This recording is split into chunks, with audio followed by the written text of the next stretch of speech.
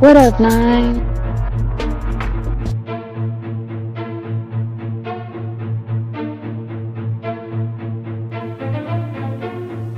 Trapaholics Mixtapes.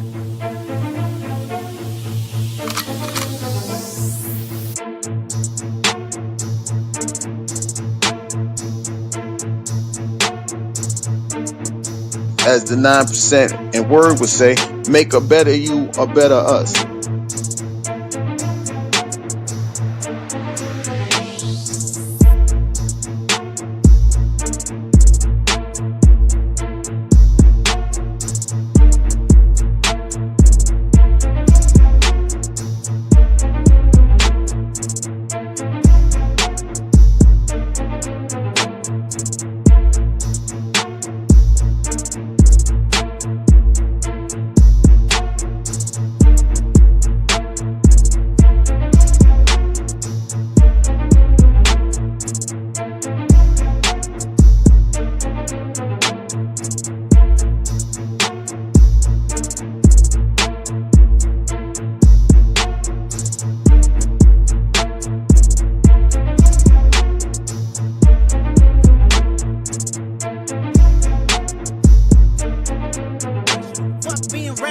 Give them what they ask for. Who do you think you are? I'm the word. Boy, I'm the one who put in the work. When I move, is it a quick rumble? I will never ever fall, never stumble. And I don't need to be humble. Break down walls like Jericho crumble. What up, though? It's the word. You see the title. We about to get into it. But before we get into that, let me holler at my 9 in the chat. What up, though, Commander? The Minister, the Defense, the Generals in the building. Appreciate you, 9. Appreciate you. That's my 9. What up, though, man? Happy Resurrection Day, equinox, spring equinox. Whatever you celebrate or whatever you do, I hope your day was prosperous. I hope you was kicking it with family, had some good vibe, had some good food, but we're here, we're here. And I want to talk about to get better. To get better, you have to do better. Right? Shout out to Big Mouthpiece, I was over there yesterday rocking with him for a minute. Those conversations, and a part came up. Man, Texo, what up, though? A part came up in there, and I really wanted to build on it. I didn't, get the full spill out, but we was talking about how parents today interact with their kids, and it was like a final part I wanted to say to kind of, land my plane. I didn't get the opportunity, but that's why we get our own panels, so we will do it over here. So, like I was saying over there, oftentimes when we communicate with the kids, we talk from a maturity aspect, like we grown, and we tell them what grown people should do, but we forget about kids. We was kids once, and it was the reason why we kind of went against what our parents said, because we ain't understand. A lot of us couldn't question things. Now when we get questioned, we don't explain. And that's all the kids really be wanting. So I was telling them, a lot of times we're talking from a perspective of maturity to someone that's immature.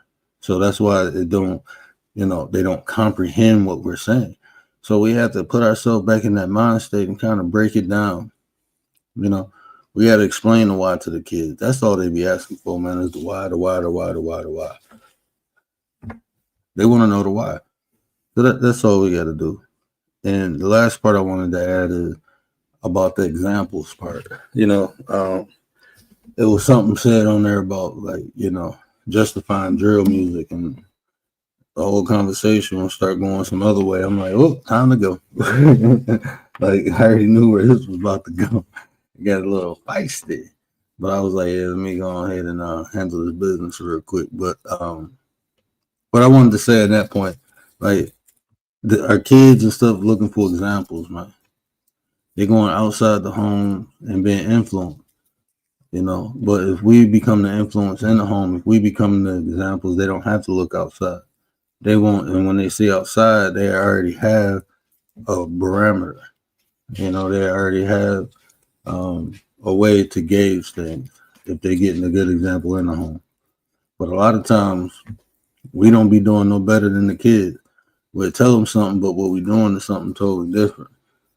People not really spending time with their kids, not rearing their children, and then when they do stuff, and then you know how kids are anyway. Kids are curious, man. We was kids once, man. We gotta take that into consideration. And when we dealing with them, we gotta put ourselves in their shoes, man, to understand them. We just can't expect them to get it because they ain't work with us. So we should understand it ain't gonna work with them. Just because we tell them something don't mean they gonna do it. And just because they do it in front of you don't mean they gonna do it when you ain't looking. Ain't gonna do it when you ain't looking. You know what I'm saying? We was kids. Like people like, how did you raise your kid? Look, man, you can do everything right and the kid go out the home and still do everything wrong. That's just reality, man. That's reality. Kids are gonna be kids. Some kids go listen, some kids ain't.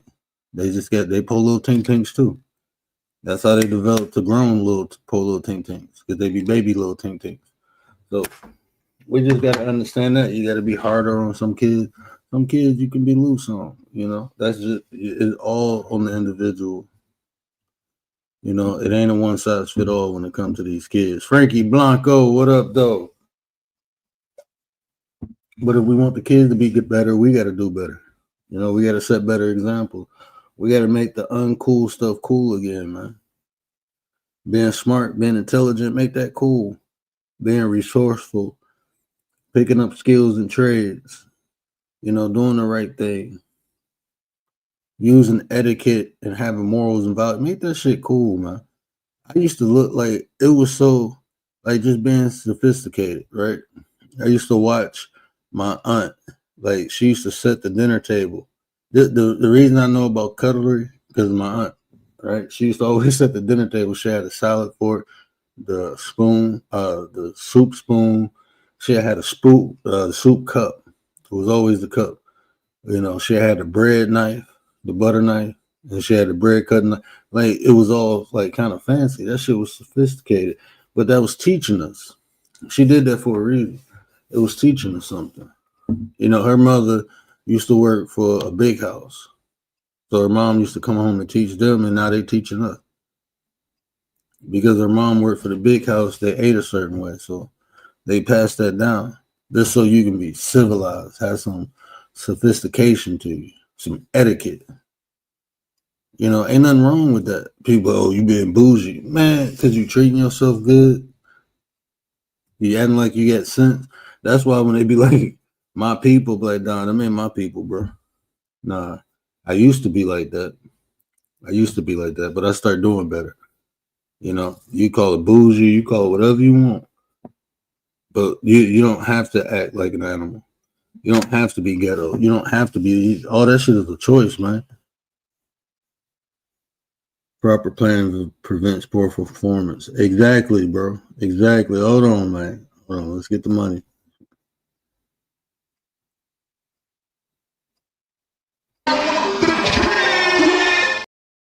When you get 500,000 or better. Boy, get this money. Would you also get this money? Boy, get this money. Would you get this money? Boy, get this money. Would you also get this money? Boy, get this money. Get this money. Get this money. It was like. Appreciate you, my brother Frankie Blanco.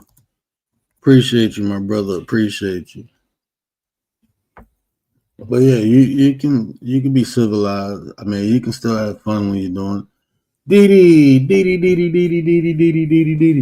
I ain't saying, act like you got to stick in your butt, but you don't have to be rude. You don't have to be inconsiderate. You don't got to be loud. You ain't got to be screaming at people. You ain't got to do act like you got some goddamn sense. Why you think the kids acting like that? Because they see your ass acting like that.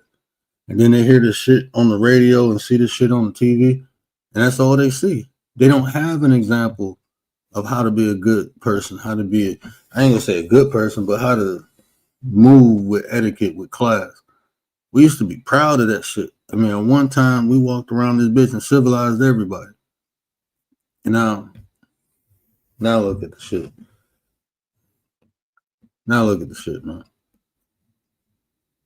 So, I mean, you want better, you just got to do better. Like when I was running around in the street, the way I was living, man, it was like an eternal battle. Like I hated myself, but I wanted to love myself. But I couldn't.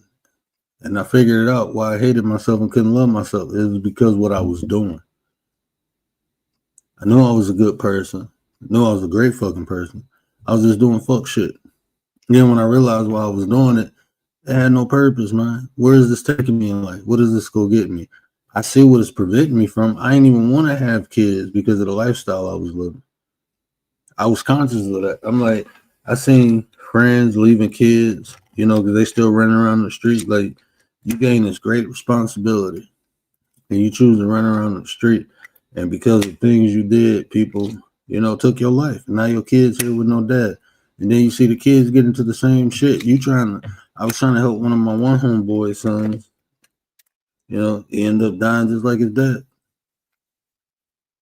Trying to rob somebody. That's how he got on the law, trying to rob somebody. That's how his daddy died. Daddy tried to rob somebody and got on the law. And he died the same way. 14 years later. Shit crazy.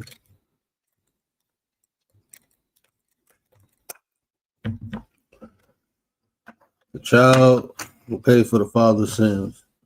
It's not corrected. And that's the behavior. That was the behavior. So even in that sense, right? You just got to want to do better. And that's what I'm saying. Like, I can't, I'm not claiming them people. Them ain't my people.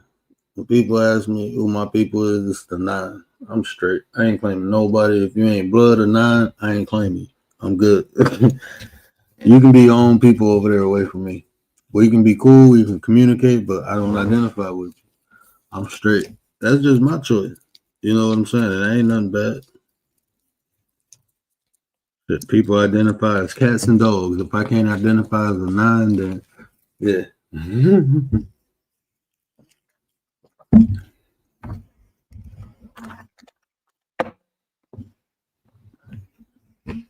But yeah, if you want better, you just got to do better. Like bro said, plan, bro. Plan, strategize. Think of something to improve and put an action plan together. You know, I talked about the strategy board before. Take them dream boards down and start strategizing how to get to your goals. Things you want to accomplish in life. You know, it ain't just go fall in your pocket or fall in your lap. You got to go get it. Mr. Gary Busted Down Brown, what up, though? Appreciate you, bro. What up, 9? That's my 9. Yeah, ain't nothing gonna fall in your lap. You definitely got to go get it. And not only do you got to go get it, you got to go prepare yourself to receive it. That's just the having a desire to want something is one thing, but preparing yourself to obtain it is a whole nother thing. You know, like I said, you know, we can sit here like this whole Carmelo Anthony thing. Man, we can sit up here and say the black people right, the white people right, or we can see what's right and learn from the situation, extract the information, and teach our kids from it. Because this is the reality. You have a young man who passed away, he gone, he ain't coming back. Then you got another young man who can lose their freedom. This ain't nothing new. Same situation, different circumstance. That's it. But this happens every day. If it's white on white, if it's black on black, if it's black on white, if it's white on black, this shit happen every day. We need the solution is easy. But then you see the parents too. The lack of emotional intelligence. Because emotional intelligence tell you conflict resolution. Let's look. We got conflict. Let's resolve it. How do you resolve it? Violence? That's the easy way. We got to start taking the hard routes. Because the hard routes, you know what the hard routes have? More fruitful results. The harder roots bear the better fruit. So you can still keep eating on this easy shit And that's why people getting diabetes and cancer and all that shit. Or we can go get the organic shit. You know, we might have to climb a mountain or two, but we know the fruit up there is more nutritious to us, more nutrition. So let's go get the better fruit. And then the work becomes easier the more you do it. The work becomes easy. Some of the best conflict resolution is letting shit go and walking away. Just don't fuck with the person no more. Fucking, that should be easy. My favorite part of conflict resolution is cut a motherfucker off, right? Just cut a motherfucker off. Motherfucker, nah. We keep clashing heads to the point where I want to put my hands on you. I just need to stay away from you. So it ain't got to be hard. Half the time, the people who, you know, get into it in the streets, you know, random people, y'all ain't even gonna see each other no more. You ain't gonna see this person no more. Walk away. You want better, you gotta do better. Think about what you got and what you're trying to add. But that be the problem sometimes. James, what up, though? Rudy, what up?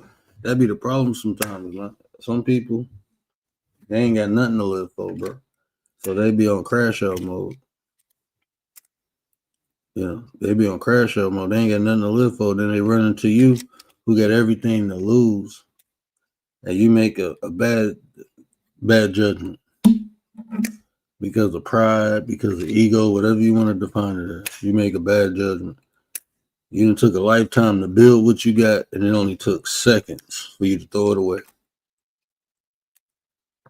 I didn't think like that until I was an adult. Because when I was young, I didn't care. Man. I didn't think like that when I was young.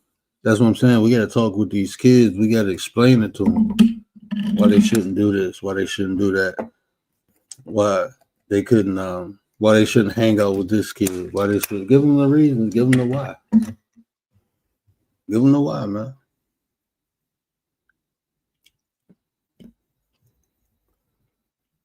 They can see it for themselves.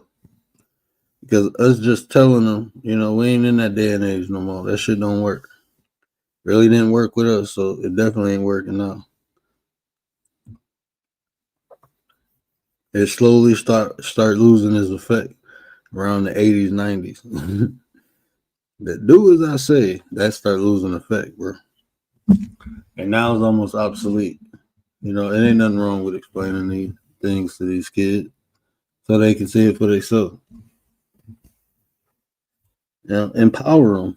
The way you empower a kid is with knowledge, man. Let them know things. You know, people try to shelter them and hide things from them. Look, they will figure it out if it's from you or the little boy down the street. They go figure it out. So you might as well tell them yourself. You know, explain to them life. You know, always, you know, especially at different points of life. Because life will start evolving. The older they get, the more time they want to spend away from you. That's when they need to be able to think for themselves. But you have to instill the proper program, because if you don't, someone else will. Yes, they are programming our kids.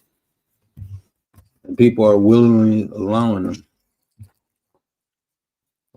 Why do I say willingly? Because they ain't setting the proper programming at home. They just not. Of course, kids gonna be influenced, but you can teach them how to download information. That's what we need to be teaching our kids, how to properly download information. We should be teaching them comprehension. Teaching our kids how to observe. I do that with my son, 5 years old. If he sees certain shit, he be like, look, check that out. Yeah, he be pointing shit out like, hey, man, that car ain't supposed to be there. Hey, Dad, there's a car in front of the house. I don't see no people in there. Why they said they've been there for an hour now. They've been there for 2 hours. They come back. They've been there for 3 hours, Dad. What they doing? He's just aware. Not even paranoid. It's more awareness. Like, oh, he peep it. He see it. He know how to spot things that don't look normal. Like, even when we come in the house, right, the dog, you know, being here by herself, so sometimes, you know how dogs do. They home alone. They get the shit they ain't supposed to. My son be the first one to find it. And then, bro, my son gonna be a cop or something. He's like a super snitch, bro. Like my mom called earlier. He was like, "Give me the phone, Grandma. Look, Nana." He called her Nana. I said, "Nana, look." Noah was in the backyard digging a hole, trying to get to the other side where the other dog. I'm looking like, why is you telling my mama that? And Dad said he ain't filling it up right now. I'm like, bro, shut up. What you need the NSA for? You just need kids. You don't even need no secret intelligence agency. Just ask the kids, man. The kids go. You get the right kid, they go tell everything. That's my son, boy. You can't do nothing around him. Like he hit his sister. And when he heard me come in the house, he got scared and ran under the table. And I'm like, where's Didi at? They was like, under the table. I'm like, why? He's like, because he hit Elena. I'm like, okay. I'm like, Didi, come here. And I'm like, why is you under the table? He said, because Dad will be mad. And I said, of course I'm going to be mad. I said, what am I be mad at? Because I hit my sister. And I'm like, oh, why else am I mad? He said, I don't know. I just don't want Dad to beat my ass. I'm like, bro, go get away from me. I'm like, where you hear that from? He was like, Mom said Dad go beat my ass. I'm like, nah, he's snitching on you. Shut up. Kids, they're wild. Man, I love them, bro. I wouldn't know. Yeah, you gotta love them. Yeah. I would go crazy with all my babies, bro. It give you a sense of purpose, though, right? I mean, yeah, hell of a sense. But that's not everybody. You would think so, honestly, but some people, yeah, I don't know, man. Yeah, I don't know. I know But for people me, in my own definitely. life that they don't get a sense of purpose from their kids because they regret having their kids, man, for some odd reason. I don't know why, but I would love to have kids. I'm dying to have kids over here. It's definitely like I accept all the good with the bad. It's really no bad. It's annoying shit because they kids and they do annoying stuff like write on walls and stuff with permanent markers that I don't even know how they got to. Yeah, or smear crap all over the wall or something. You know? Yeah, I'm blessed. I'm not even gonna complain because I ain't had that issue yet. My daughter did. She do throw diapers though. Like she'd take her diaper off and she ready to be potty trained though. That's all it is. But yeah, I didn't have my son, it was a couple times I walked in the bathroom and it reminded me of that scene of Daddy Daycare. So I guess I did have an experience. Like, how did you get shit over here? Like, you had to throw a curtain away. Like, what did you wiping your ass with the curtain? Like, that's a wild movie, Daddy Daycare. Mm-hmm. Eddie Murphy. Eddie Murphy. One of the best comedians. Oh, definitely. Yeah, if not the best. Hey, you know what, man? I love Eddie. Dave Chappelle is my favorite comedian. Dave Chappelle is my favorite comedian. Like in person, I like to see Kevin Hart. Kevin Hart is hilarious in person. Kevin Hart, his stand-up is there's a lot of great comedians, but my favorite is Dave Chappelle, Eddie, and then Richard. I think I put Richard Pryor over Eddie Griffin too. Miss Chicago, what up, though? Oh, James. Oh, my bad, bro. Oh yeah, you put me in the back. I don't. My bad. You know what? I had my hand hit the button. The button by accident. Yeah, I'm sitting there talking. I'm playing. My son. You know that little fake grass stuff that they put in the Easter basket? My son got it everywhere, bro. Oh. I was sitting here twisting that, and I felt my hand hit the computer, and I looked up, and I'm like, oh, he dropped off. And then I looked like, no, when I let you up, I never moved the cursor. So I'm like, damn, I dropped him down. Yeah. That's a mess trying to get that stuff up they use in those Easter baskets. Oh. Man, you can't even vacuum this up with the fucking vacuum. No, it's stuck. It sticks. It doesn't. But my wife is weird because she buy bro, we got so many.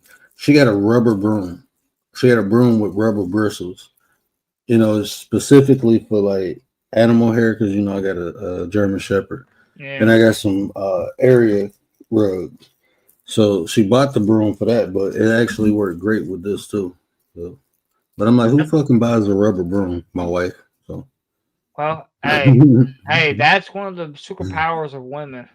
Yeah, man, she be buying some weird shit. You be like, man, what did you buy that for? And then when she used it, I'm like, well, it do make life kind of easier, so I guess I ain't gonna complain. Like, this is very convenient, so fuck it. But when I first see it, I'd be like, that's some weird shit. Why are you buying shit like that? Well, we don't. Us men, we don't get it. I don't know. It's something about women. They know how to. If you got the right woman, they know how to keep the house in order. I was about to say that's the key, having the right woman. Right bro. woman. Yeah. That's why I be telling people like, nah, bro, I ain't fucking my home up. I got the right, you know how, bro. Look, I'm lucky. You know, this shit don't happen to everybody, so I'm gonna recognize that. I done see people fuck up like good homes. You have a good woman, and you fuck that up because you can't control yourself, and you have 15, 20 minutes of bliss. You throw it all away. Like that shit wild, bro. You ain't got no discipline. You don't appreciate what you got because this shit ain't easy to get, man. People just, you know. So women and men, if y'all find a good one, man, y'all better appreciate them. Mm-hmm. Don't let and make go. them feel appreciated. Make them feel appreciated. That's the key. So they can keep being that way. You know, shit. My wife made me feel like a rock star. That's why I be doing all this crazy shit. I make her feel the same way too, man. People be like, "Oh, dominate! I'm gonna do this. I'm gonna do that. Well, go get a dog." Shit. You want to know how to make it work and get the max potential out of both.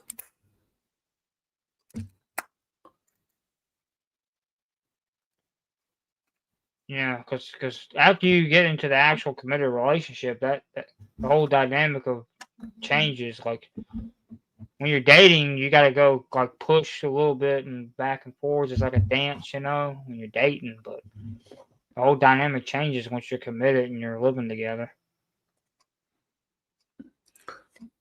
Commander, I tell you that rubber broom, man, it's good for the carpet. It's real good for like the carpet and the dog hair. It's real good for that because you know you vacuum the dog hair. That's one thing, but even though you know my carpet cleaner is like I bought one specifically to pull the dog hair, but it's still better to go over like I know because I fucked one carpet cleaner up with the dog hair, so I bought an animal one. But even that is like it's better to use the rubber broom. It get more dog hair out the carpet than the fucking vacuum. And it's good for vents too. Like I always open my vents. I probably do that a couple times a month. Open my vents, and because you have in your house. Well, I don't know about like apartment, but in a house you have blowers and you have intakers. There's some vents that suck, and with dog hair, if you don't clean that shit out, bro, shit get down into the air ducts and shit. They have to come through and blow that shit out. Yeah, I think it happens with like cat hair too. Yeah. It's crazy being a homeowner, bro. There's a lot of shit you got to do that people don't even think about. If you don't do it, yeah, there's a ton you got to do as a homeowner. Yeah, if you don't do it, man, like I put rock salt down in my drain every couple months just to keep that fucking roots out of it, bro. Word, James. What up, Nines? Chat, where you at? Oh, What up, man? What up, Nines? Yeah, Let's hear it, man. James. Let's hear it. What up, Nine? What up, Nine? Ha, ha, ha. What's the laugh? Oh,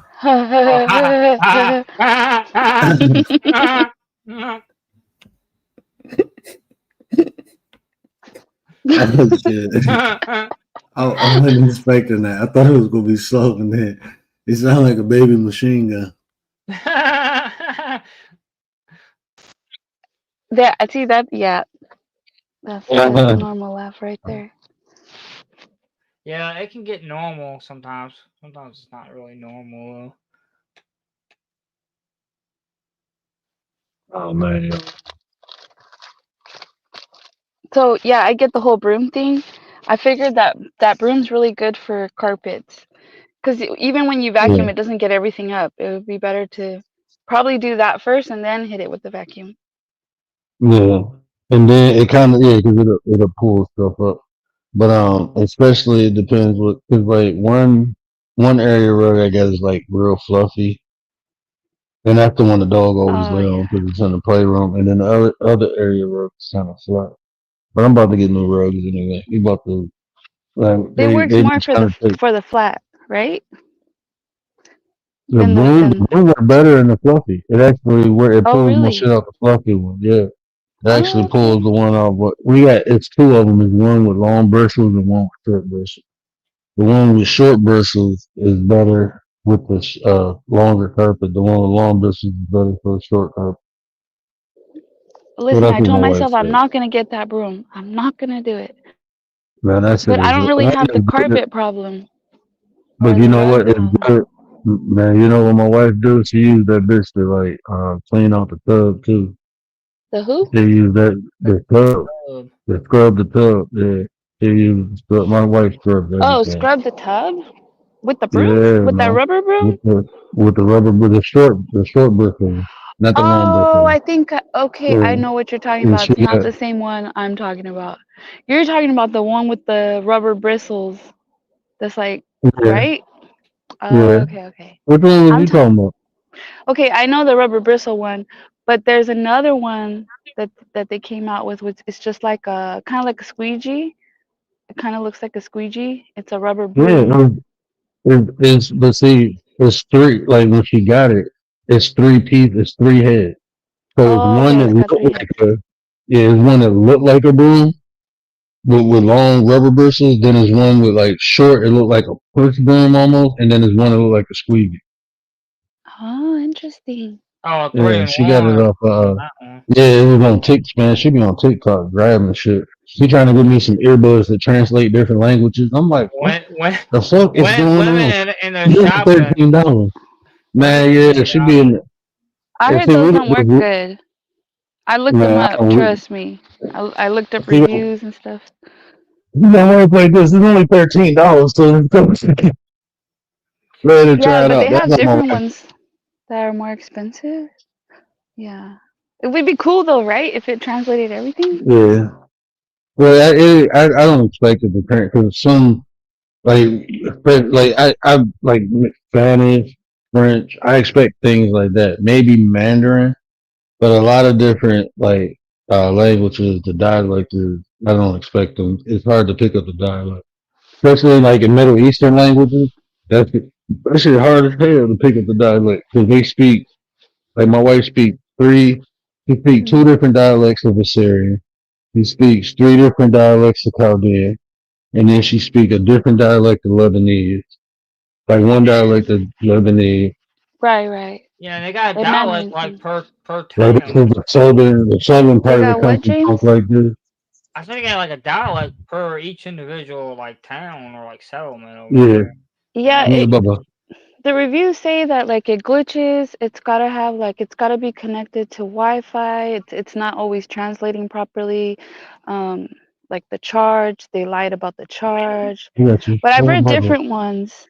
And then have you seen the ad for the one that's like a pin and it will translate like you No, I can see. speak into it and it reads it back, but not only that, because that one's normal, you have it on your phone, but it reads like a book. Like you can scan it on a sentence and it reads it back to you. They got these glasses that I've been waiting to get approved for, but they got glasses that like when it'll scan as you look and then it'll read back in your head. Not different language.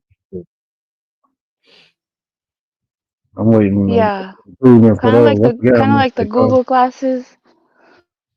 Yeah, I didn't know they did them, but if that's what it is, you know, The because I'm Google legally blind, so the Google glasses will translate for you too. So if you're wearing them and people around you are speaking Spanish, it will translate for you. oh shit, I'm about to go buy that then. It's probably what like 24, 25. Yeah. Yeah. That'd be cool to have a pair of those. All right, y'all, we starting the donation. Get Then, worse then, some Google glasses. then I'm finally understanding those people that speak Spanish in the store. Why about me a pair? But you can't Oh Just look, a understand. dollar, you just think $1 a day will feed word to Google glasses. Fun and word can Yeah, He why can't not? see, but he'll be able to Heck yeah. take donations for Google, guys. So James, do you feel like they're talking about you when you hear it and you don't understand what they're saying? I'm just curious of what they're saying though. It's like Spanish. I never understood that. And maybe because I speak different languages, I never understood why people get offended or even care when other people speak languages. Like, bro, we ain't talking to you. Well, it's Like, just a curiosity to me. What does these words mean? They're saying. and that curiosity, I always like. I remember a dude, told somebody that one day in the store. I don't even know what language they were speaking, but he was like, "This is." I'm like, "Bro, chill out, bro. They ain't even talking to you. Why do you want they speak?" I'm like, "Bro, you nosy or something? Like, why the fuck?" Mm-hmm. Because they might be talking about that's your insecurities, bro. So fucking what if they talking about you? They ain't talking Mind to your you. business. Mind their own damn business. Like people get all mad and bitch. Actually, I get furious about that shit, and I do that shit on purpose. I was like, me and my wife would be somewhere, and people keep staring at us. I sit there in the Middle East, and I dare motherfucker to say something.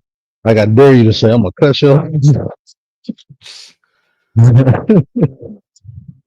Yeah, I can kind of tell certain languages like if they're speaking Japanese versus Chinese, or like there was some ladies talking like they're from Brazil. What hmm is it? What's their language called? Portuguese. It's Portuguese in Portuguese? Yeah, Brazil. Portuguese. Yeah, Yeah, Because they were. Spanish is on the west side of South America, whereas Portuguese is on the east side. but all of it is from You Latin can tell. dialect.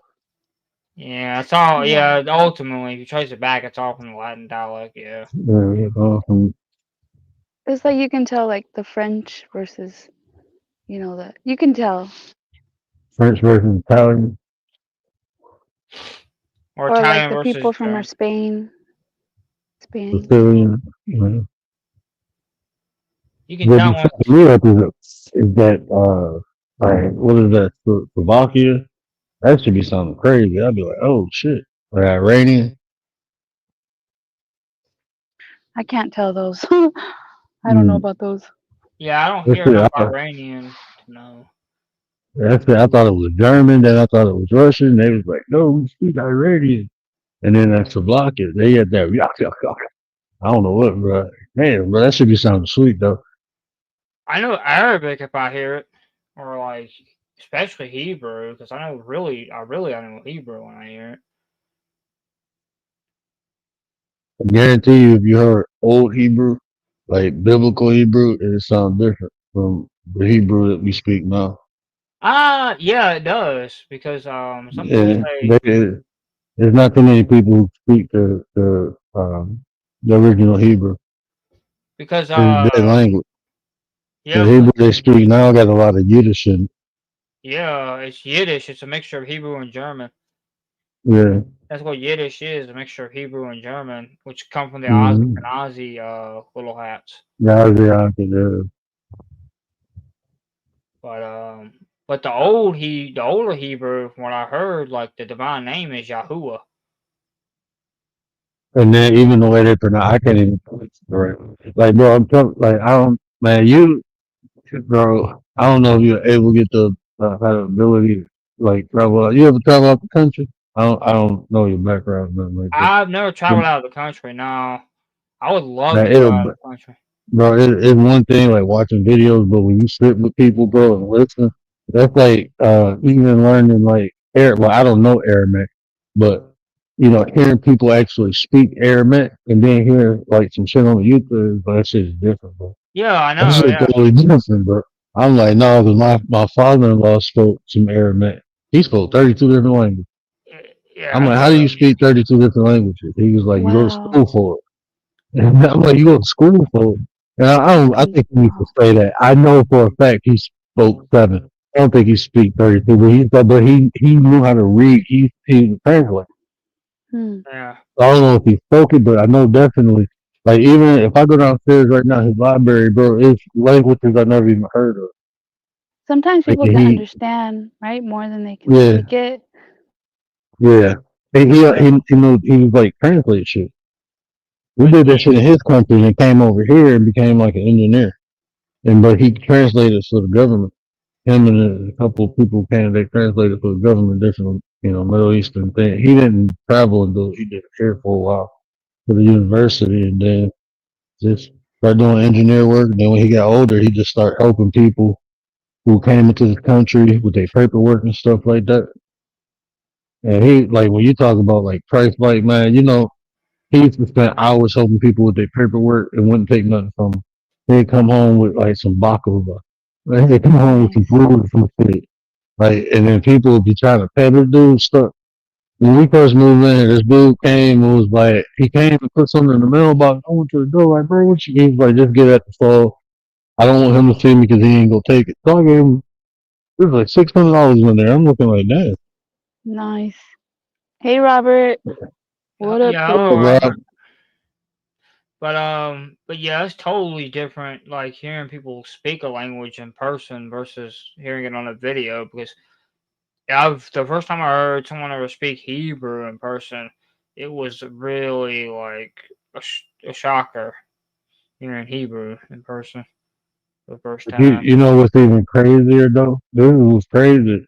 It's the ideology behind the words, bro. They think differently. Like different languages, they think differently. Words Mm-hmm. create perception, and that perception creates their reality. So some people don't even have concepts like rape. They don't have concepts like divorce. That's not even known to them. You know what I'm saying? To see that shit, you like, damn, for real?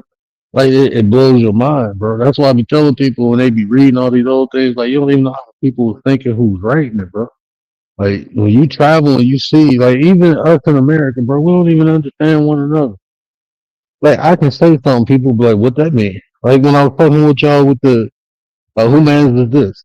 Like what's the white equivalent to that? Yes. You know what I'm saying? Like Depends somebody on might part of hear the that, country, right? The yeah. culture. So now imagine going out off of the fucking continent, and people who never been exposed to a lot of shit we've been exposed to don't even know that shit. Bro. So Yeah, they don't know they don't understand when you do certain things. Like, oh shit, like what's Mm-hmm. that? That yeah, should be because new to them. their perception is way different. Yeah. But Mm-hmm. like they write stuff backwards. Like in Mm-hmm. Mexico, it's like they say things sometimes backwards. Or they Mm-hmm. have like, Well, in Hebrew, it's from right to left in Hebrew. Yeah. We the only civilization. Well, we the only people to read left or right. Everybody else either Spanish. If you connect it, sometimes they write like that, but the meanings be backwards when they say it. But like even Chinese, they write up and down. Yeah. well, No, then in Arabic they Mexico write backwards. they assign things like female, male. Like Yeah, Well, they have that's that a all. in cup. most other languages. We're the only ones that With don't the, really have yeah, that no more. yeah, 'Cause we used to have it in English, the idea of the male and the female to the words in the older English.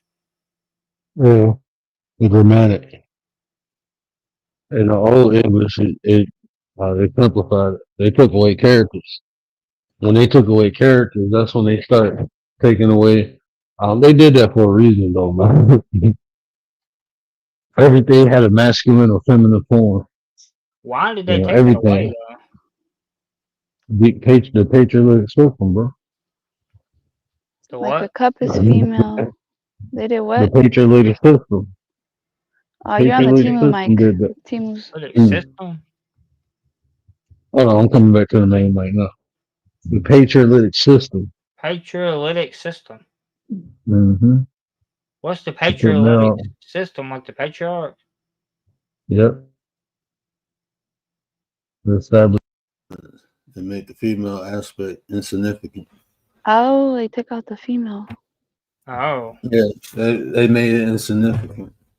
I'm not gonna say they took it out because it's still there. They just made it non-significant and male dominant. That's why you hear like Gotcha. that's why it'd be crazy. Like when I be hearing males like, women ain't good for nothing but this. Like, come on, man.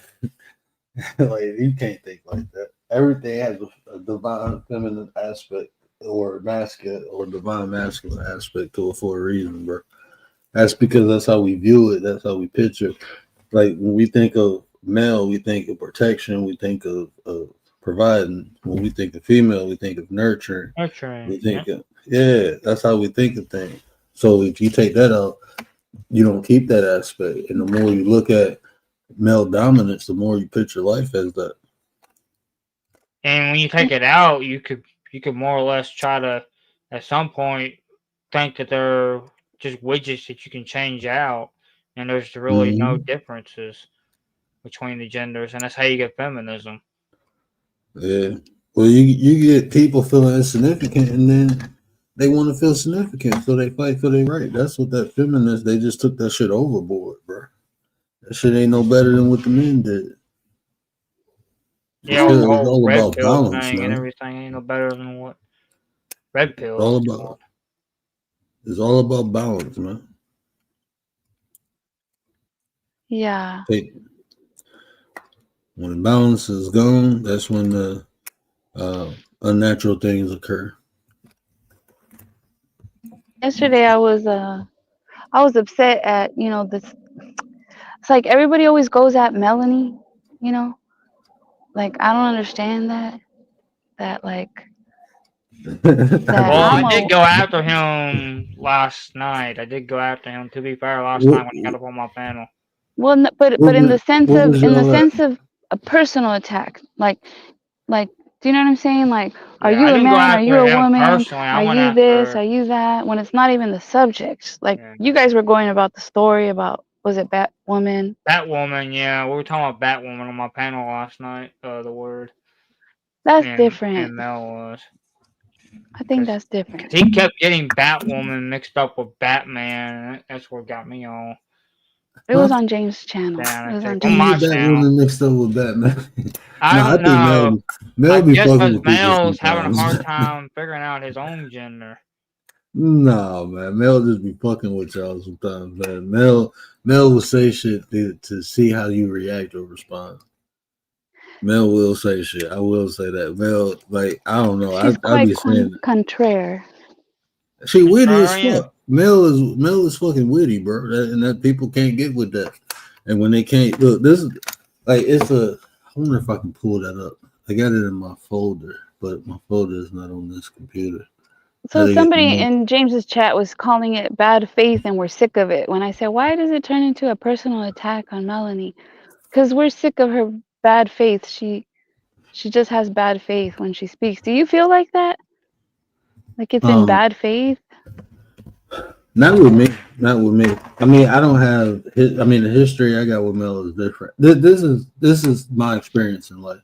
I have interacted with people and had great fucking interactions, and then other people interact with them and have bad interactions, and it's just because it's like water and oil don't mix. So, like, if you already come in with a preconception of somebody, a lot of times when they do things, you identify that as that. And I mean, this is my opinion. That's just my opinion. I just don't. I accept Mel for who Mel is. I don't try to. Yeah. So even if I got upset at Mel, I wouldn't be like, "Oh, you're really a man." I wouldn't do none of that. But if someone's debating and they're taking the contrary position, that's not bad faith, though, is it? No, man. They just want to. Sometimes people just, like I said, she witty. And she like to argue. She probably can take any point and argue it. It's just some people like that, man. And if you don't know how to deal with them, they will frustrate you. When people get frustrated, what they do, they attack, bro. They start, okay, I can't attack you with my intellect, so I'm going to attack you with my ignorance. And that's what people start doing, man. Like when you have to go to that point, that you lost.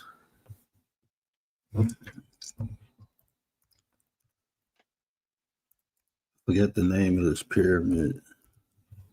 Yeah, I was trying to last night not to go to the point to where I attacked. Yeah, I mean, you're speaking of like your personal experience, your opinion.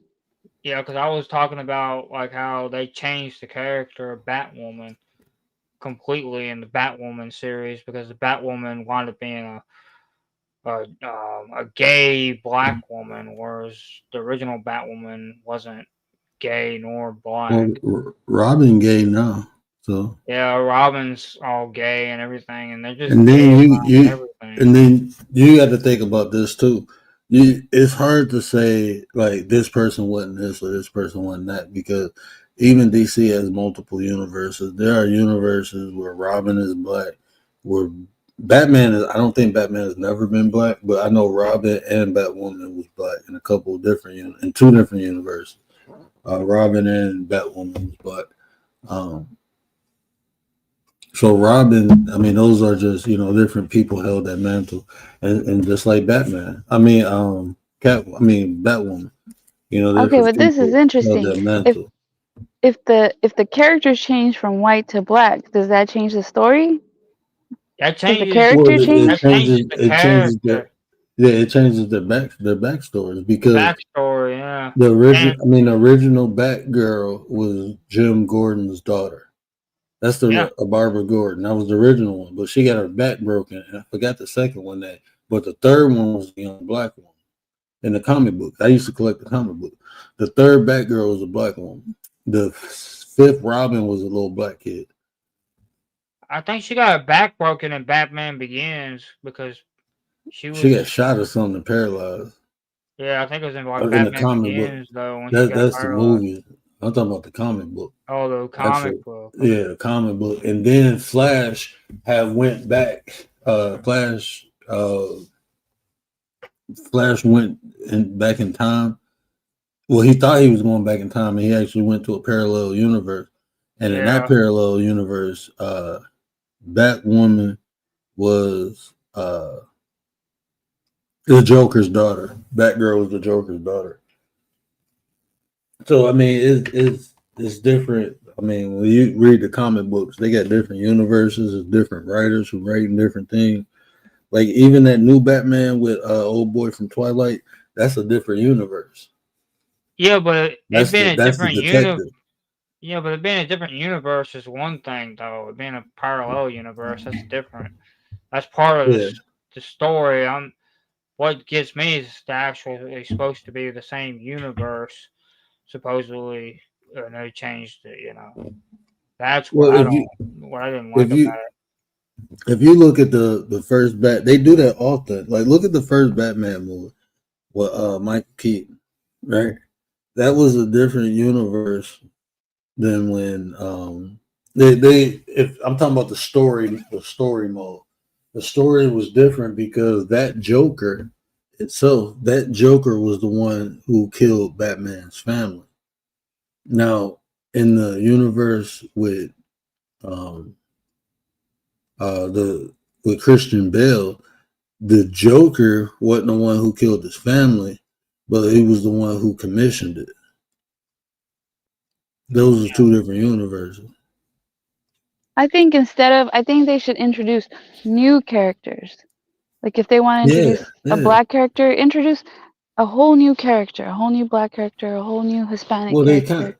But if you think about it, like Robin is just Batman's sidekick. So it's like that's just the role of Robin. It changed because even the original Robin became Nightwing, so he had to get another sidekick. So the way they wrote that with having multiple people take the mantle of Robin is unique. Now, if you do that but they never changed Batman. Batman always been Bruce Wayne, except when Flash went into time and went to the parallel universe, and it was Bruce Wayne's dad. It was Bruce Wayne and his mom who died instead of the dad, and the dad became Batman. So he was like the Batman who killed people. Yeah, so, but that's how comic books is, though. All these things are created from comic books. So if you ain't really like a comic book fan, you'll get lost in the sauce real quick. You'll think, oh, Batman's supposed to be like this, or this is supposed to be like that. And then, like, nah, bro, comic book fans know how it is. Yeah, but like the parallel universes, I don't have a problem with. I'm just saying, I would like consistency within the actual universe within itself. Like, you're going to but I mean, I'm not saying that my personal beliefs should affect that someone else should watch it, though. I'm just saying, I didn't like it, and it was my opinion. Yeah, it's even in the same universe, like I said, if it depends. Now you got to talk about the time period, because even with that Batgirl series where the Batgirl was black, Bruce Wayne wasn't Batman. He was dead. You know, so that was, you know, later on. Sometimes it doesn't matter, even if it's like the same story, but you change the actor, like it's still not the Yeah. same.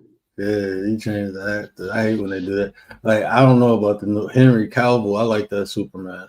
I don't know about this new one, bro. I like Henry Cavill with Superman. He just had that look. That was like Superman to me, finally.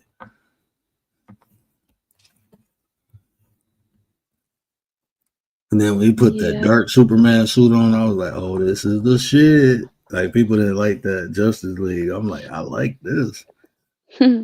I wanted to see him turn into go up to the sun and based in that bitch and turn to Supreme Superman. What? Man, I'm telling you, I got these comic books, man. My son or my kid, like, keep passing the shit down. Keep passing it down. When he turned into Supreme Superman, he come out gold and shit. He just fucking everything up. But, you know, that's how he get his powers, from the sun. So he ended up basting in it. He had his fight with damn, what is on the tip of my tongue? The monster thing. I don't know. Why can't I think of it? Robert said Mel tries to get reactions out of people, and Mel could be Yeah. good faith. It depends on who she's talking to. That's true. She was spicy yesterday a little bit. Yeah, I can agree. I definitely agree with that. But that's what I said, man. I mean, I just think it's who she talking to. I mean, I think she tried to get me a couple times, but, you know, ole, you know. I couldn't get on panel yesterday for James, and then Mouthpiece too. I wanted to get on panel and I couldn't, because that Man, I couldn't. conversation, yeah, there's a whole bunch of conversations happening about the whole Anthony and Austin situation, and I feel like I don't know, it's ugly. It's Ugly. people making it ugly though. Like this, I don't Yeah, think people are that's making the- it ugly. Like, I don't like the fact that they call it the dad racist. I don't like that. Everybody has their own narrative. Like Yeah, that's why I said Mouthpiece, turn it around. Oh, Like, the Texas thing now. No. yeah, like everything you're thinking, just turn it around and then see how you would feel about it. Like the dad going to the press conference. Turn it around and let's say he was black and the family was white and the family were the opposite, right? The white family is the one that had the son that was in jail. And the black father was wanting to. Black father would have went. I don't agree with him going. But I want to hear his perspective. I mean, we can assume why he went. Well, he did come out and say his perspective. I don't know if it's true or not. He said that go ahead. he was going there and he wanted to pray with the family, and he wanted to kind of, what did he say? He wanted to, like, I'm not quoting exact words, but he wanted to pray with the family and kind of have unity. And he was wanting to see, I think, too, if they were going to apologize or say something nice towards their family. But the praying part, this is the thing, you can't force people to pray with you. Yeah, like, say You could try it. Just like, because of the situation is still like fresh and new, and there's so much going on both sides. You know, people swatted his house. You know, people threatening them with all that stuff going on. I mean, I can understand, and I'm seeing a consistency in him. I'm sorry, people may not agree with that, and I understand, but I mean, I'm not in a situation, so I'm not emotionally attached. But the man said from the beginning, if you believe him or not, he didn't want this to be a race thing. His son did. I mean, I can't imagine that. That shit hurt, but he said he forgive. Then he went to the press conference. That's why I said I'm interested to see what his why he went. But then how he called out that one dude, like, man, stop using my son's image for this bullshit, man. You white trash. Like, we ain't on that. I mean, that shows consistency of what he's saying to me. I mean, what he did in his past, that's what he did, I mean, I'm not gonna weaponize that against them. Which man? The The father? dad, yeah, Oh, okay. that dude who Yeah, I did don't the rally for his son, like save Uh-huh. white lives from black people, some shit like that. Yeah, he called in and cussed that dude out, man. Oh, Yeah, he called in wow. and cussed that out. That's what I'm saying. Like, from I don't know the dad, you know, so I ain't gonna put no jacket on him just fit. I don't sit up here and be like, oh, this is racist.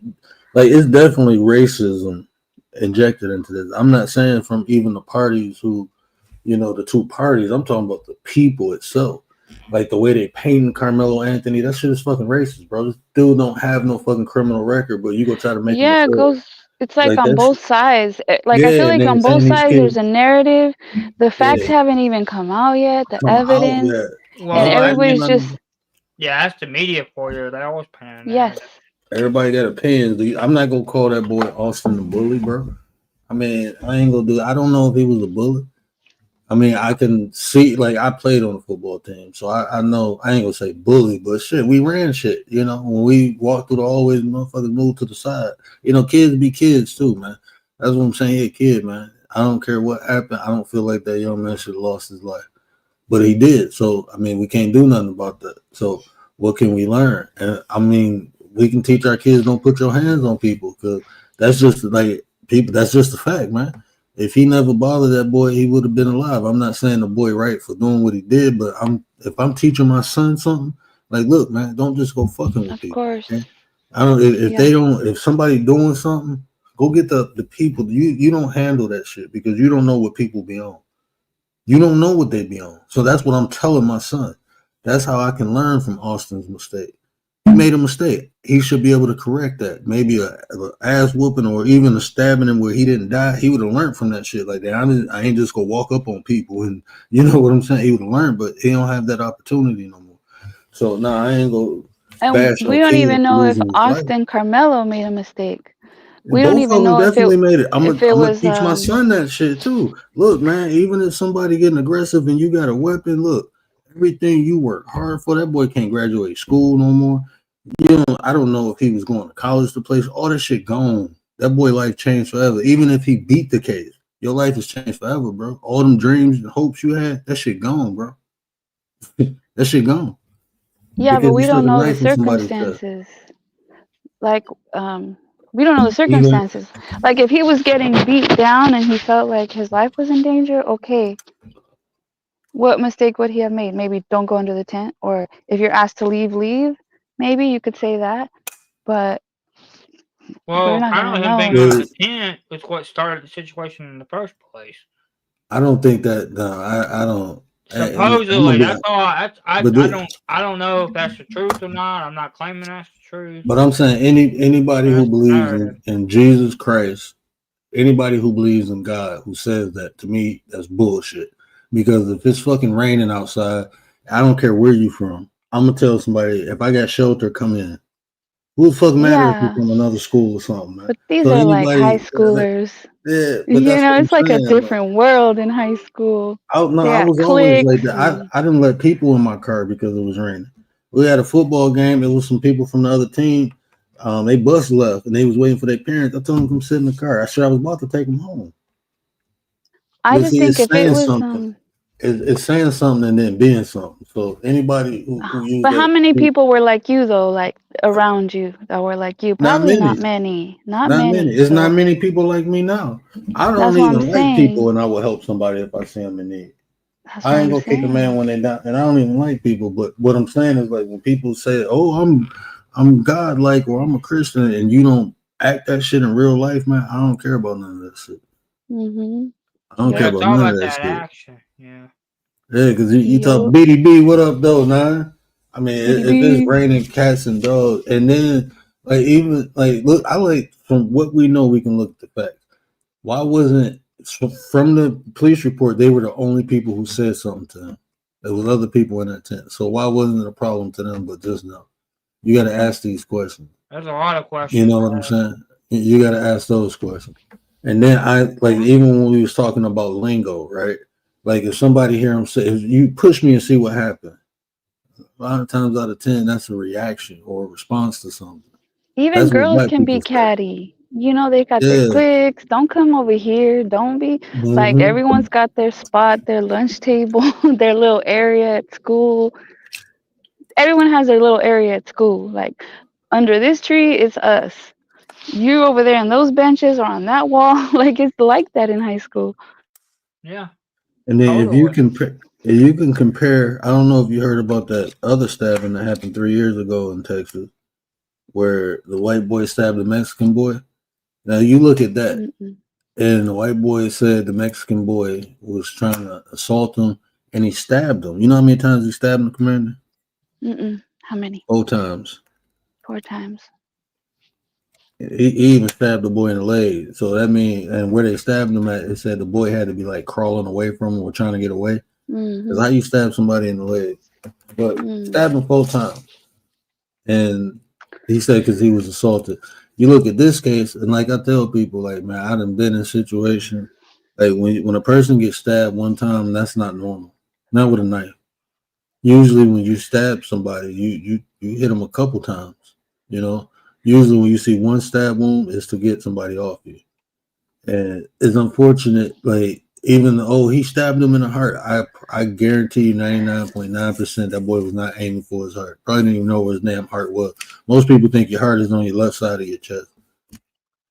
That's what most people think An your heart is. accident. Yeah. Or Well, I ain't gonna say accident because you not an poked him. accident, but the You- spot was like Yeah, like I don't not think his. maybe wasn't purposeful. And then But we his don't know that intention- because we don't know what he was thinking. Only the boy knows what he was thinking. I think he pulled the knife out, poked him, and once he seen he actually stabbed him, he was like, "Oh shit," and ran away. But he was conscious enough, like he admitted to everything right away. So that just shows accountability too. So all that thug narrative shit, man. If he was a thug, you probably would never seen that boy again. He would have been on the run because that was his intention to do that shit. That shit probably fucked his head up. Like it's like It takes force to stick someone unless the person falls on top of it. it really don't. It really do not take force, But you have especially to if you. actively. Do you know what I'm saying? You have to actively like stick someone. Like, Is the only time look if they say that blade went between the ribs, that's the only resistance you go get. If you got a knife with a point, if you might think it takes, if you got a knife with a point, oh that shit will slide right in like butter. Trust me. One thing I do know is blade. You get somebody in between the ribs, it don't take. It's just a quick jab. It's just a quick yeah, jab. but he would have had to jab his arm or his hand unless the other person falls on it. He wouldn't just be holding it, like just holding it. Do you know what I'm saying? Mm-hmm. But that's what I'm saying. Unless Like if I pull out a knife and somebody coming at me and I just extend my arm and just the extension of my arm and the person walking forward, that's enough for penetration. That's gonna go in. Even when I got stabbed, his arm and my rib broke. Like his arm didn't even fully extend. He just popped me. And I felt it go in and I felt it rip out. And I got stabbed with a knife that got the jagged edges and I got hit in the chest. So it's bone right there. So there's gonna be experts talking about it, I'm sure. It was force that he put in there, but he couldn't even extend how close we were. He couldn't even extend his arm. They gonna probably talk about the like I didn't see, but from the angle, I think the Anthony boy was like up on the bleachers, so he probably had. I don't think they was eye to eye. I think that's why he got stabbed in the chest. If they would have been eye to eye, he probably would have had poked in the stomach. But yeah, to see what all the experts say and what witnesses, video camera, like the phone cameras that were, like there was people, I guess, that have it on their phone. They said they got a couple videos. I don't know. That's what that pastor dude said. He said they got a couple videos. It's gonna be interesting. I just hate that is like stuff like this shouldn't be dividing people. I just think if it was the other way around and it was a white kid under the tent and a black kid came and told him to leave or something and it was that interaction, like I feel like people would be like, well, he shouldn't have been under the tent, or he was told to, like, that's why I think that people would probably say, if it was like, oh, he shouldn't have been there. Like, I feel like they would feel I don't think they differently. would. I don't think they would have said that. I think it would have. I think people would be saying what they saying now. It'd just be a different group of people saying, "Well, if you're a Right, it Christian, would why you flip. ain't letting no white?" Yeah, it's a flip. I Everybody feel flip. like black people would be saying something different. That's Why what they, they, I honestly think, because of like the way people just latch onto the narratives. I think it would be the opposite. And it everybody would be be like, saying oh, something. the black dad is there. Well, he has the right to be there. It's not against the law. There's no, why are they like making him leave? I really Oh feel no, like they that's what definitely. That black people wouldn't do that. I'm just saying that's like the black people common wouldn't do it. black But folk. let's say if they did do that, if the black dad were to show up, just stand there But, peacefully, but see, that's the they would probably dynamic. say, well, Though. let him be there peacefully. He wasn't bothering nobody. He wasn't talking They crap. wouldn't He say that. wasn't. I'm gonna tell you why. Because it's you have to look at the history too. Because in this country, white people always try to impose the superior. I'm not gonna say all white people, but um, that has been the motion in this country that white people can do stuff black people can do. So like, there's still people down south that don't look at white people when they're walking across the street. So doing something like that, it wouldn't. So it's always like, even look at the Florida shooter. The first thing they start talking about was his mental illness, but then you look at the Texas shooter, they start talking about all the trouble he had. Yeah. You know, that's just how it's been. So Yeah. if a black person They showed up, latch they'd be onto the like, "Oh, they're narrative. trying to intimidate him." What you see a lot of black people doing is what was done to them. I'm just being honest. Well, Uh, like the like oh, he had a knife. A lot of white people have knives. Like a lot of people yeah, generally, a lot of boys, guys, men have knives. They they carry carry knives. pocket knives, man. So at that age, I was packing, bro. I was packing at that age. So yeah, I had that thing. I ain't had no knife. I had that thing on me. So I mean, for what? Because I had to make it home. I don't care where I go. I got to make it home.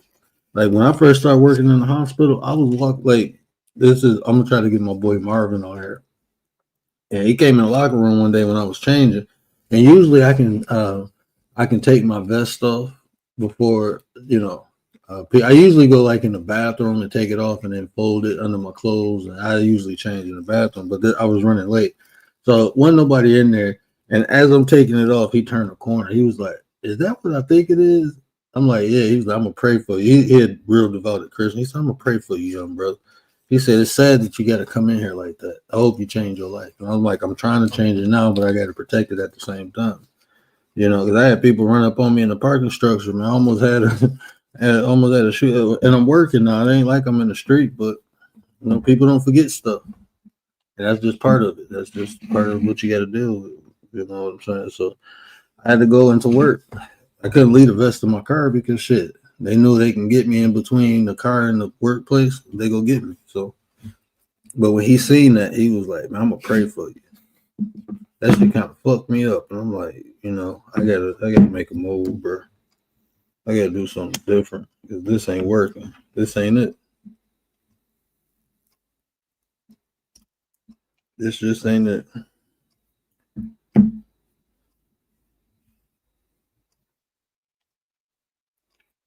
Where did that go? I'm gonna cut my hand later. So you're saying like a black dad wouldn't show up? Well, listen, I think normally people wouldn't do that. No, Right? that Like shit I not think, normal, man. yeah, normally I think people wouldn't do that. Like show up. But Like why yes, would they do that? But they like to will do court, that to yes, because yeah, everybody court shows is up to different. court. It's But to a different.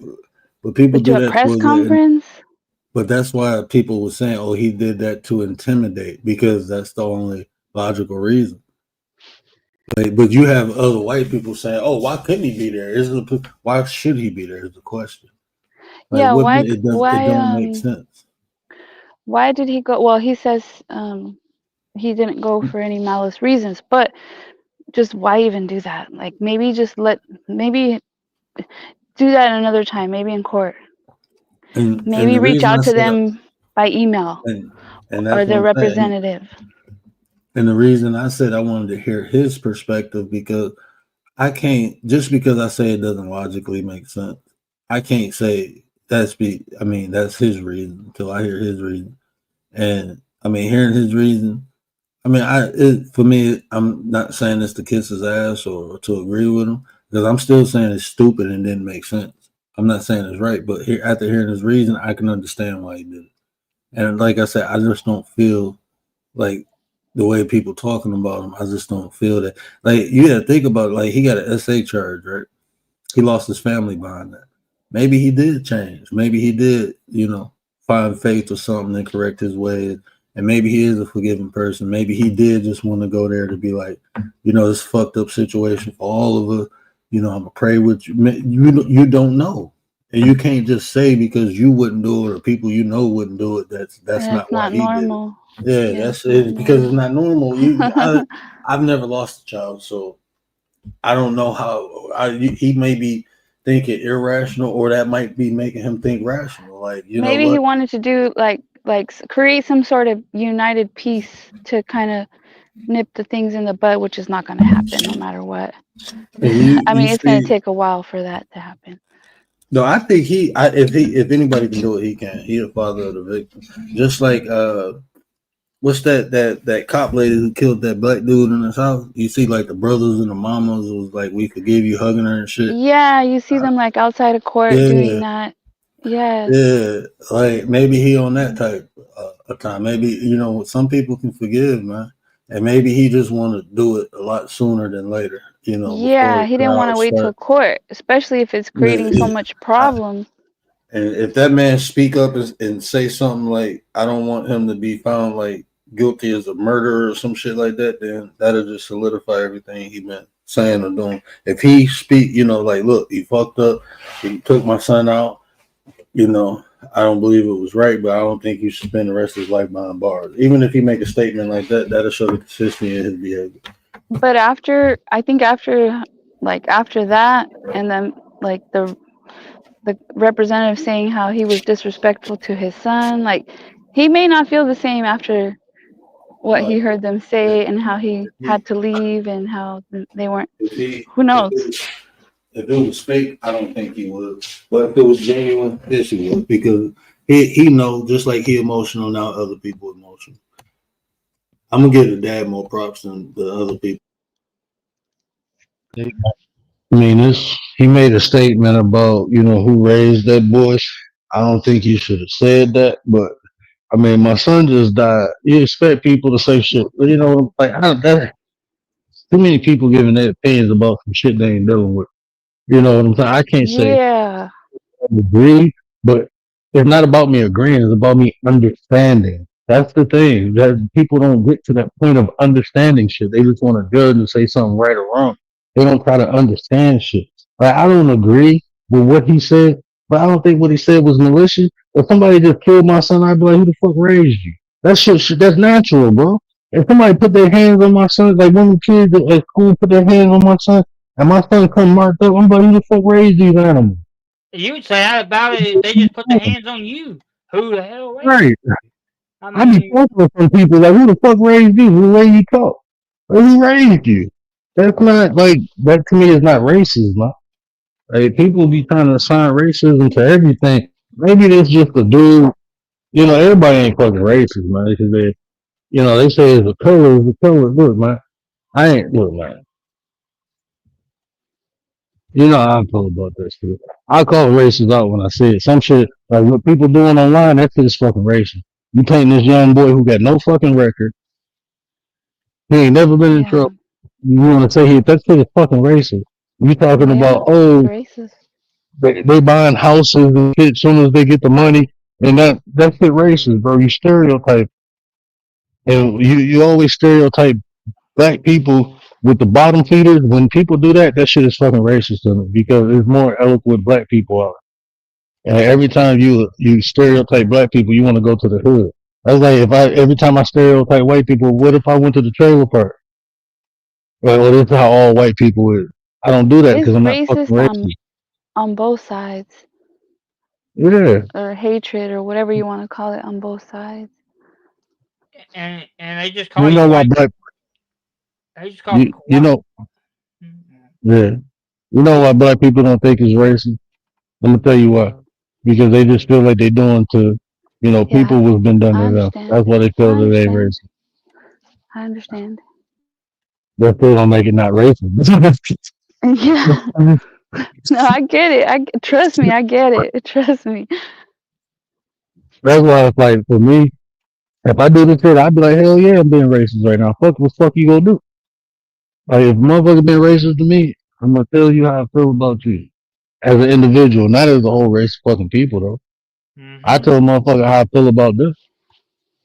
And if you want to get into the color shit, we can do that shit too. What were you gonna say, James? I mean, they'll just say that you're white trash or whatever, just based on or anything else based on just the fact that you live in a trailer or something. That's And just people look down on people Hmm. who live in trailers, calling them white trash. But I'm gonna be yeah. honest with you, bro. That came from your people, though, bro. White people call white people white trash. They just came from your people, though, bro. I'm gonna be honest. I'm just being honest with you. I've Yeah. never look. I never heard people say that until I got around white people, like really around me. And like this white dude told me. I'm not saying like people in the trailer park, but he told me white trash is worse than the N word. And I'm like, what? He was like, because they ain't used their opportunity. And I'm like, damn. And I'm telling you, bro, that's how a lot of upper echelon white people look. Like Yeah. this dude Yeah. put this dude bought his daughter a house in the hood and told her to go live with the N words because you trash anyway. They bought her a house in the hood because she couldn't get off drugs. And Mm, he was a doctor. So he was like, shit, you wanna be like him? I'm gonna buy you a house down there. Don't ask me for nothing else. He said, I mm. got you shelter. I can't help you with nothing else. You trash. He said, you ain't gonna mess up our That's what white people throw their people away quick, bro. You Yeah. fucking up ain't doing right, they'll throw your ass away, bro. Yeah. It Black will people, fast. I don't know why. I mean, I don't like using that term white and different skin colors and stuff, but yeah, people my skin color will throw you away fast. that's why when I be listening to like these pro black people, they talk about my people gotta do better. I be like, what people? The ones that's doing all the unscrupulous shit in the hood, them ain't my people, bro. Them your people. I'm straight. Why y'all always want to claim these motherfuckers? Claim the motherfuckers doing something with like It's like I don't but know. It's like basically, we get called bougie and shit. We know about the suburbs, we kind of better our life, better than life like kids. We get called bougie. Like, what the I fuck you feel mean? like Oh, you you want to be can't out there with the win. white people? Hey, it's Like black black people people all can't around. win. No, bro, not with our own Black people, people bro. That's can't why I said win. I White don't do people that black can't community. win. Ain't nobody Nobody winning right can now. win. Humanity is losing. That's why I said I Yeah. ain't none of that shit. I'm a nine. Fuck all y'all. Fuck that. We make our own shit up. Like minded, like hearted. As long as we try to do better and get better, fuck that shit, man. All the other shit, I'm good. But even though, Yeah, like, okay, all that, everything else is irrelevant as long as you're just trying to get better as a human being and trying to survive. hmm I ain't I surviving no more, brother. I'm thriving.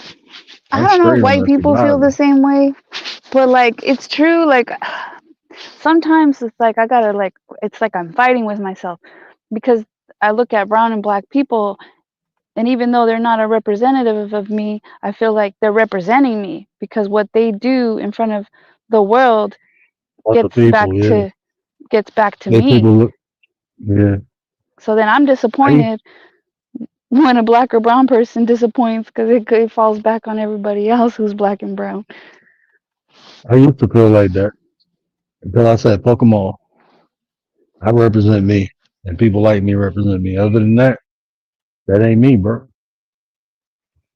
Like, it's so much hatred in this world, man. People just, they look for shit to hate. They look for shit to identify to hate. Just stereotyping. Me as a black man, I've been stereotyped my whole life, and I will continue to be stereotyped. I accepted that, but that's why I don't do other people. I fuck with everybody on the individual level. You a white guy, you cool, you cool. If you white guy, you an asshole, you an asshole. You a black guy, you cool, you cool. You a black guy, you an asshole, you an asshole. That's just what it is. Assholes are assholes. Cool people are cool people. And I leave it at that. You don't think white people feel the same? Like, okay, you have a white person who, Some is just living their life, doing good, not being racist or prejudiced, and then my they neighbors see cool. somebody white. be racist or like a group of people that are white doing bad shit. I wonder if they Man, I feel got like that. If they feel like, man, why are you guys doing that? You're making us look bad. it's my neighbor, right? My son play with her and my every day, man. She seen the Trump sign come up, she went the fuck off. He's like, why is it white trash over here? I'm like, damn, what the fuck? Well, they got to be trash because they like Trump. Like I was like, she was like, you. I was like, I ain't saying I like Trump. I'm just saying, damn, that's just a choice. He was going off. He went the fuck off. I'm like, damn, like shit. Ain't even that serious. No. I'm Yeah, taking the up whole for the political Trump thing. supporters and shit. Yeah, I'm like, damn, as a black man, I ain't taking like they my brothers. I'm just saying, like, it's some cool. I know the neighbors with the Trump signs, they cool. You know, Well, shit. there's a They never, stereotype even then, like, oh, the mhm, ones that are wearing they're racist. Wranglers, or the white people that like white girls who have their hair colored purple and pink. Oh, they're leftist, and the you know what I mean? Like, there's a stereotype Hmm. even that in the political arena. It's like I just not don't. everybody I who don't. dyes their hair pink or blue is a lefty. I just don't understand why people hate being stereotyped, but they subjugate themselves to stereotyping other people. Like they quick to do that shit, but they hate when it's done to them. That's what be getting me. I'd be like, man, that shit weird. Really, I'm chopped, man. These lamb chops, my bad, y'all. The way to say it, I don't eat. But that's how they be, man. I mean, if people racist, they gonna be racist. You think a Hmm. group of people, because a person belongs to a race, they're like this, then that's your own ignorance to me. That just shows how ignorant a person is. If you assume someone is just like this because of race, then like they was trying to stereotype brother man yesterday. I mean the other day. What James when he was on the panel. And I'm looking like, bro, I don't know if you expecting that, James. I was in the chat like, man, you got a little slick ass tongue, bro. But I there could is a portion that's true, like in like there like different cultures or different ways, and maybe not everybody in that culture, but there are these stereotypes that are true, at least for a most portion stereo of it. most stereotypes is not even if you look at most stereotypes, right? Give me a stereotype. I'm gonna show you something. Like if you say like Asian families, like they're like this because that's culturally they're like this, or Italian families, well they do this, they eat garlic and they whatever it is, I don't know, they're into Or like dancing. Asians are better at math. I mean, Yeah, that's one of the big stereotypes of Asians. what do they Uh, call those? The But moms are dragon moms, or I forgot, tiger moms. Not sure what the technical term is though. They call the moms tiger moms in the Asian community because they're like on top of their kids to do well academically in school. They're on top of them. They have to get that, A's. that They can't get anything lower. but see that translates over to other groups of people too.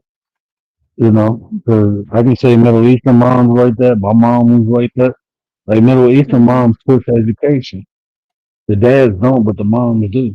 They push education. Yeah, but what's a larger portion?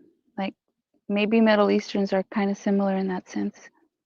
Yeah, I know the moms definitely, like every mom, every Middle Eastern I done met, the mom's always pushing the education.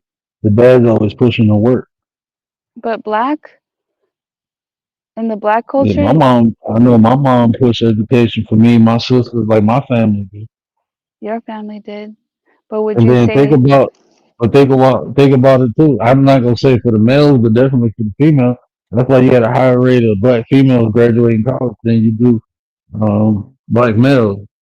It's because the mother is telling the women to be independent. So is that not like the same thing? hmm I had a man. I depended. This is what was said. I heard this said so many times from like my grandmothers, from my aunties. Like, yeah, I was dependent on the man to take care of me, but you got to depend on yourself. So you need to get an education. They used to always tell the females that, because ain't no man gonna take care of you. They gonna be out ripping and running in the street. You need to be able to take care of yourself. So that's why you got a lot of black women go be nurses and shit like that. You even got more black females as lawyers now. I think the number crept up. Or like you'll hear like, okay, families from India or Asian Yeah, or even Latino, they live together in groups and they don't leave the house until they get married and things like that. They help each other out. and that's culture. Like culture stereotype, I don't mind, but it's the negative aspects. Like black women are loud, black women are angry. Shit, some of the Yeah. angriest women I ever seen was white women. I ain't gonna lie to you. Some of the craziest, angriest women I ever encountered was fucking white women. Like white women to do some shit to you, bro. I'm telling you. Like I tried to date this white lady. We dated. We went on 3 dates, and I broke up with her. Never even had sex. This motherfucker came to my house. I'm looking like you crazy as hell. Coming to my like she pulled up on me, like she was gonna make me take her back. And I'm looking like, lady, what the fuck wrong with you? Well, I'm gonna do this, and I'm like, if you do something to make me take you back, I'm not gonna really like you. I feel forced into the relate. What the fuck is wrong with you? I'm trying to explain. I let my dog out on her ass. Like, get the fuck out of here. I mean, yeah, you have loudmouth women no matter what skin tone they are. Is that right, James? Yeah, Yes. like you were saying, there are loudmouth white women. Like my uncle was married to one, and she was loudmouth, controlling, and wouldn't shut the hell up.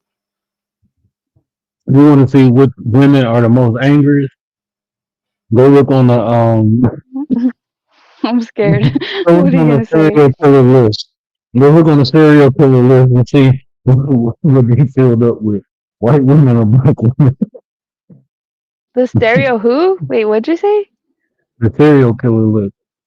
Oh, yeah. And the number one white women kill is poison. Man, I used to watch. Man, I had to stop watching that ID channel.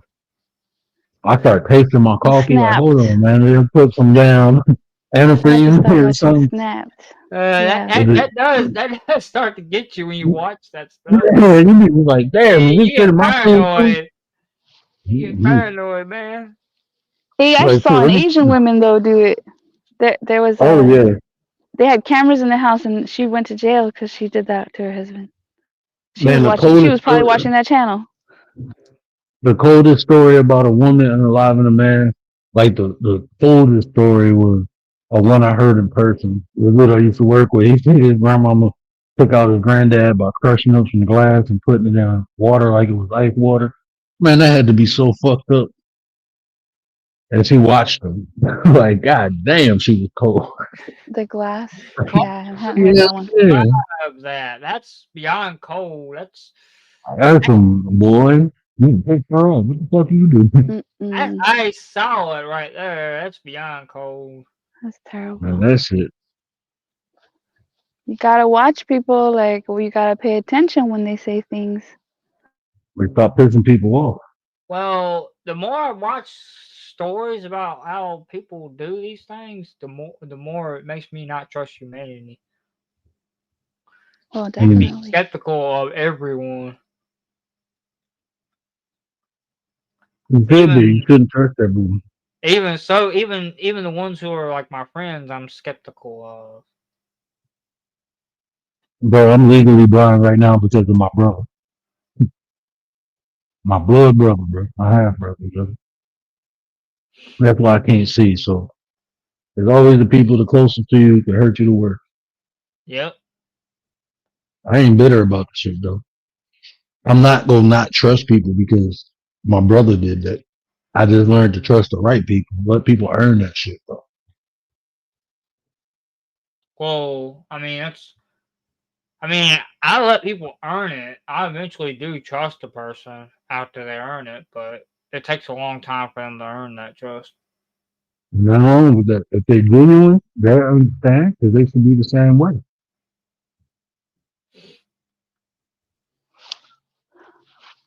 Yep. It could be the same fucking way.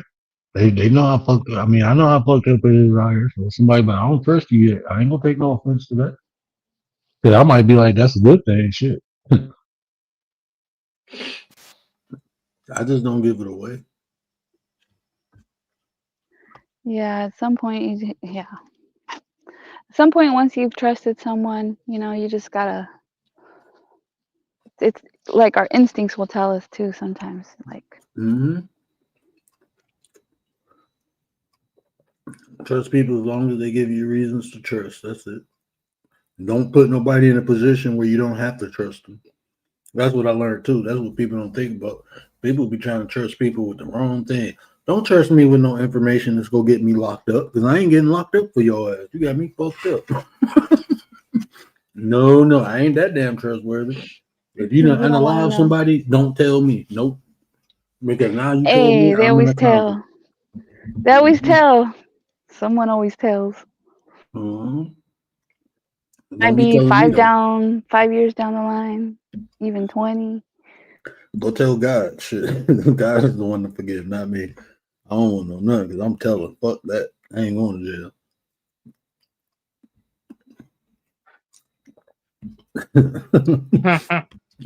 They'd be like, you a snitch. I'm a civilian. You got me fucked up. I pay taxes. Don't tell me nothing. I'm Mm. gonna be a cooperating witness. You got me fucked. I ain't going to jail for you. Yeah. You know what I want to know is where's the outrage when they're talking about the father and they brought up his background.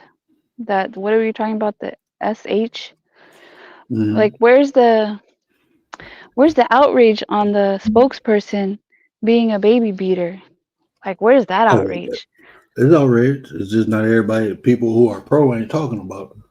Yeah, they're just completely ignoring it. So it's like it's selective outrage. Well, Oh, it always is. everything is selective outrage because even the people who talking about him about being a baby beater ain't talking about the dad. So, I mean, that's how it is. One side is gonna push their narrative, the other side gonna push theirs. They go try to defame one side, the other side go defame the other side. Hey, so the guy that was with the mom at the press conference, not the spokesperson, but the one that was wiping her tears, The dad. is that the dad? Because somebody Yeah. said today that the dad wasn't even there because he had No, to that's stay the dad. home to protect the family. Okay, That so it was the is the dad. dad? Yeah, Okay. that's the dad. That was definitely the dad. Then you got people saying that he's weak because he didn't speak and all this stuff about him, like dogging him because he only let the wife speak and he didn't say anything.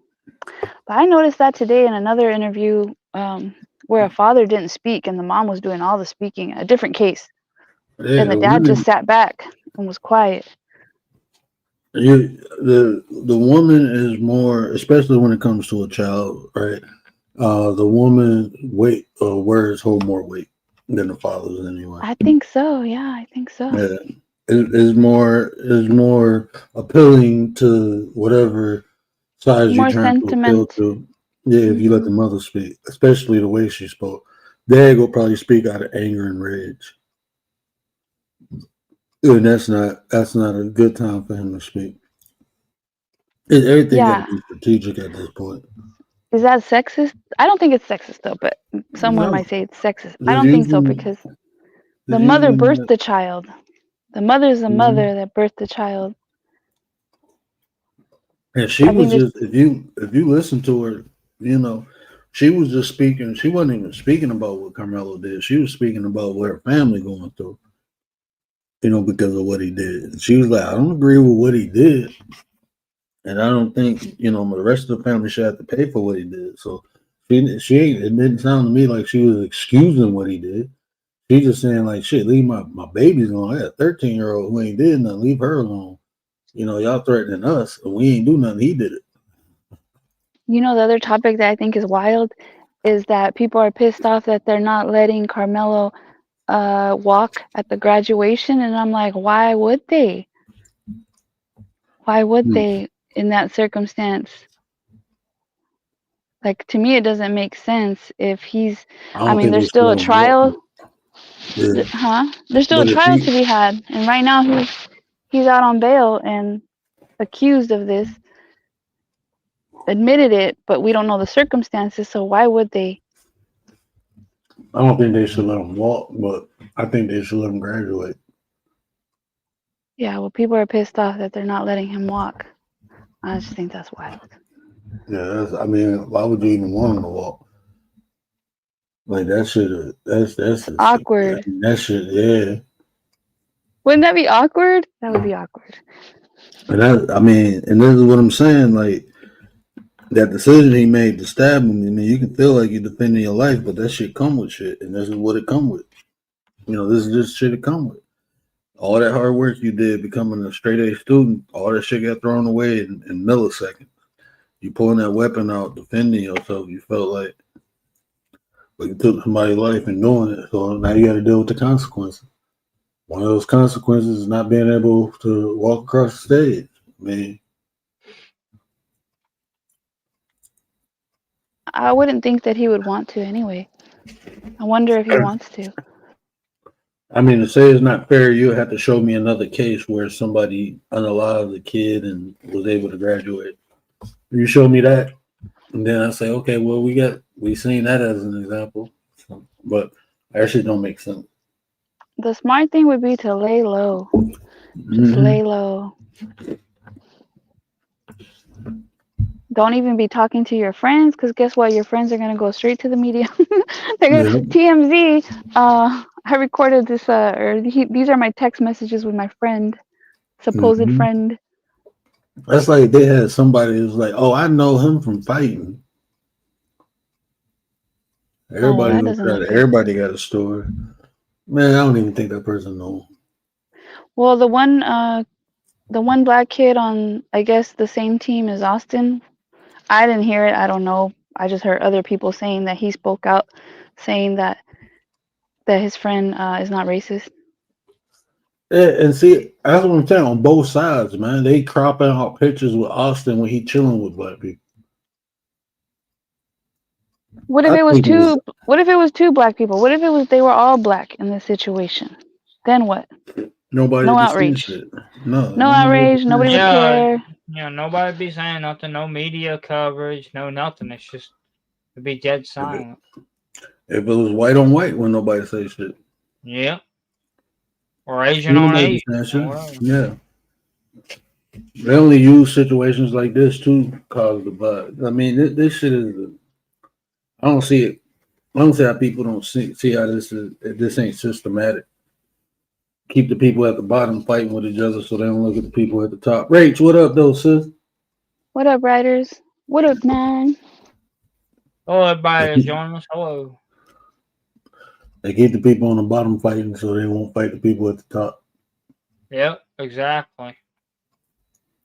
I'm just seeing stuff from people that is like disappointed. Like it. Yeah. I don't know. Like the comments in the chat, like, oh, we need to just I don't talk to them. We need to segregate ourselves, and that's choosing to segregate yourself and not talk to them and not include them. And like I understand, but then that's like the same way, like I told you that my family would say, hey, you don't be racist against black people, but don't you separate yourself because this and that could happen. You just want to be careful because this, that. Like that, I don't know. I don't like it. Yeah, it sounds like my bad. Go ahead, Jen. It sounds like every time. Thank you. It sounds like every time that when people say something like that, though, they want to divide and everything. It just sounds like they're trying to bring the 50s back, like for some odd reason. I don't know why they want to go back in time. They don't want to go forward in time. And when I say my family, it's not all my family. It's not everybody in my family. But yeah. It wouldn't matter if it was. People would look at that shit like, "Oh, your family like this, so you got it." Wouldn't matter if it was, man. It's not everyone. It's just the people in my family that have said it. Like I said, because one of our family members, for no good reason, was unalived. Like they just have this, especially when they come from another country and they've never been exposed to like the different cultures. and they just go by what they've seen or what their personal Look at it. experience or Mhm. yeah, they're like, listen, they've they've been wronged, so they have a lot of resentment and anger, and so it's just best to, they might turn that on you.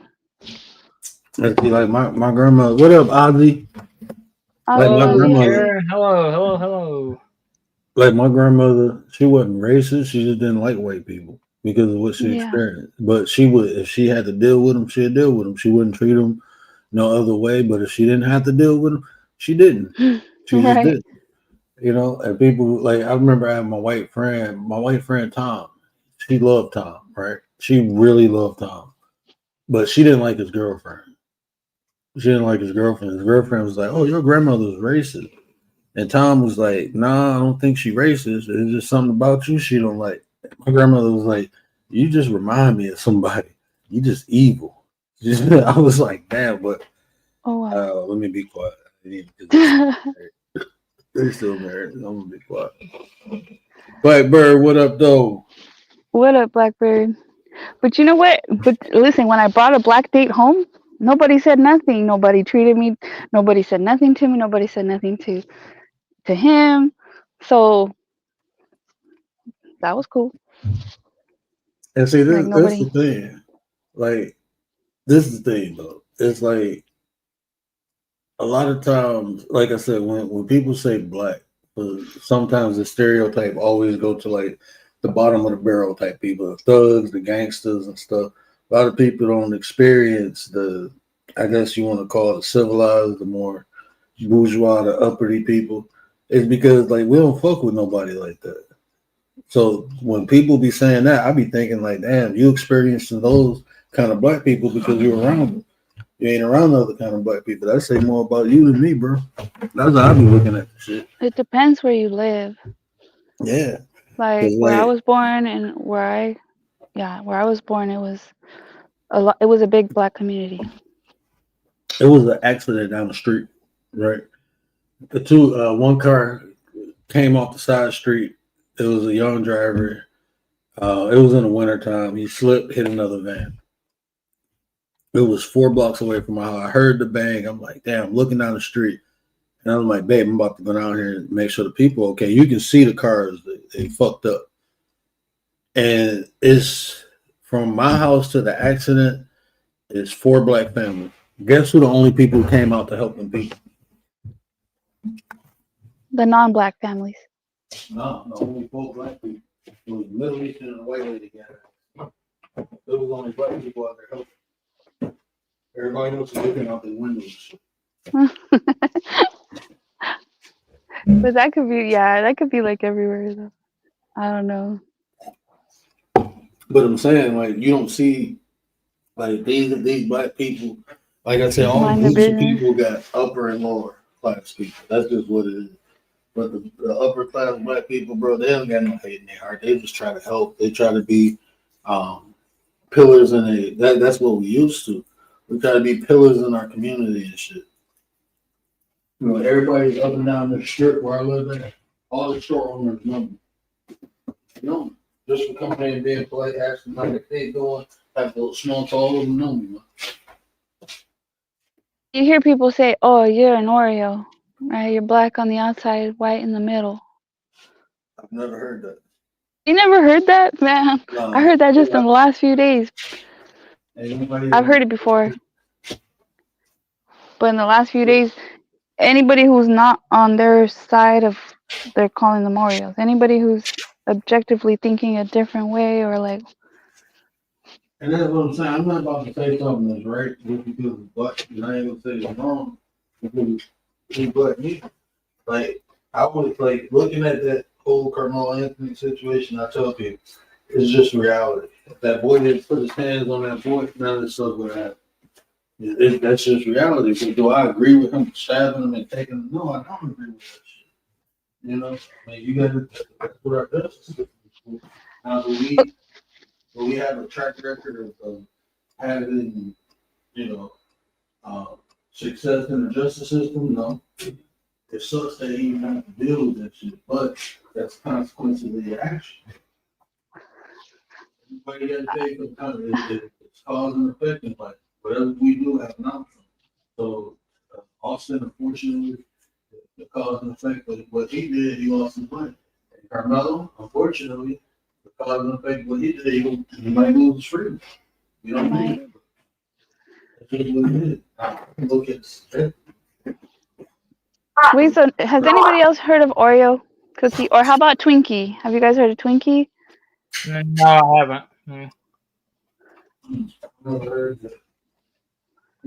Twinkie, like you're brown on the outside, white in the middle, or yellow. I don't even know who they use that for.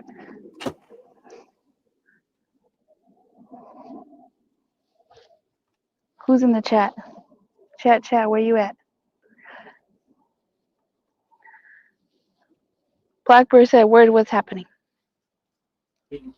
Nothing, we're just chilling. We're just talking.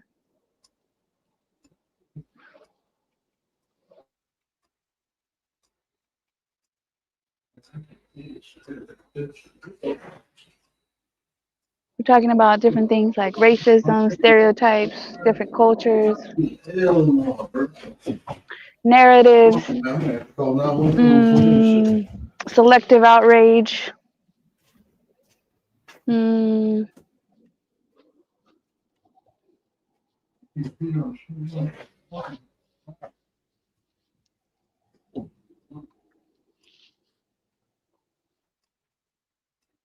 Segregation.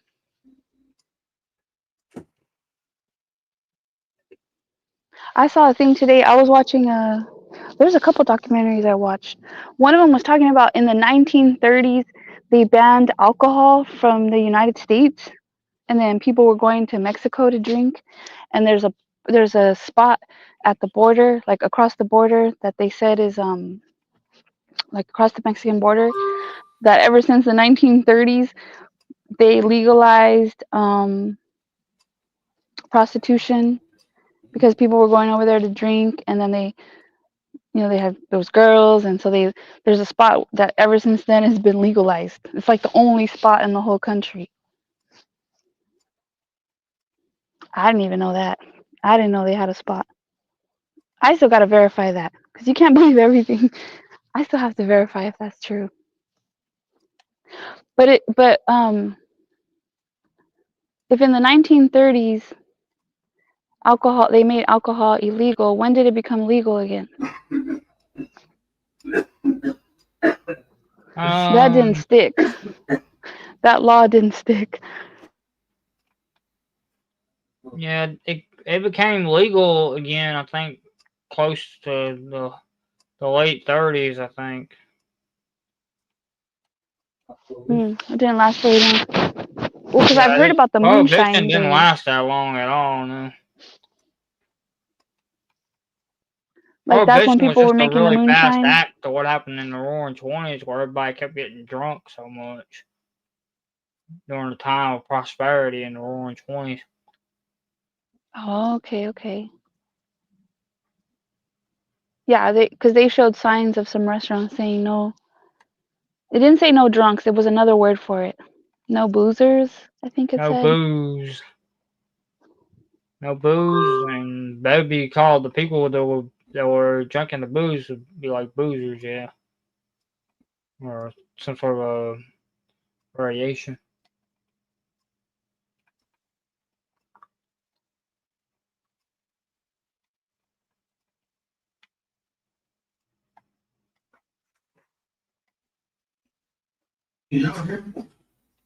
Very low. You sound far away. I went outside. It was like a little mini fire down the street. And I was about to wait and go check it out, but I'm like, nah, they would think I said it. I'm straight. I'm stay down.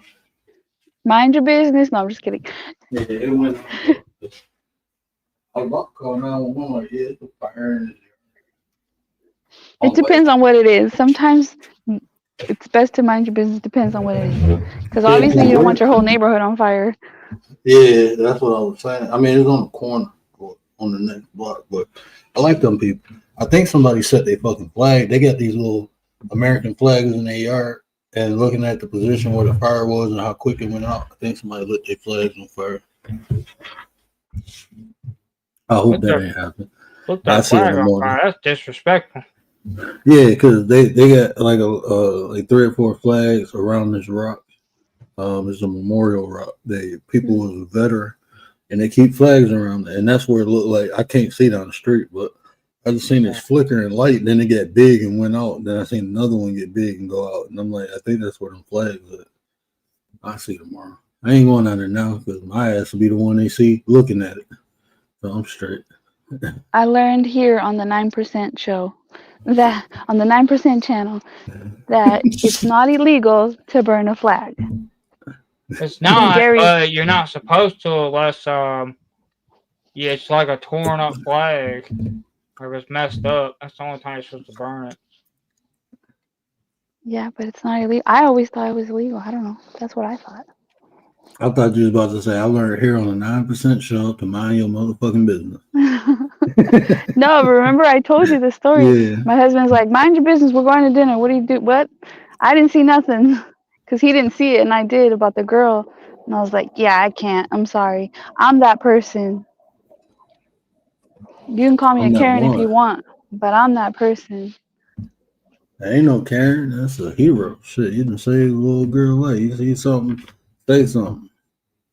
That's how the community supposed to be. That's why everything fucked up now. But the thing is, like, let's say if there was no wrongdoing, then I would have been a Karen, right? Because I would Yeah. have been. But it was just him pushing down her head, and then once I turned around and followed, and then went back around, then she was like trying to yank at the window. Mm-mm.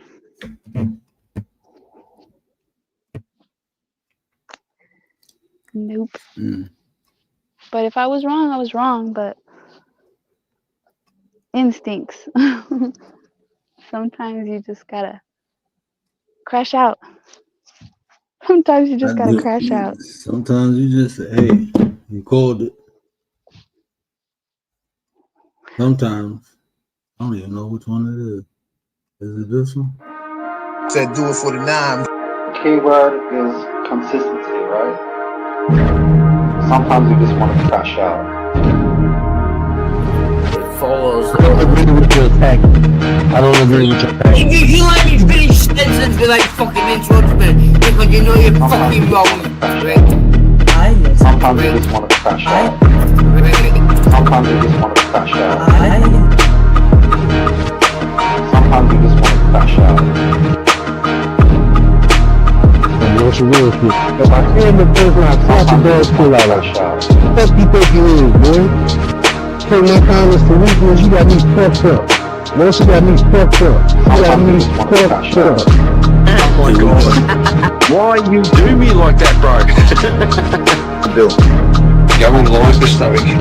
Here you go, bro. In my bathrobe, doing the thing. Yeah, the onion dance. What am I name? Right now. Who's signing his name for you? Sometimes you gotta crash out. What up, Rach? Whoa, writers appeared. What up, 9? What up, dude? What's up? Welcome to the panel. Welcome to the 9 channel. Welcome to the 9 channel. Should I've been here? Welcome to the 9. Welcome to the 9. Do it for the 9. Yeah, I'm one of the old ones. I'm just not a dinosaur like Word. That's alright. I'm a velociraptor. Ooh. But one eye. So sorry, what y'all talking about? I just woke up. We're just Well, talking. I didn't just wake up because I was texting in the chat, but y'all get my point. I'm just running my mouth. That's it. And they just listening to it because they crazy too. It's up in the air. What's up in the air? Any topic, Oh, any conversation.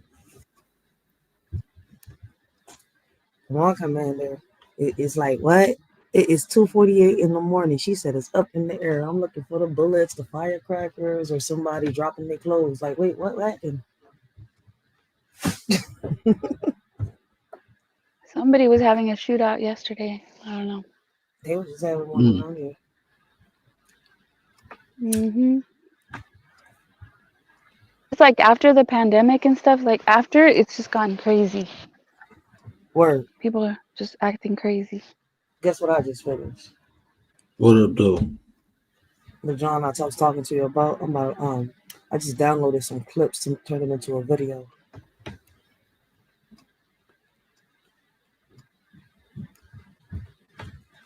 The one you read off the other day? Yeah, in a way, kind of, yeah. You finished it? A little bit. It came out longer than what I thought, so I'm gonna turn that John into a video. Oh, that's what's up. You know, shorts can go for 3 minutes now. Huh? That John is Shorts. 8 Oh, man. That shit is not no shorts. That's actually a That's the story, shit. yeah. I was looking it up. I'm like, man, I'll be on some poetry, then I'll be on some storytelling and shit. I don't know. I guess my mind can't make up what the fuck it wants to do when it writes. Yeah, 8 minutes is pretty long. My mind be shot out. I be having some crazy ideas. Chill. My mind be somewhere in La La Land. I be telling people about that. Yeah, could write a I book. don't have that brain. That's a gift. Mm.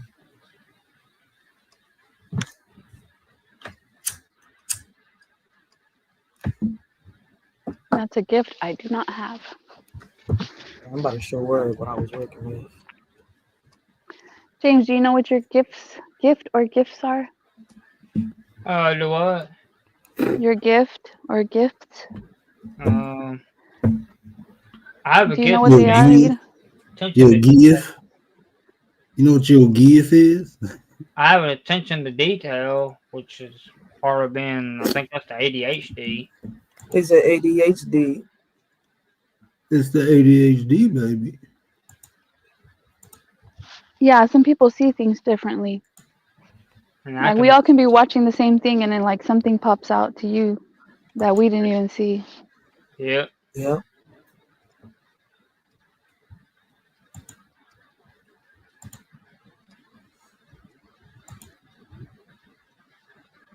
And sometimes like you have to, it's just like when you watch something for the second and third time, you start noticing things you didn't the first time. Mm-hmm. That's okay.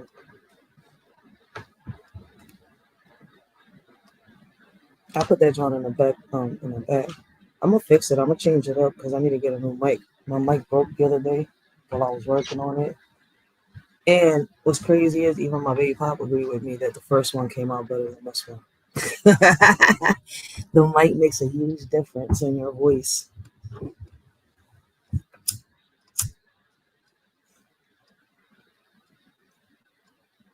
I was bored playing around.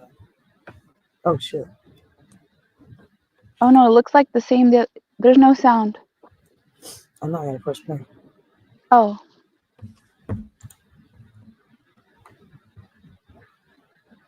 Oh, it's me play over here. Shit, I'm tripping. It's different. I forgot. Because the other day Word was trying to play something and it wouldn't play. Or for us, it wouldn't play. And it looked just like this picture. My little John right here, see it? Like, I don't know what's going on.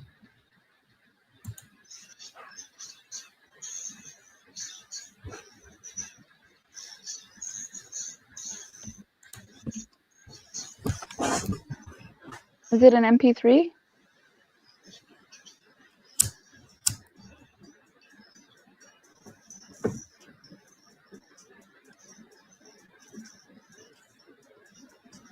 I put my other earbud on to see if I can hear it. No, I can't hear nothing. You know, like sometimes you'll, like the sound will only come through the left Shit, that was earbud. Commander. I was What'd I like, do? I thought I stole a clip from Word with your voice in it. I was like, wait, I don't remember Commander being on the John. It's not playing though, writers. We don't hear it. Y'all don't hear it? Nope. No, we can't see nothing either. Oh snap! I wonder why it's not doing it over here. I It's hear it over probably here. because of StreamYard. Yeah, We had the same problem the other day. with Frankie's. He had the what did he do? He changed it to an MP3 No, I think And he then uploaded it and sent me the link. Yeah, he posted it and sent the link. he posted a link in the back chat. So it's not playing over there. Nah. Nope. I don't know how to do it, but I'm gonna have to hold on. Hold on. You bastards, you killed Kenny. He said, wait a minute, you watching South Park? Oh my god, that's my shit, boy. Let me see if I can fix that. I don't think I'm gonna be able to finish it now.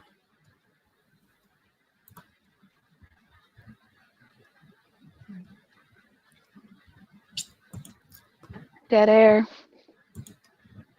Not Dead air. really. Dead air. Dead air.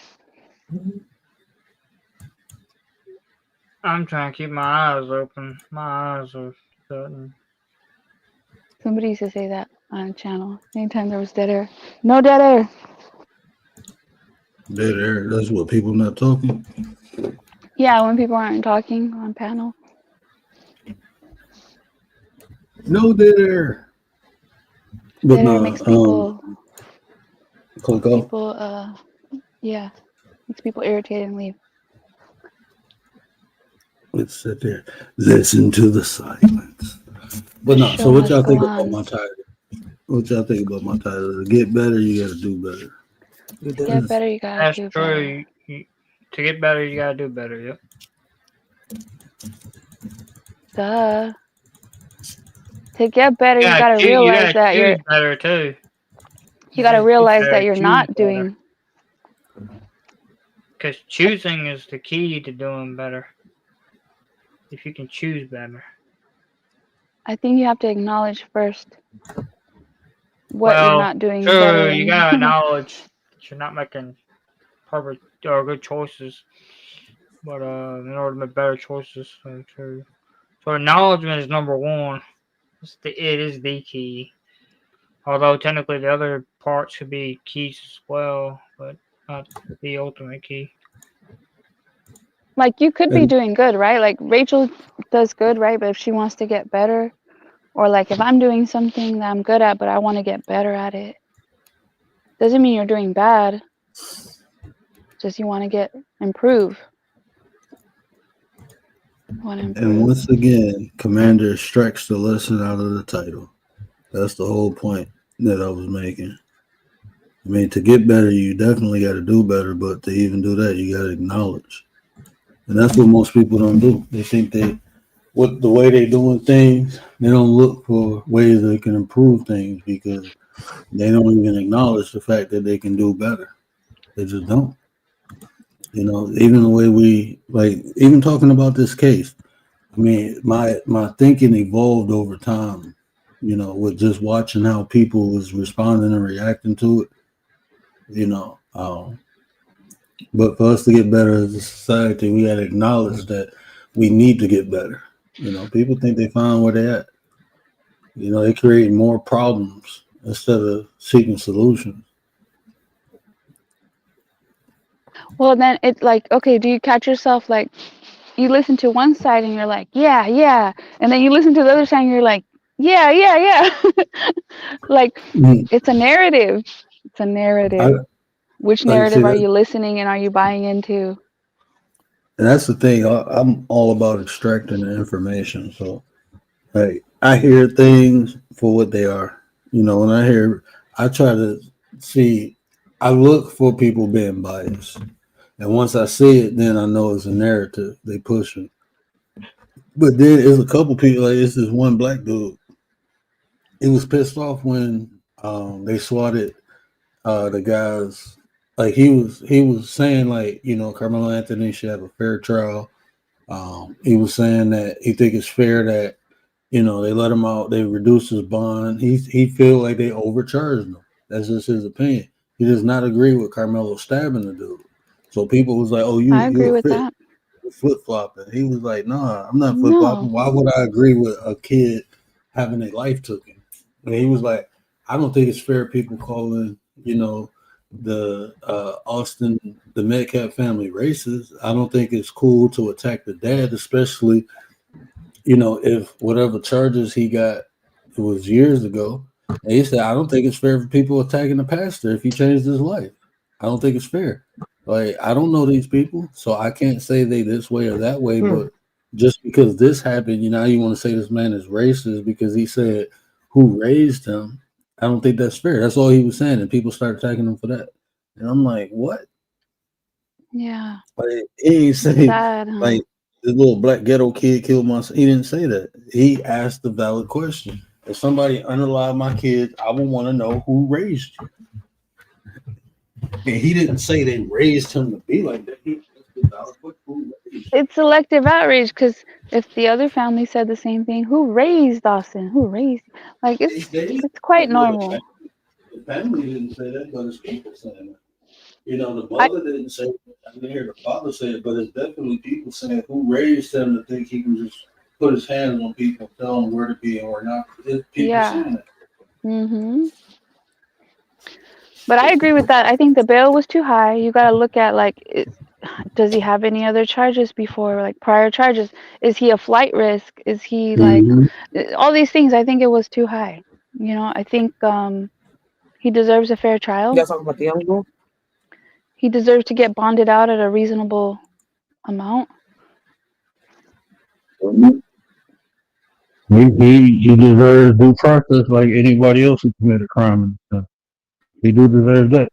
I don't think he should be vilified in the media. Yeah, I don't think he should be vilified in the media. Yeah, I think people are forgetting that these are kids.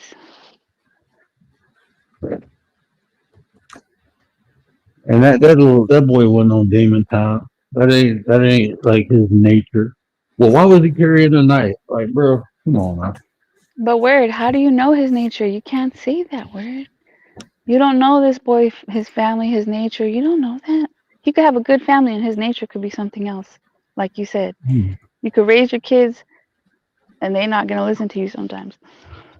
Yeah, but then you will see consistency in his history.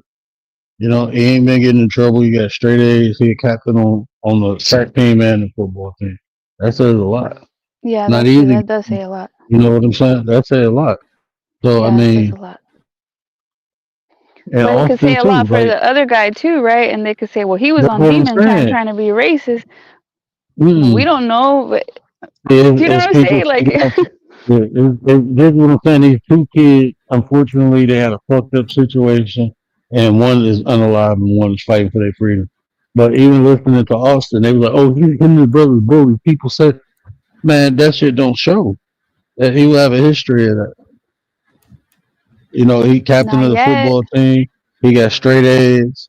That's not bully. I mean, that don't scream bully to me, man.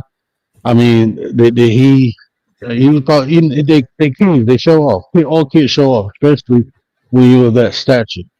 You know how much shit I used to do showing off because I was captain of the baseball team. I did a lot of stupid shit showing off. Hold on, I think you have someone to block in the back. who is that? Just block him because he's spamming That the ain't back too chat. private chat. What the fuck is that? He's spamming the I back was about chat. to let yeah, I've seen that. Like 72 private messages. When you said block, they jumped down. They didn't want me to block their ass. They jumped down quick as there. They didn't want to get blocked. Follow me. Crazy people out here. Hey, he's hustling. He or she is hustling. I ain't following you. No. They probably going to the Gahana Valley. I'm straight. I'm gonna go ahead and You step good, me, down. James? Yeah, Gahana Alright, Valley. bro. Yep, I know where that's at. Yep. That's what they're trying to get us to follow them to. I'm straight. Thank you, James, for coming up. Take it Appreciate easy. you, bro. Appreciate you. No problem, the word. No problem. Thank y'all for letting me up. Shout out to James. Oh, I can still block them people. Can't You can block click him. on the message. Yeah, let me click on that You can message block him and on block StreamYard.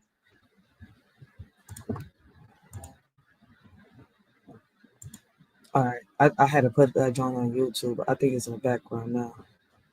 Young Catalyst. Who is you, bro? Nah, yeah. What the fuck is this? Follow me, I'm a rapper. VVVV. Young Catalyst. Oh wow, what are they out here cooking? Y'all got an army. Better What the yet, a fuck is going navy. on? That's all right. I got a block button, bro. It's cool. I got a block button. Yeah, Damn. keep going. Have fun, bro. I'm about to roast y'all in a minute. I am definitely about to roast your ass. Yeah, how many King accounts do you got, Blackout. my dude? What How up, many though? accounts this motherfucker got, bro? I done banned him like 3 different times. There's a troll named Rapper. I doubt Yeah, it's bro. I him, done but banned. there is a troll named Rapper. If you, Nah, it was another dude. Now, she'll find Ozzy, me you gotta one show day. your face, bro. Anybody coming up, please show your face because there's people tripping in my thing, bro. You can show it in the back. You ain't gotta stay on. I just gotta make sure that's you. I see K Dog, but they show me his face, bro. I got somebody spamming me trying to get up on the panel. It's authenticated. You hear me, Ozzy? I Or don't it know could if be that's King Ozzy. Blackout, because King Blackout's in No, the chat. it's K Dog. Oh, you know Bro, what? how I think many it's on accounts do Ryder's you side. It's on Ryder's side. What? Not on my side. Ryder's, I'm not streaming. you got a troll. I'm not No? streaming. Oh, somebody said in something that about you. stream? Let me delete it. Man, this person is damn, bro. You ain't got shit else to do with life. The title of the show is "To Get Better, You Gotta Do Better." This gotta be a bot. All right, they gone. Okay, that's Ozzy. Unless they come with 50 other Yeah, you ones. see that shit, Ozzy? Look at it. No, bro. I done blocked like 7 or 8 of them. I'm not over exaggerating. I done blocked like 7 or 8 of them. That's 9 right there. Yo, this is crazy. They bombed the chat in the Okay. back. Yeah. Oh wait, I was gonna say I If just any of my people want to come up, just let me know. I gotta. wait, where Ozzy fell off. Morpheus took him. Little do Yeah, you know, we no, don't back chat very much. It's like very rare we yeah. even hit the back chat. Yeah. So we don't even care. No, You're not really interrupting anything.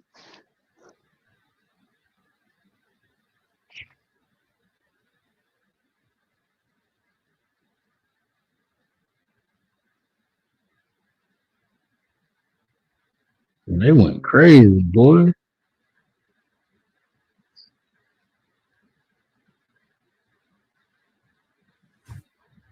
Out endangerment.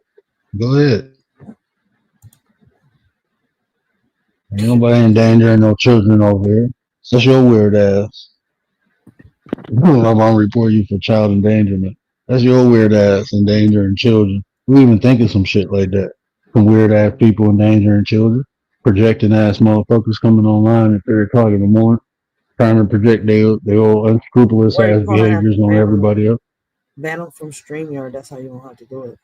I just banned like 15 accounts from StreamYard. I'm not over that. Oh shit. Whoever I has got it. I just deleted the chat. Just hide whoever's, because he's gonna come I back got with 8 some more. good. So whoever has a wrench in the He chat, ain't coming back. just They hide done. them. They done. Subscribers mode on. Be cool. We got 20 minutes, and then after that, I change it to a day. That's how you handle them motherfuckers. You can't type. I done remove the link.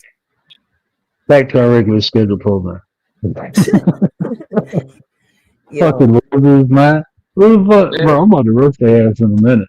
I just ain't in there right now, but See if the thing play now. does. Word. Oh, we got Ozzy on the panel. Hey, how you going? Is that Rachel? Yeah. Good to see you, girl. How you doing? I'm chilling like a villain. Yeah. yeah, we about to have a cremation in a minute. Let me go blaze my frankincense and my sage. And after I burn the frankincense and sage, then we will have a cremation. And you think somebody It's will okay, click on that Worth. fucking link? No, I'm having some fun. I ain't gonna be angry, man. Get the napalm Nah, out, then bro. they get what they wanted. They get to disrupt the the show. What's Oh, up, thank you, Kieran? How you Jeffrey. doing? Yeah, I'm You go doing with good, the Commander. How title. about you? I'm gonna roast him with the title. So no, you good. I'm gonna correlate everything to the title of the show. Yeah, I think it's good to look at things objectively and the situation, you know, depending on the situation. Just wait till some more facts come up, some more evidence comes up. You're speaking That's about the interesting. Sorry, I thought I caught it before. You guys talking about that case, the Carmelo and Austin case? Is that Yeah. what it was? Yeah, Yeah. yeah. Yeah, I did watch a few. I did watch a couple of LawTube channels that kind of broke it down. I think legally that the Carmelo guy, I think he's cooked legally, but his family has started they hired a guy, and they've started a whole kind of race-based argument, which is just turning the whole thing into a clown show. It's going to be horrible. It already is. And Yeah. it's really not even that spokesman. It's just the way it's portrayed in the media and then all the social media going wild. Yeah, so did But you you see know, that the Austin's dad actually went on camera and said that he forgives the other guy, yeah. Carmelo.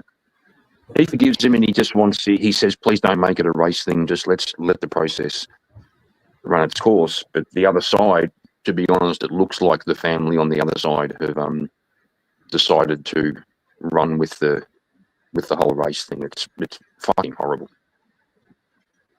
Like, what part of what the family did makes it look race bait? I would like, if I had the link, I would send it to you. They hired a spokesman, and he's very much been, you know, I don't think he said systemic, but you know the kind of language that they're talking about.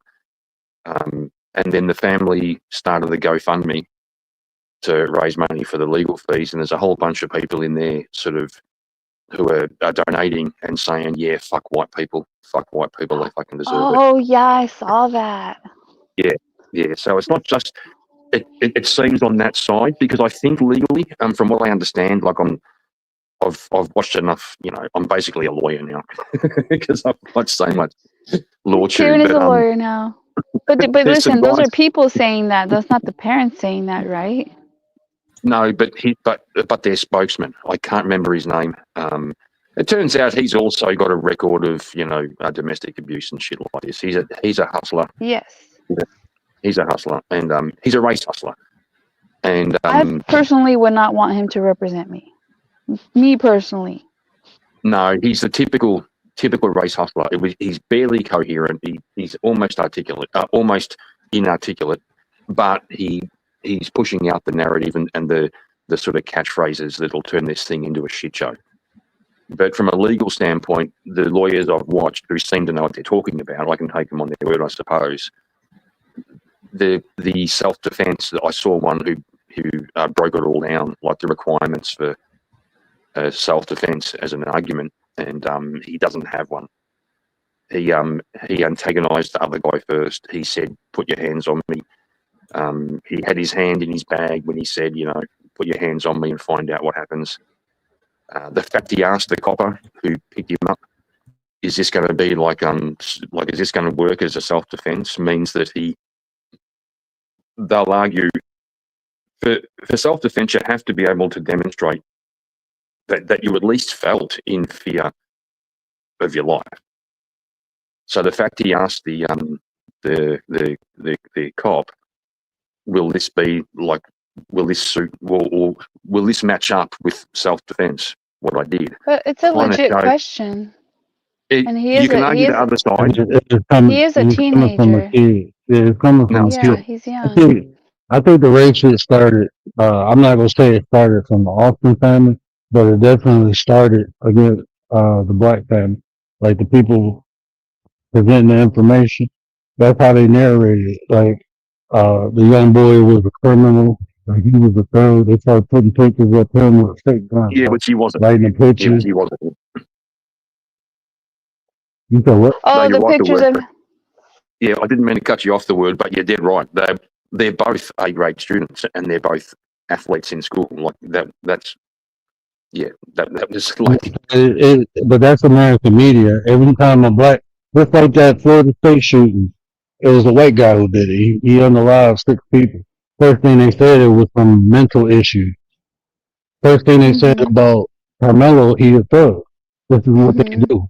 You know, that's the family got the GoFundMe, and before they even had access to the money, it was people saying, "Oh, they bought a new house and they bought an I Escalade. saw Look that. what they doing." Yeah, I saw You that. know Yeah, what I'm saying? Ain't nobody come back and correct that shit. So a lot of times, black people they fight back with the same weapons people fight them against.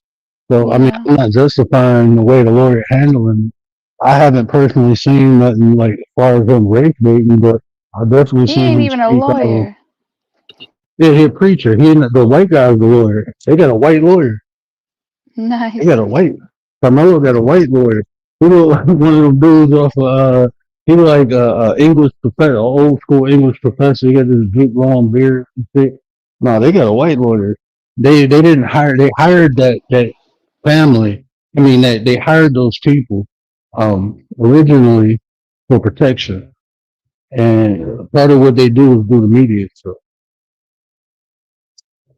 So I mean, this whole thing, like I said, it's 2 kids, bro. It's one kid that lost his life, and it's one kid that may lose his freedom.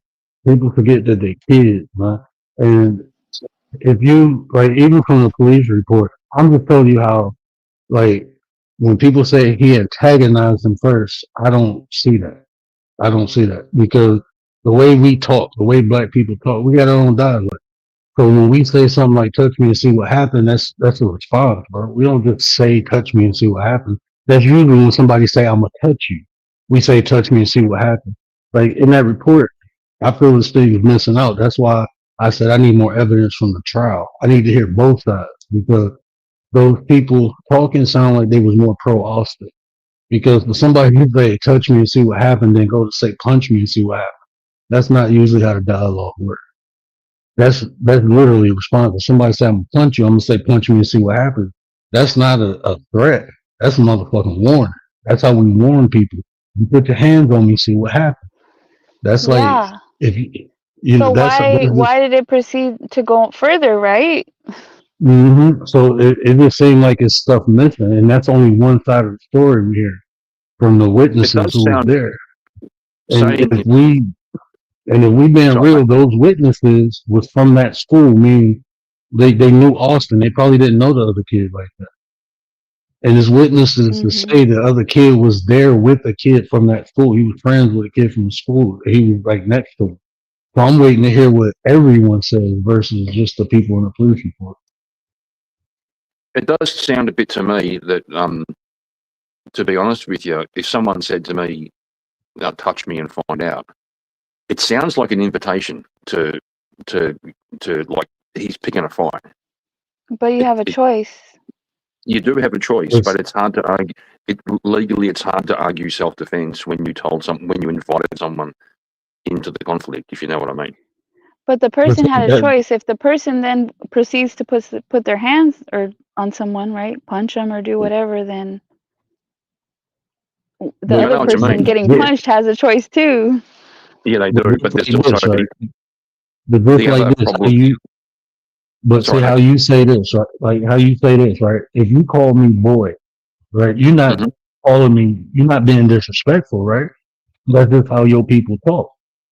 You know, y'all call people boy and girl. That's what I'm telling you. The way we talk as black people, that's not a. I'm telling you that's our dialogue. That's not a threat. When we say touch me and see what happens, that's a warning. If you touch me, something is going to. I'm going to respond. Gotcha. Like now, We had a famous incident here in Australia when Muhammad Ali. We have it like an award show over here. It's like the Grammys over there, but it's Australia, so it's only small. It's called the Logies. And the guest, we had a guest appearance by Muhammad Ali, and the host of the show in Australia was an older kind of white guy. His famous catchphrase on his show, they would do a joke or something, and he would say, "I like the boy." Had nothing to do with race. It was just a saying he had. Muhammad Ali made a joke, and this guy said, "I like the boy." You should have seen Ali's face. He played with it. He was in good faith, but he made everyone puckered for like about 30 seconds because Ali looked like he was offended. But so I get what you're saying. The word, there's a difference in the culture. I didn't know that about. I didn't know that about that phrase.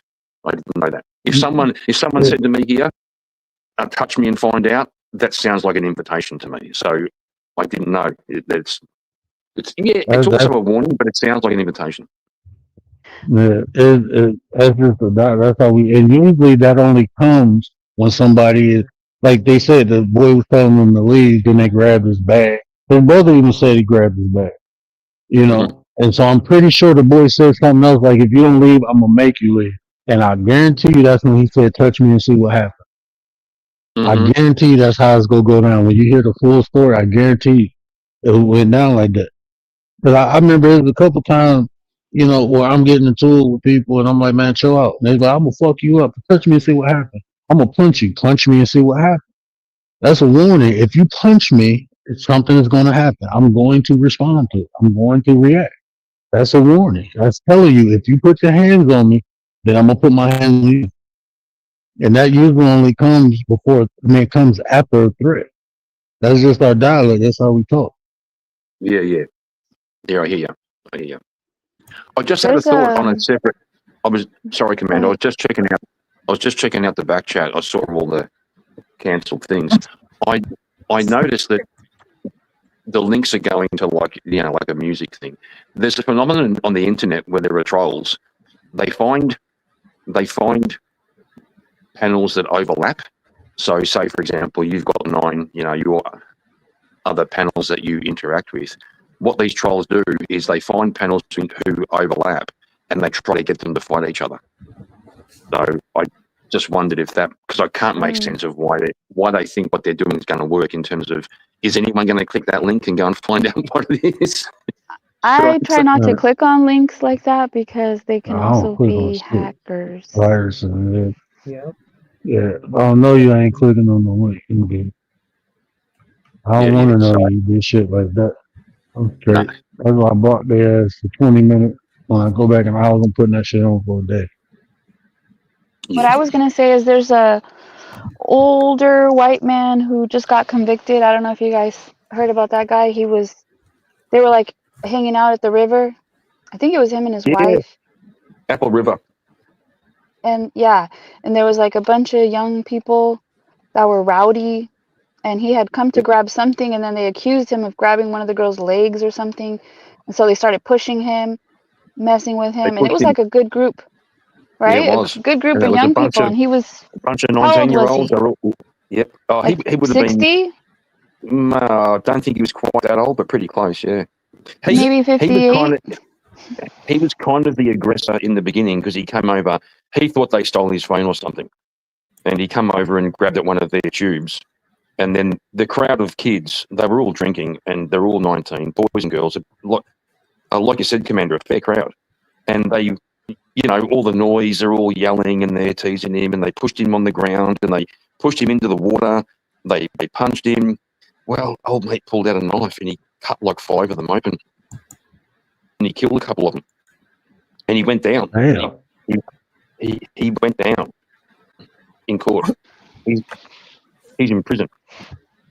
Yeah, and I really thought it was self-defense because I saw that because somebody was actually had their phone out and everything, and There was a he few looked phones. scared. The man looked scared to me, my opinion.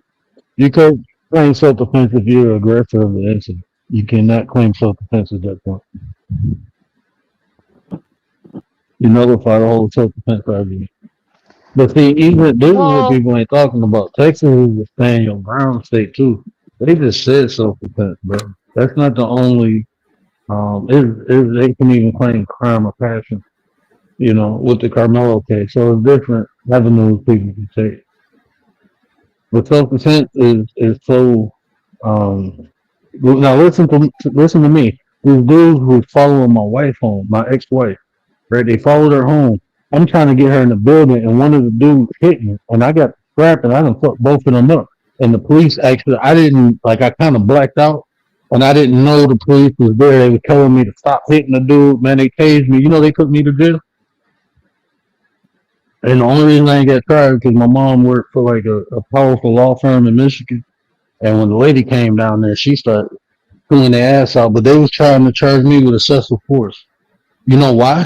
Because I told the cop, was like, how did you take both of these guys down? And I told them I was trained. And they said, because of what they seen me do, I used excessive force. I'm like, bro, these people came to my house. They jumped on me. I was trying to walk in the building. And they pulled me back.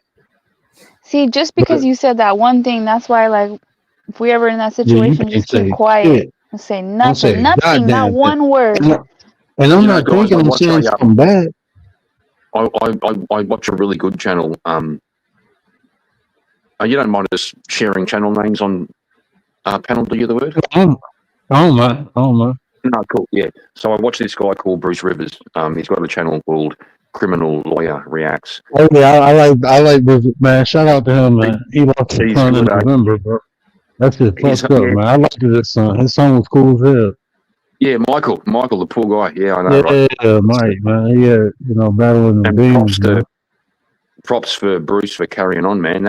That's tough. Yeah, carrying on, man. Bruce Rivers, he criminal look. Yeah, I like Bruce Rivers. Shout out to Bruce, man.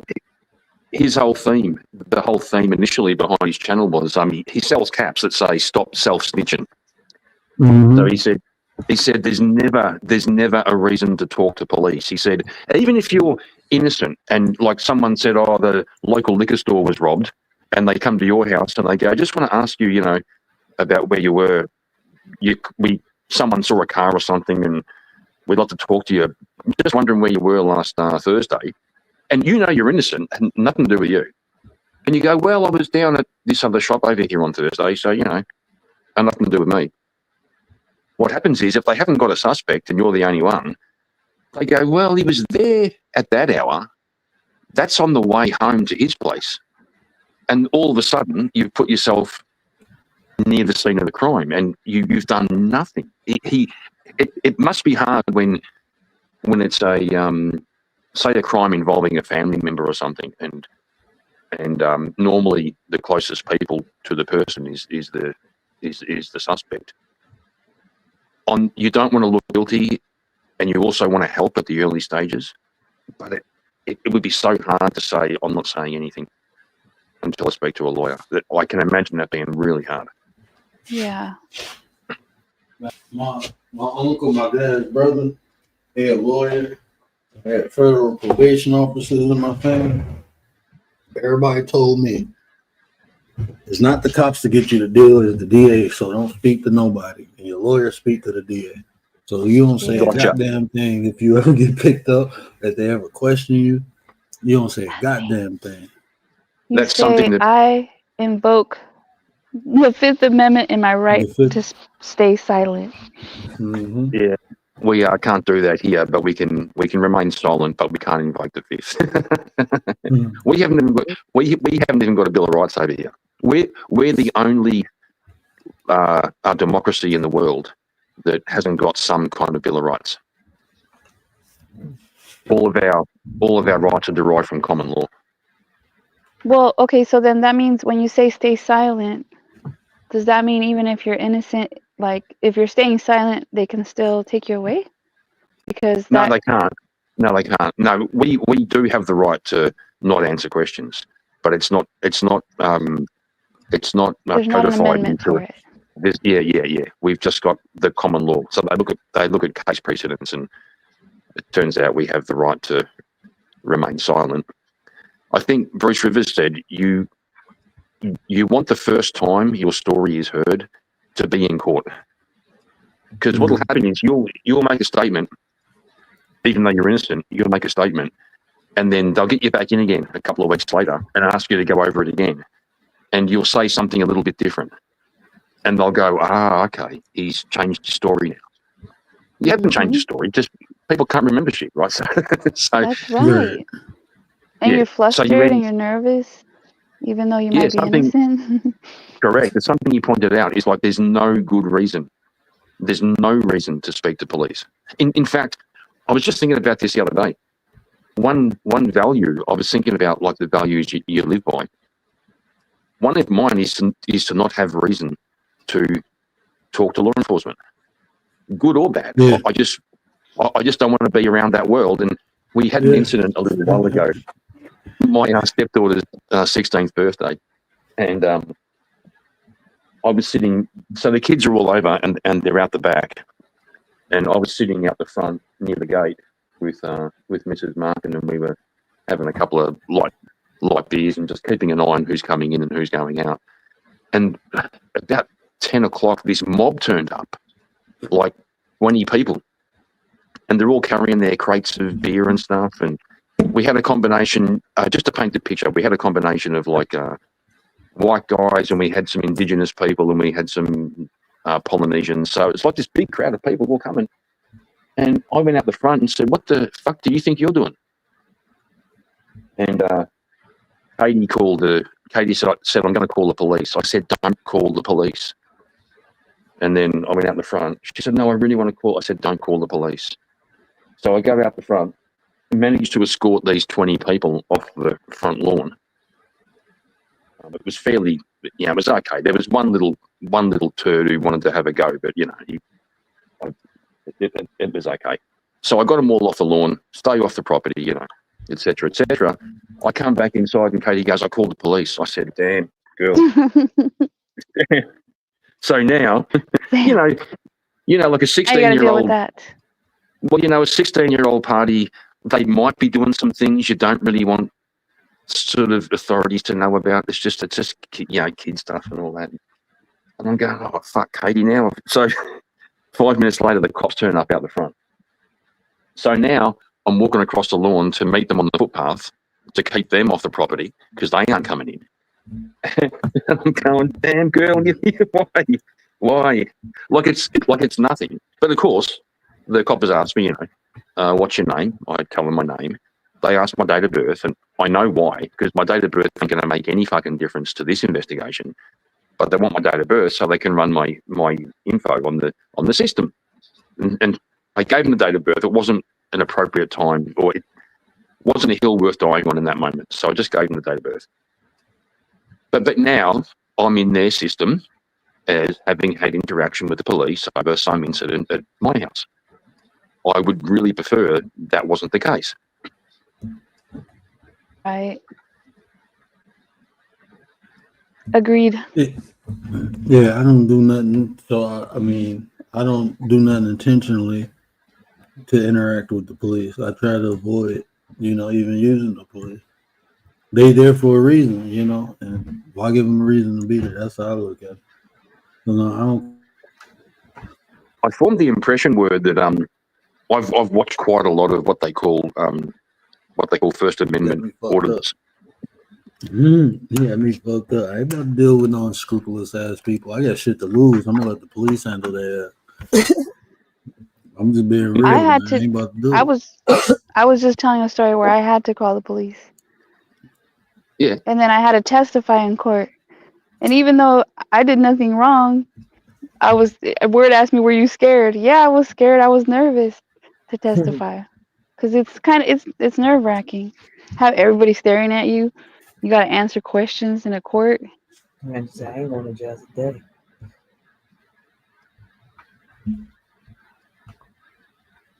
But I'm like that even if it doesn't matter if for some reason I'm get nervous. I think most people do. But I got to think, I don't have anything, but I'm like, do I have anything illegal? Well, it's also like that looks it's illegal? also like testifying in court. It also means that your testimony is going to have probably some pretty serious consequences for somebody else, and I think that in itself would make you nervous. Am I doing? If you don't know if the person's guilty or not, and say they're not guilty, but your testimony goes part way to getting a guilty verdict, you would kind of think, well, is that on me? Yeah. Even though it's not, but you can't help feeling it that way. Right. But you're only asked. Oh, go ahead. No, I was about to say, man, me personally, I got cops, I got lawyers, I got I got a third cousin that's a judge, but even though having all that in my family, I still don't like fucking with the police, and I get nervous around them. Even if I ain't doing that, because it's just the experience that I had with them. There's been a couple times where I remember I got pulled over, they tore my car apart, and then gave me a court date. And I'm like, I wasn't speeding in the street. I noticed, like, on the ticket, the street they wrote down, they didn't even have a fucking stop sign on the street, right? So I done got Google Maps. I done printed all this stuff out, went to the court, and the judge looked at all that. And the judge looked at me and was like, there's no reason the cop would lie. You blew a stop sign. And I'm like, sir, there's no stop sign on the street. I'm showing you, like, the cross streets that they wrote on the ticket. There's no stop sign. And I'm like, they pulled me over after I came. Like, the place I was coming, I had to go over this bridge. I turned up on these side streets, went up 2 blocks, and then turned on the main street. They flicked me when I got to the main street. I seen them following me when I pulled up from the store and they turned too. I'm like, damn, why they following me? And then when I turned on the main street, they flicked me. And I'm like, the only stop sign they had was the one I stopped in front of. The whole path I took had no stop sign. I had no yield sign or anything.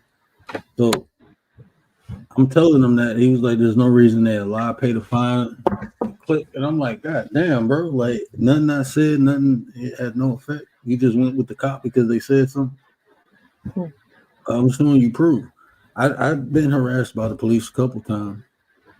And I've been let go. I've been let go when I was dead wrong. I was underage drinking and the cop let me go. You know, so I had good and bad experiences. It's just, I'm straight. I'm good. He said, I'm straight. I'm good. I've never had bad experience with them. But I can sit here and tell you that I've seen them treat the people around me like shit. But me personally with them, that's why I can sit here and say I don't get nervous around them. I don't get scared either. And I had cops throw me in the back of a dumpster behind the store because I didn't even know about curfew because we didn't have curfew where I lived. I was a kid, bro. They picked me up and literally, like, the shit, I laugh at it, but that shit was kind of traumatizing when I was young because I looked up to the cops. Like, I got family members, the state troopers. I wanted to be a cop. And my real first interaction with cops, they punched me in my stomach, opened up the garbage can, and threw me in there and told me not to come out until I heard their car leave. And I'm looking like, what the fuck? And that's I'm 15 years old. You know, other than that, I always looked up to the police. But what's crazy is, you know what's crazy though? Like, I've noticed this. I don't know if it's because I still look like I'm younger than what I'm supposed to look. But there was certain points of times where I've noticed, right, the cops will ignore the shit out of me, but chase my baby pops. You see my point? It's like I've never ever had a bad experience with them. But I've been around where the people around me have suffered because of them. It's like they look at me and they ignore me. I've been in situations where there's I should have been, you know, stopped by, searched, like the same way my friends have been searched. But it's like I get looked at and I get ignored. I don't know why. And I'm not looking for it, shit. I think I'm blessed. Oh, I just seen Let me that not jinx comment you was myself. talking about. Who? This German Antichrist. You know somebody? You ever been around somebody named German Antichrist? No, not me. They put in the chat that writers like kids. Like, why do people? Y'all so fucking disrespectful. Don't come over to my chat. No, I don't know nobody. Come on, go ahead. Sorry, Word. I have come across the bloke before. This was quite a while ago. He was on a couple of panels I was on, and then I saw him again just the other day. The German thing and the Antichrist thing. Yeah, I have a feeling. I've I've gone after him before. If that's who I think it is. It may not be, but the terminology would translate to his previous names. But it's like anarchy, not antichrist. Anarchist. Yeah, okay. Sorry. Yeah. Anarchist. No, we had a guy on a couple of panels one time who had a habit of coming on camera and doing the salute and shit like that. Yeah. I ain't worried about these people on social media. Yeah, these people weird, man. They do some weird Yes. shit. They ain't got no lives though. Like these people don't be having no lives, and they come over at 2, 3 in the morning trolling people. Like, some people troll. Like, is ways to troll. Like, I don't call people just joking and having fun. I don't call them people troll. They just joking and having fun. But people who do shit like this, like spamming and trying to, be disrespectful, no, those are trolls. Those are the people I say ain't got no fucking life. 9 times out of 10, they be in their mama basement, ain't got nothing to do. They get off on shit like this, bro. They probably be on here trolling people, whacking off like you weird fuckers. People weird as shit. Also, that comment there, like I'm reporting you for child endangerment. That's a bit like saying something like, "I know what you did last summer," right? He's just trying to. He's just. Highlight that. My bad. Listen, Yeah. this is the perfect time. Word. See if the video plays. I ain't worried about people on YouTube. I'm dead serious. People don't seem to understand that part. I think I've proven that already. Proven what? You understand the 7 princes of hell. You understand the 7 demons within you. You understand the whole concept. There's a whole metaphysical concept. We'll go over that, but it ain't. But anyway, so get you to participate and give that energy away so they can have those experiences. And that's what most people do. By worshiping something outside themselves. You're giving that energy away. I should have did this on words. In the balance of right and wrong, karma scales tip where they belong. She rewards my deeds in serenity, but in your thoughts, she breathes enmity. What you sow, you shall reap. Karma's justice runs deep. I find solace in her embrace, while she hunts you with no grace. And the wrong generation lost in time's illusion. God's mixed up in my mother's womb, a cosmic confusion. But I'm out of place like a puzzle piece misplaced. Searching for my purpose in this unfamiliar space. Born into a world that doesn't quite fit. A old soul trapped in a modern day script. Yearning for simplicity, longing for connection. In a fast-paced world of constant rejection, I navigate this life with an ancient soul's gaze. Struggling to find my path in these chaotic days. Perhaps God had a plan beyond what I can see, to challenge me to grow and set my spirit free. But they done tricked you. They done told you it's something outside you coming into you. That's how they get you to accept God is outside you. That's that whole concept. God knows it's in you. That's why when you have a deep desire, things come true. When you get that feeling of God made away. Because that's true. But it's not outside of you. It's inside. They don't want you to know it's inside. Because there's a group of people, it's not inside of them. They have to get you to participate and give that energy away so they can have those experiences. And that's what most people do. By worshiping something outside themselves. You're giving that energy away. It's your word. I should have did this on words. He should have did this on words. Word. That was dope. That was dope. You be having them deep I got it. messages. I gotta go back and flip some of that shit. It's like, I know sometimes I zone out. A lot of times, like back then, I ain't channeling a minute, but there's some things that be touching my heart and it just flow. I don't even know what I be about to say. It just flow out of me. It would just flow. But when we talking about like the divine being, that shit just flow, man. And there's so much missing, but everybody, they got their own path. They got their own way, so I don't bother nobody. But if you want to know what it is, I can only tell you what I know. And people thinking God outside of that energy, Adam is the reason in that story why God blew breath and it animated Adam, and made him a living soul. That was the essence of God that lies within us, and we got to bring it out of it. That's how God come into this world, is through our expression, through our beings, or that's how the devil come into this world. Everything comes through man. We are the manifestation. We the ones who manifest things. We the ones who create things in this realm. So everything comes from out of us, good or bad. Yeah, sure. But y'all see that? How I did a little storytelling about what we've been talking about through the past couple of months.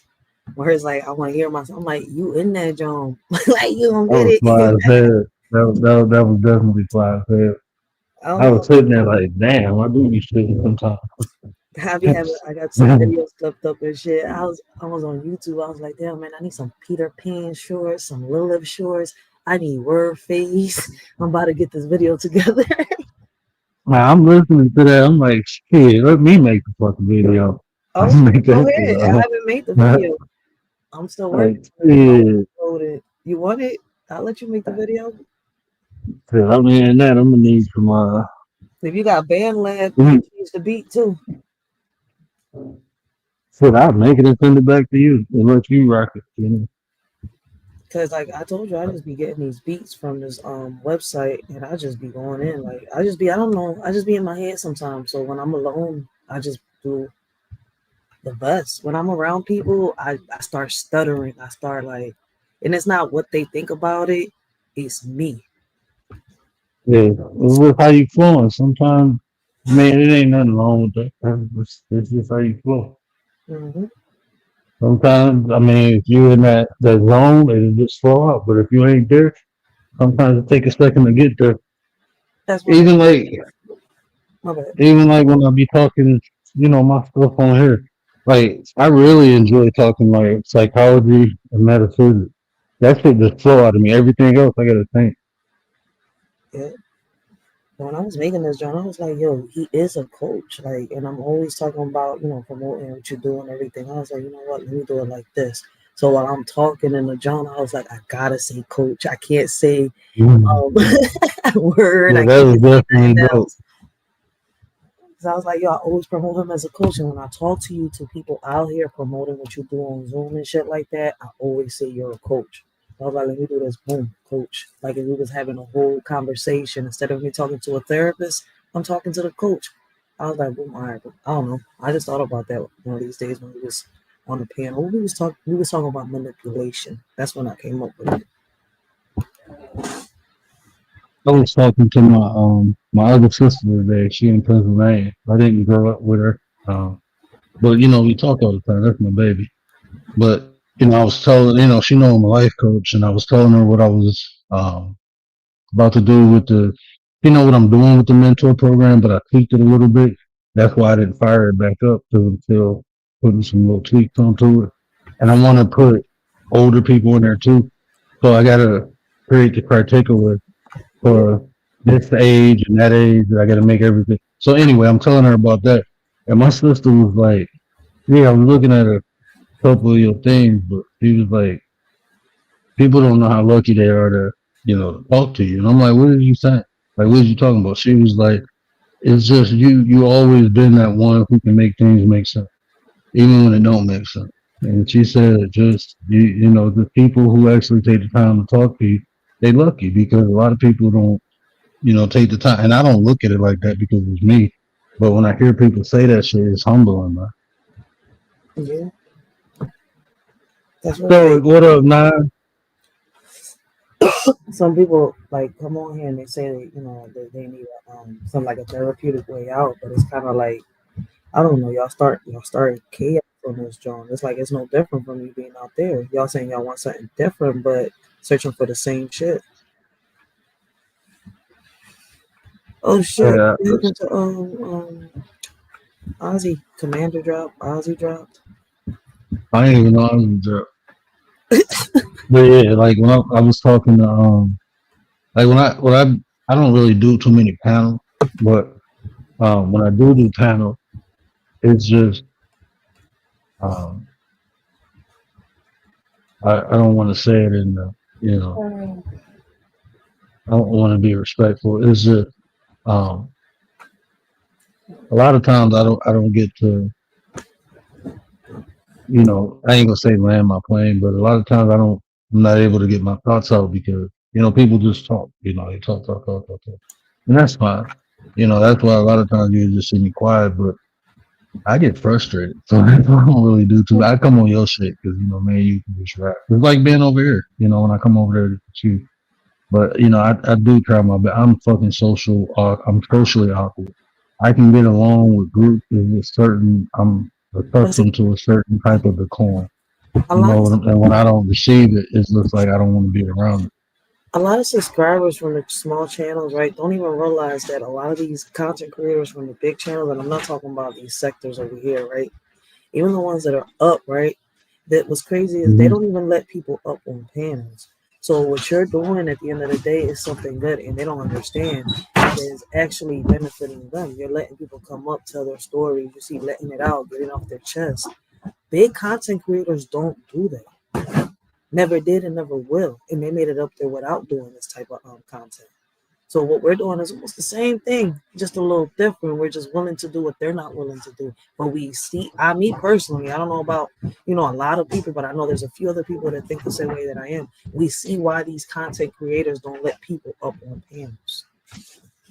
Yeah.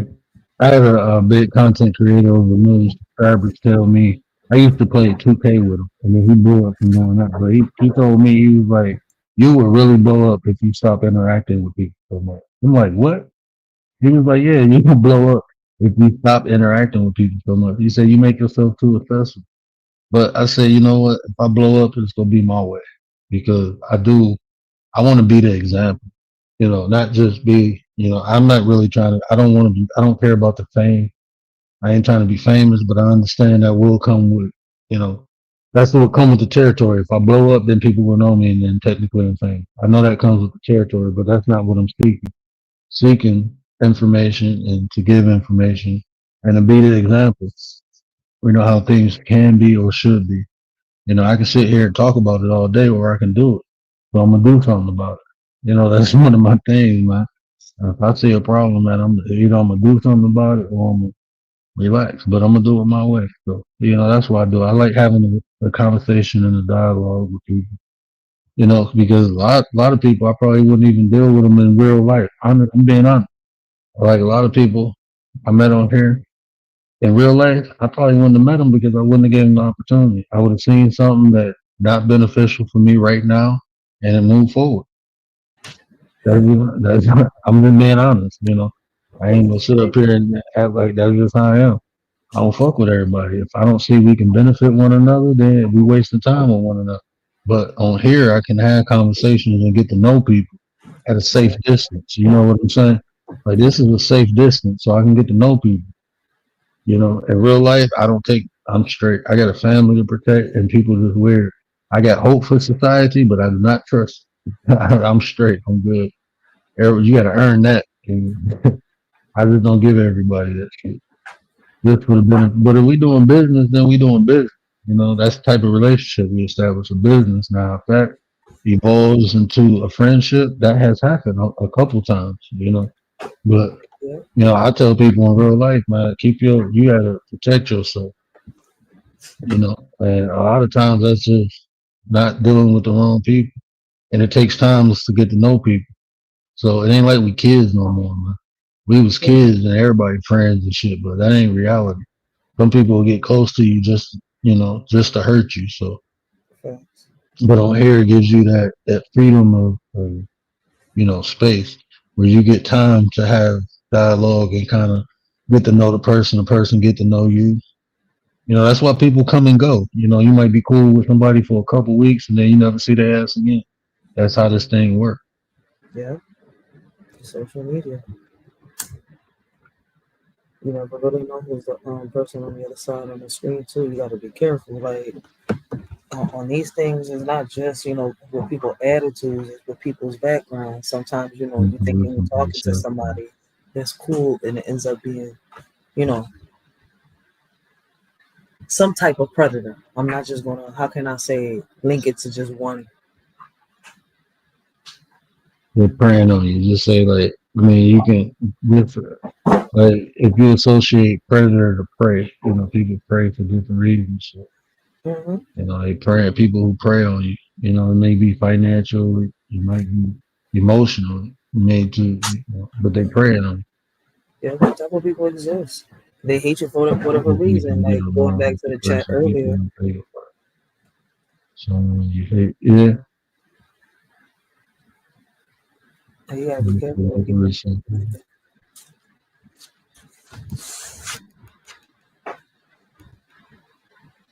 I didn't see the son one has to choose a life coach or a psychologist. How would one go about it? It depends what you want. Look, I'm like, people probably say I'm taking money out of my pocket. when the deal with a life coach, man, you gotta. This is not like when I do intake. If a person don't know what they want, then you ain't. There's no point in talking to them. You gotta have at least an idea where you want to go and what you want to do. You know what I'm saying? If somebody to say I'm struggling in life, struggling with what? I don't know. There's a lot of, unhealed things I experienced. Well, you need to go talk to a psychologist. Psychiatrists just go drug you up. You talk to a psychologist or maybe even a counselor, but I can't do that. Some life coaches will be like, oh, I can help you with that. Like, nah, man, that ain't your job, bro. But if somebody understands what their problem is, say if somebody got a habit, right? Hey, this is my habit. I'm trying to get rid. I can help you with that.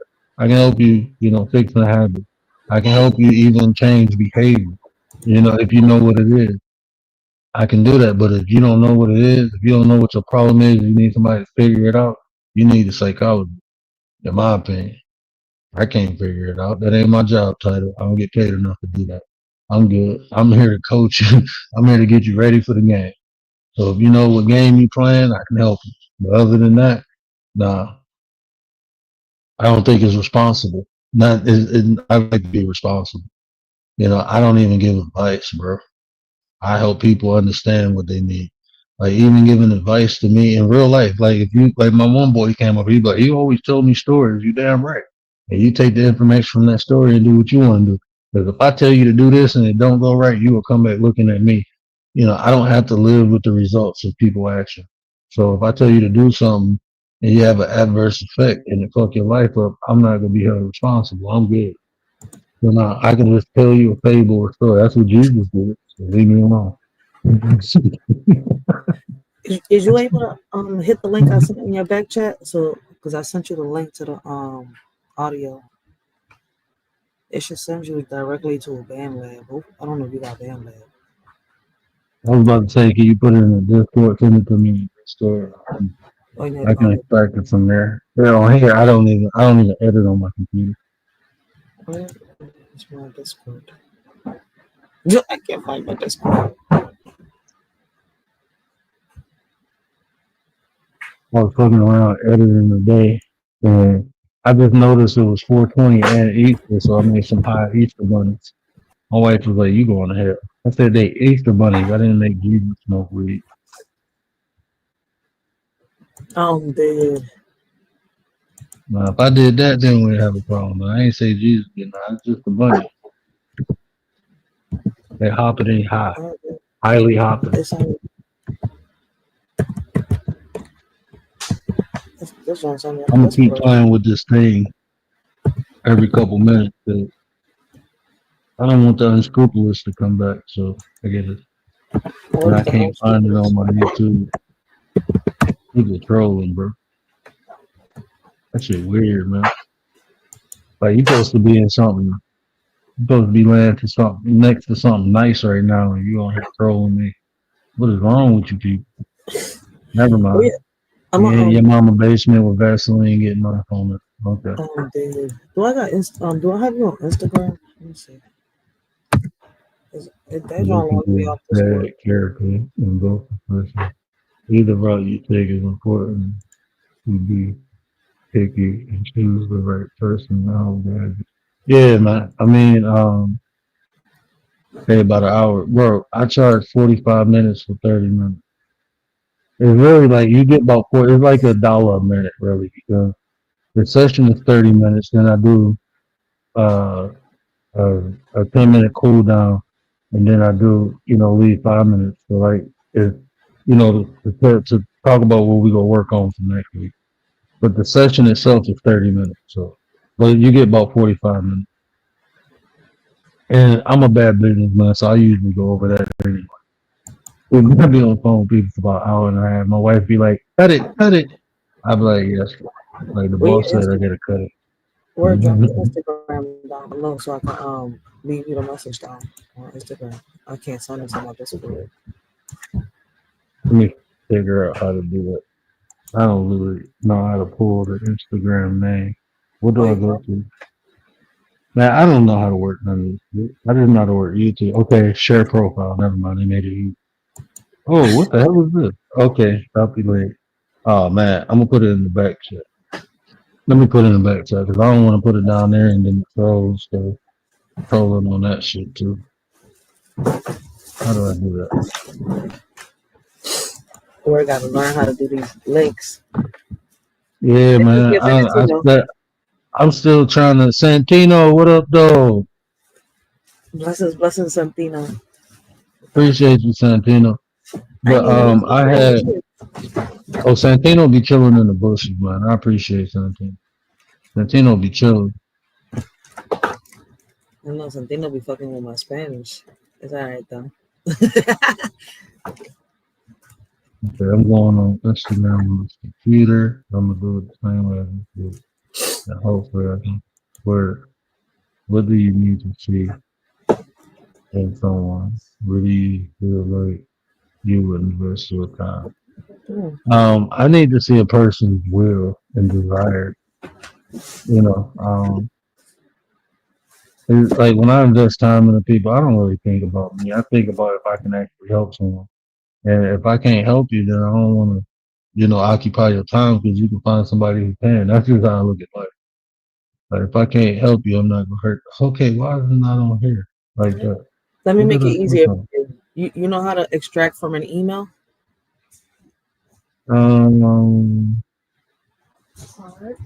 Yeah. Is this it? I'm gonna email it to you. But you gotta leave me your Copy. email. Oh, what did I do? Oh no, this is something else. Website, bro. What's going on? Okay, QR code. I see that. Can I? Notifications. Why is this so hard? It's Coach D _33. That's the easiest way to find me on Instagram. Coach D _33. I'll be as soon as you type that in, I'll be right there.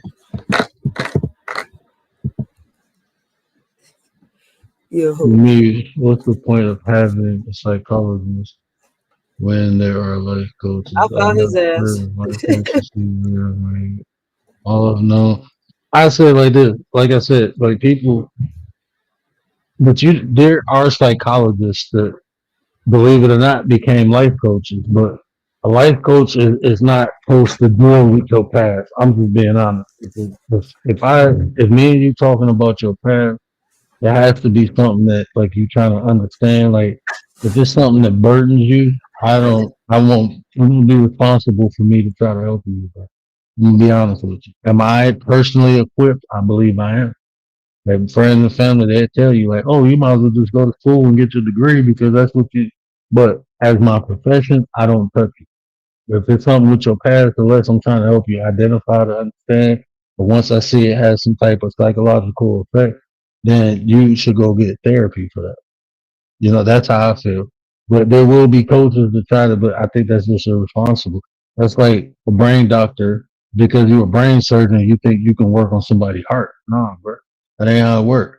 That's your profession. Do your profession. That's how I look at it. But there will be people, oh, I can help you heal from that. I can help you. Okay. Yeah, if it's something that you heal from and you trying to extract a lesson, that's what I can help you do with the past. But I don't really like touching the past. I'm more about the present, about getting stuff done today. And usually, sometimes I've met people and they wasn't ready. They had to do some root work. They had to go in the past.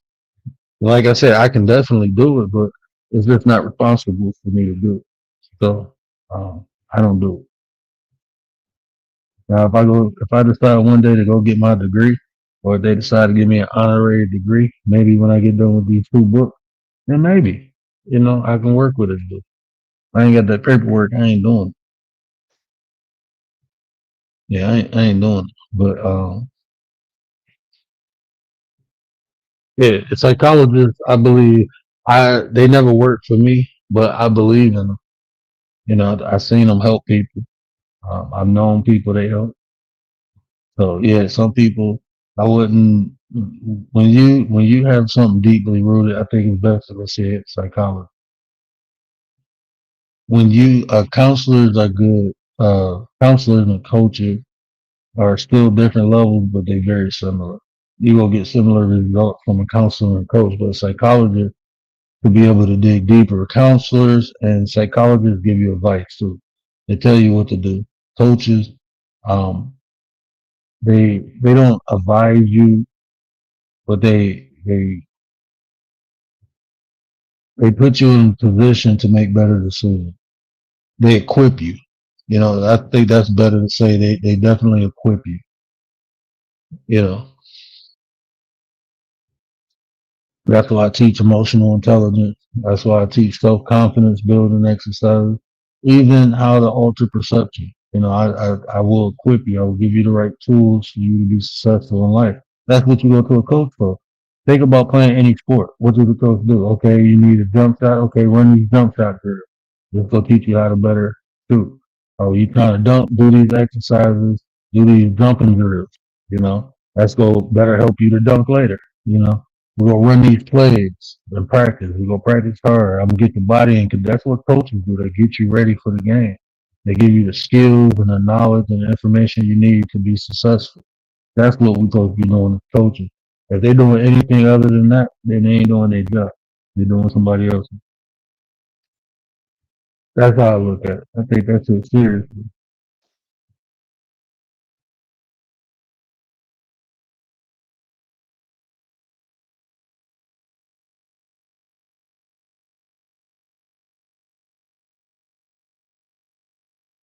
College is changing for my abandonment. I travel back in my memory where I've been a child and putting the pieces together. Yeah, most of our issues that we suffer from today stem from what we experienced when we were little. You know, that's like people when people hear learned behavior, they don't really understand the concept of it. So even that, if you were abandoned when you were young, you felt helpless, right? So now that you're older, it's not that you feel helpless, but now you get angry because now you can do something, but you don't know what it is to do something about. So now when issues come up and they mirror one another, you get those feelings of, younger years. So like abandonment issues is like if you was doing shadow work, right? You know what I tell you? Why did it affect you when you was abandoned? Like why does people abandon you like as a child you feel affected? And usually what people come up is like they feel not wanted, they felt like uh, they didn't matter. And so now when you get older, you feel that but it don't make you sad. Sometimes it makes you sad, but you get angry. So you just gotta go back and see, like for me, I'm gonna use myself for an example, right? So I had abandonment issues, right? When I was young, when I was younger, I have like I'm talking about like I think I healed from that when I was like 14. But when I was younger, my mom and dad had me at 16, so my grandmother raised me till I was 9.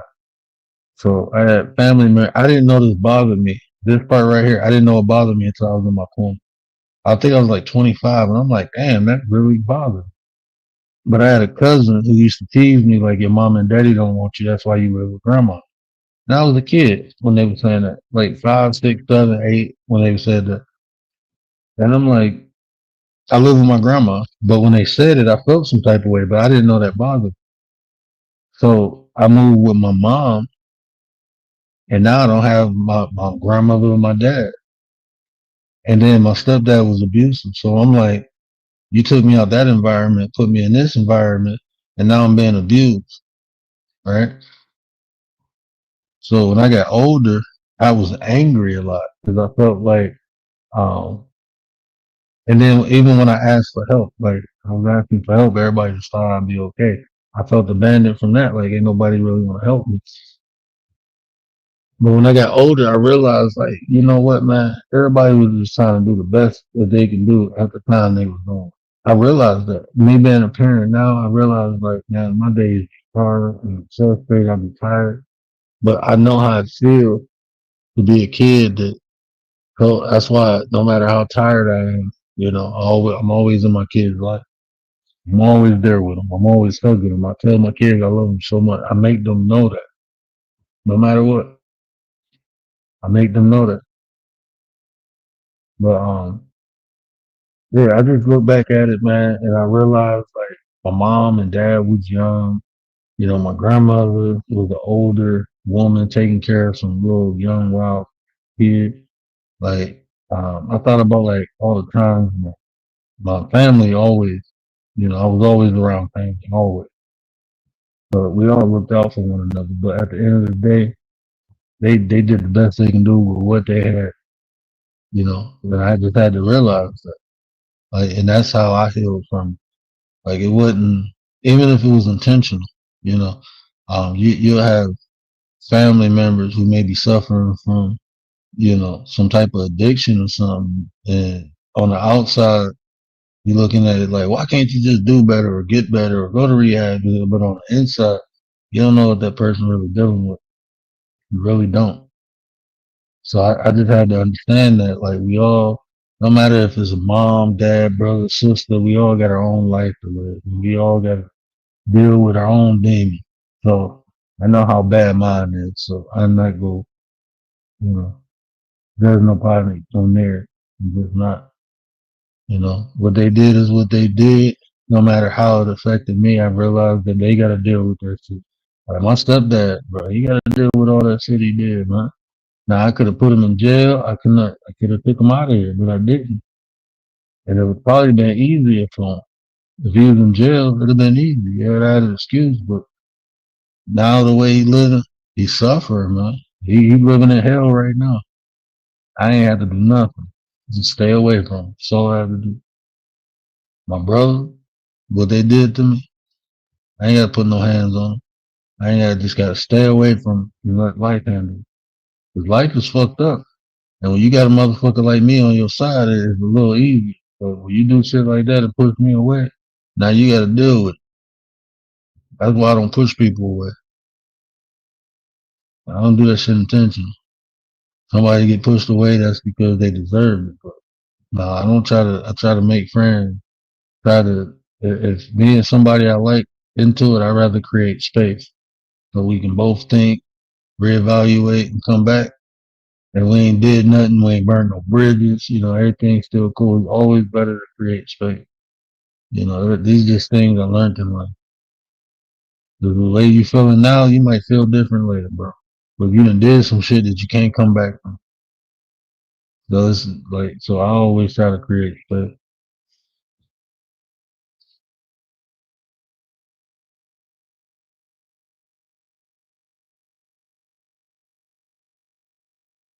Is what they say here. I remember as a child validation. There, it plays in my head, and that, you know, is that's the hard part. Like even when you talk about shadow work, you know, the hard part is accepting other people, like the way other people treated you. That's the hard part because you wonder why they treat you like this. No matter if it was a mother, father, brother, sister, cousin, you wonder why. And I came to the realization, like, man, people are just people. You know, it's us who put people on pedestals, and when they fall short, it's us also who be um, disappointed. You know what I'm saying? But you look at the person as an individual, like, man, you don't know. Some people are chemically imbalanced, man, and they just can't help it. You know, am I supposed to be upset? Nah, man, that's just what it is. You know, unfortunately, I had to deal with it, but I was strong enough to overcome it, so I understand it now. Because maybe down the road, I'm gonna be here to help someone else get through it. That's how I understand. Like my stepdad, man, he threw me through glass coffee tables, man. My stepdad used to kick my ass, man. He used to kick my ass. I'm not even mad at him. He put a knife in my chest, almost took me out, man. I'm not even mad at him. I ain't got nothing but love for him. I just gotta love him from a distance, man. Because the shit he went through and the shit he got to deal with is 10 times worse than anything I could ever do to him.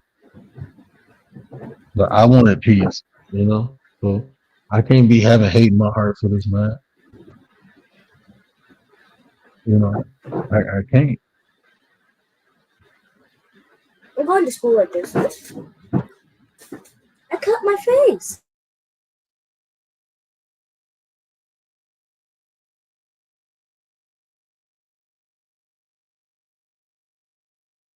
hurt and pain.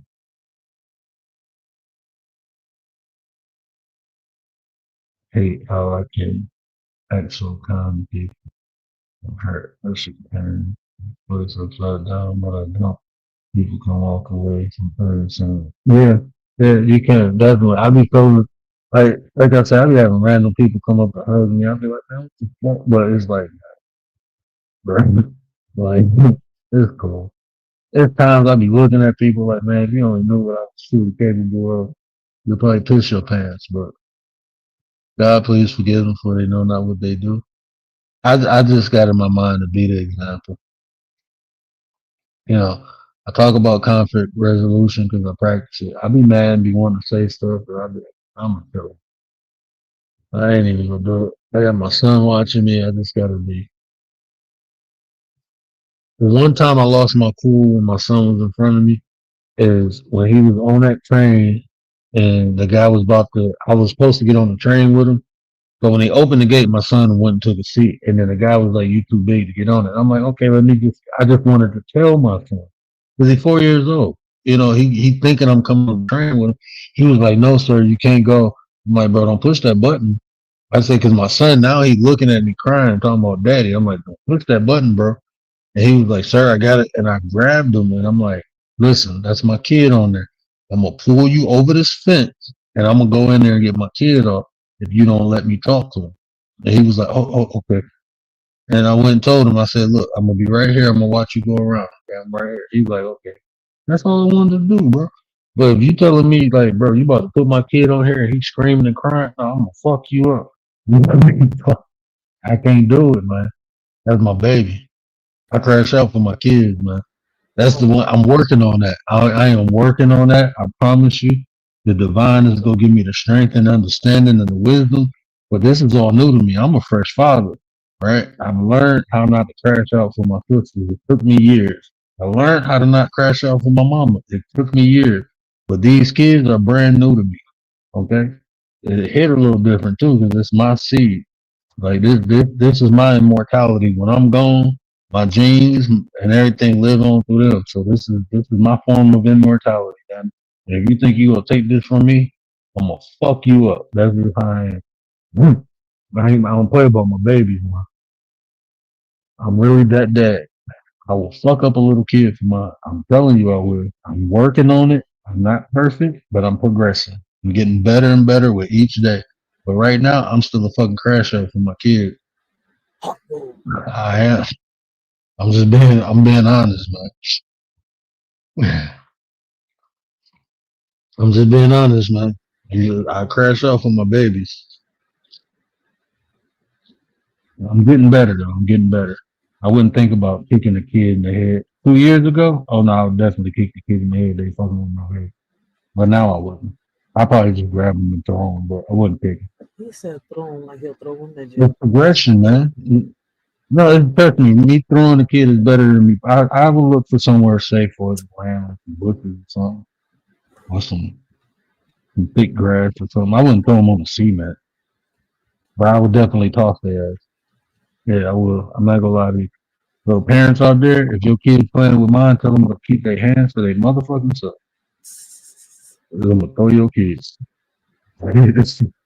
You think Not joking. Not fucking playing. Can't even say raising slight. these kids now is way different from the way that the last generation was raising them? That's not, I'm really, yeah. I mean, not even that, man. I I'm think not a gonna lot say of the these last people. generation. My bad. I'm gonna say the 2 generations before us. I, you know, even that, I gotta look at it from, you know, Because look at the difference in upbringing. Like it's crazy because back then racism was allegedly way worse, right? The targeting of the cop with black men, black and brown skinned men. You see where I'm coming from? We're in 2024, and it seems like I don't know. It's getting to that point. Like if we're in the same era. That's why I was like, you hear me saying it in that lyrical poem. It's like I don't know. It feels like we're going backwards instead of forward. yeah, I gotta look at it as an individual. You know, I can't look at it as a collective because I know I raised my kids differently than most people Yeah. raise. You know what I'm saying? So I will say this: when you're not active in the kid's life, the influence comes from outside the home, and I think that we can see that a lot.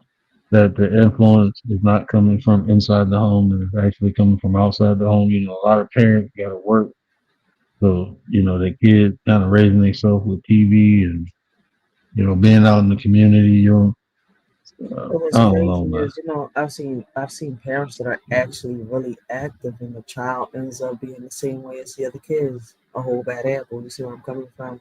And it's like, damn, like that Because made me you start can seeing things different too. It's like now I see it in different perspectives. you, But I because can't. it's like this. You try to protect your kids from so much that you actually hinder them. You know, like I'm not gonna tell my kids I want from the hood. I'm gonna take their ass to the hood. You keep fucking up, you go live down here, bro. And he's down here shooting at you ain't got all that nice shit we got out there. You ain't got no fence yard. You ain't got no swing set, no dog. You don't get to go to the beach. You don't get to do none of that shit. You gotta live down here. So daddy didn't get to do all that shit at first. So no, you can't shelter them because when they get a little taste of it, they go crazy. They don't know what it is, so they trying to figure it out. Kids are curious. You don't teach them. I'm gonna teach them like, nah, you got some gangsta ass motherfuckers in your family. They all in jail. Like it just broke my heart that my little brother in jail, and I'm looking like, why y'all ain't telling me? Because he didn't want. Okay, well he about to get out. Okay, yeah, he was doing good. And he fucked up and did some stupid shit. I can't do nothing about that. I ain't gonna get mad at him. I'm probably gonna talk shit, but I can't do nothing about that. You know Is something? it disappointing? Yes, but shit, that's his life. Facts. He gonna have to learn. I don't know if I'm seeing it in the wrong way, but I've noticed, right, that each individual, it doesn't matter who it is, whether you're male or female, right? Each one of us, right, we learn things at our own time. It doesn't matter the age. Growing up, we Yeah. was told that, we were supposed to learn these things at certain ages. This is how you're supposed to teach your kids. You see where I'm coming from? And it's not even like that. That's why I say, like, parenting a manual was never given. So it's kind of like you learn from your kids. People ask me why I say that, that you're the student and the teacher. I mean, the child is a teacher, is because each day as time passes by, your child is teaching you something, how to become a parent. He or she is teaching you about them, what they like, what they don't like, their fears, and they're teaching you how to, how would you say back it up, right? Back them up. So like it's just crazy. Like I feel as though that each individual learns on his own. I just don't know why it takes certain people longer than others, but I think we learn certain things. Like what would take you 10 years might take me 5 years, or might take me 15 years. You see where I'm coming from to learn, but I'm going to learn it. I'm going to figure it out, and people don't understand that part. I don't know if I'm saying that wrong with that. No, the thing about what people don't understand, the teacher knows how to be a student, but the student has to learn how to be a teacher, and people get that fucked up because they teach and they forget how to be a student, or a student who think they're a fucking teacher. That's what be happening. But a good teacher will always know how to be a student. The teacher should learn from the experience that they teaching from. Like me even talking to y'all, I see how people comprehend. So I would say something to somebody, and then they'd be like, "Well, I don't." Then I say it another way, and they'd be like, "Oh, I understand it now." Yeah, because I understood the components but that's me being a student. As I'm teaching, I can do that. That's what you're supposed to do. Stoic said, "Is it the child that saves the parent?" I think in some situations, I think a child does save a parent, in my opinion, right? Like I could sit here and say that my child saved me from me when I had him, made me see the world a different way. Or once, I don't know, I felt like I was there for somebody else and I didn't need no saving. I don't know how to explain that, but I'm not the only one that says that. With life experiences, you see there's not really one way, but it's both. Yeah. It's really both, because you can see someone who was irresponsible and have a kid and become responsible. Yeah. right? So that child has made that person better. But then you can also see the adverse effect. You can see people having a kid and not taking care of it at all. But then somebody come in as an auntie, a step parent, or something like that, come in and take care of the kid. Now that parent has saved the child. So it can be either way. Yeah. It's supposed to be both. You energy is extreme. Think of a cycle. Even with child to parent, there's a cycle. Like my kids give me a reason to live, and I give them a way to live. I give them the ability to live. I like that. I need to find a You way know to what I'm put that saying? into a phrase, into a slogan, so I can put it on the shirt. See that? Yes, baby. Yes, baby. You hear my daughter calling? Oh, Yeah, I love when she called me. That shit melt my heart, man. Like when she cried, bro, I get so fucking angry. Hold on, baby, here I come. What you want, mama? Like this. She's like, I want Baba. What you want, mama? What you got? What's that? What's this? Baba? Can I have the kiss when I come back? Okay. And she woke everybody up. She woke up like, Daddy, I want Baba. That's my, I can't call her a princess, but that's my little princess. my kids don't She's say. so spoiled, man. My kids is like a combination of Stewie, right, and the Rugrats. Oh my god. No, I she got took a marker to. Oh my bad. Go ahead. I got a Tommy. I got a let me see. I got a Tommy and Angelica / Susie. I got a one of them is Phil and Dill, and one. I don't have a Chucky in none of them though. That's the funny part. None of them is fear. Like they don't fear shit. Yeah, none of them fear. But I got a thing 1 and 2. he said I got Thing a 1 and thing. 2. Thing 1 and 2. That's what I call them because that's what they do. The opposite of what you tell them. But both of them, stop being lazy. But both of them, they're my babies, man. I mean, they're But not bad kids, but shit. Like when you look at the Rugrats, if you really look at it, like if you look at Tommy, right? He was like an escape artist, always the brains of the crowd, the leader, right? Angelica was always bad. Susie was always trying to save somebody or be a detective. Phil and Dill, listen, it's just something special about them. all them little motherfuckers was bad as hell. They was getting shit. Yeah. And that's how Let's they be be in real. the house. Boy, I'm telling you. Listen, the other day I had a conversation with my baby pops. I said, you know what's crazy? My sons, right? They were a pain in the ass. They were bad. But they made my cleaning easier. You want to know why? Because when they made messes, it was with cleaning supplies. So, in a way, they didn't even realize it was kind of helping me. But my daughter, when she makes messes, it's with candy, with food. She seasons my table. I was like, dude, I got to pull out the cleaning supplies. You see the big difference? I got drawings on my walls. Like, she's a whole artist.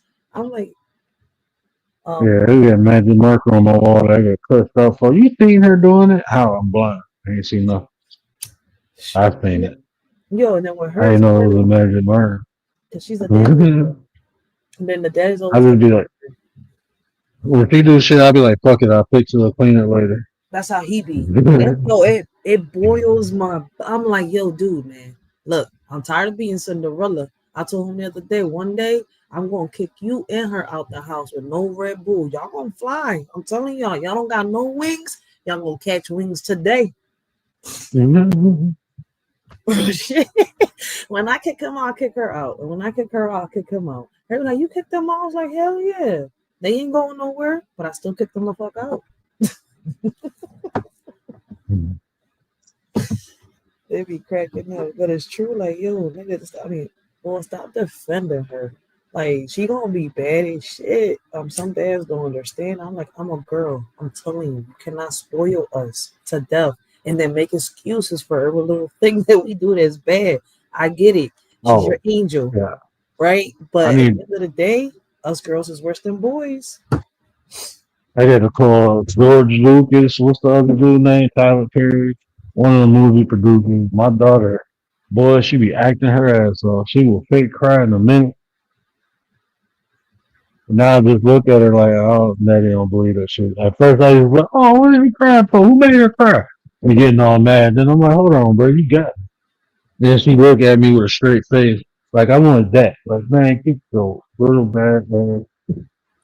And word gives Now I out. just look at her like, no, I don't believe that. You need more babies. I don't believe you. I don't want no more babies. Oh no, I'm straight. I'm Listen, gonna miss my kids being babies, but I'm straight. I don't want to happen again. I experienced it already. I'm good. yo, they said have sex, it'll be fun. But never in a million years did they really explain that, the consequences behind having fun. Yo, really Yeah. did. They made sex sound so fun No, growing man. up, right? But you don't realize that you always gotta cover it up, man. You either gotta cover it up or use some type of protection because if not, you get not like listen. I be telling people, I was like, yo, stop telling her or him or like just pull out and you won't get her pregnant.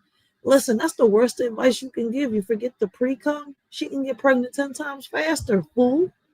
I'm sitting here like, yo, what is up with everybody? I'm good. I don't want no more fucking kids. My advice were a chastity belt. Mhm. I'm to the point I was like, look, I'm good. No, it was, you know what, man? If I wasn't in the condition I'm in, I would have had a third child.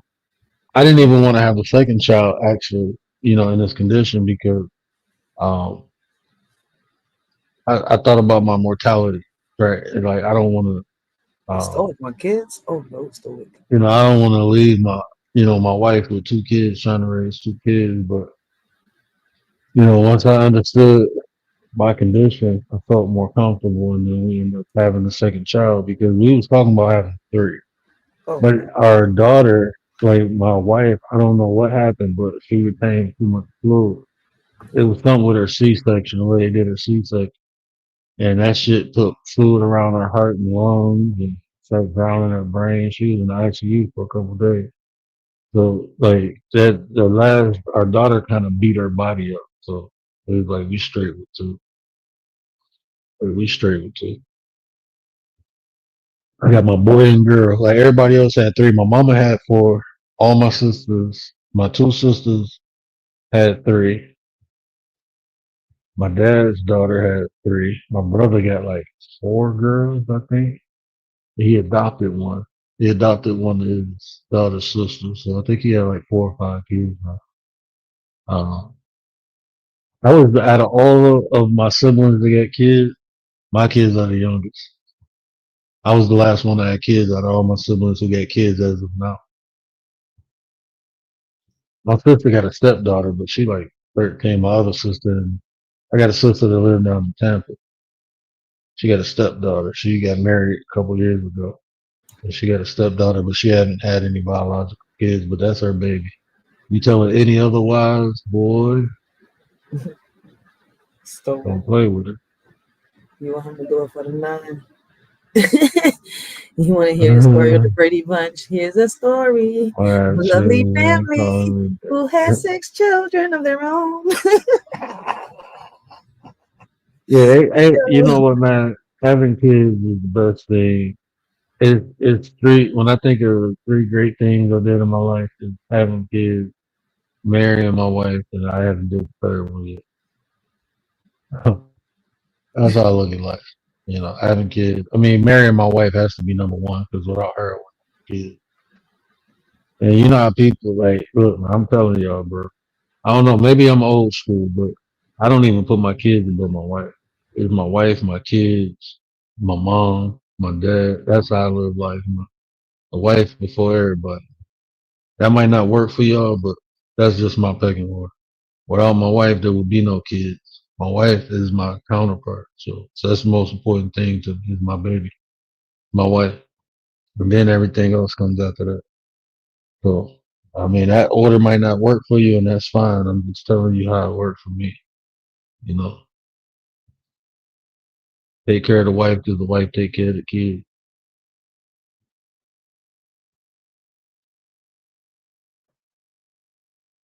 people be fucking up. I don't know. I just think people be fucking up. And I understand, like, if people got, like mixed families and stuff, I know your order would probably be different because of your circumstances or the situation you're in. But, with me starting my family with my wife, is my wife, my kids, and my mom, my dad, my sister, my brother. Boys can take care of themselves, so it's always girls before boys. I'm the protector of the women. So I always put the girls before the boys. But, that's my pecking order. I be hearing people, oh, the kids, I put my kids first. That's why you single. But after them kids get grown and gone, who you got? Motherfucker you kicked out. Now, if you doing something to the kids, that's something different. But epitome of masculine. I'm telling you, bro. I mean, I don't know what they call it, but that's the pecking order, bro. Take care of that wife. The wife take care of the kids, man. I ain't put nobody, but my mama understand that shit. I wouldn't expect my dad to put me. If my dad put me in front of my mama, then I'd be like, we got issues. My dad wouldn't do that.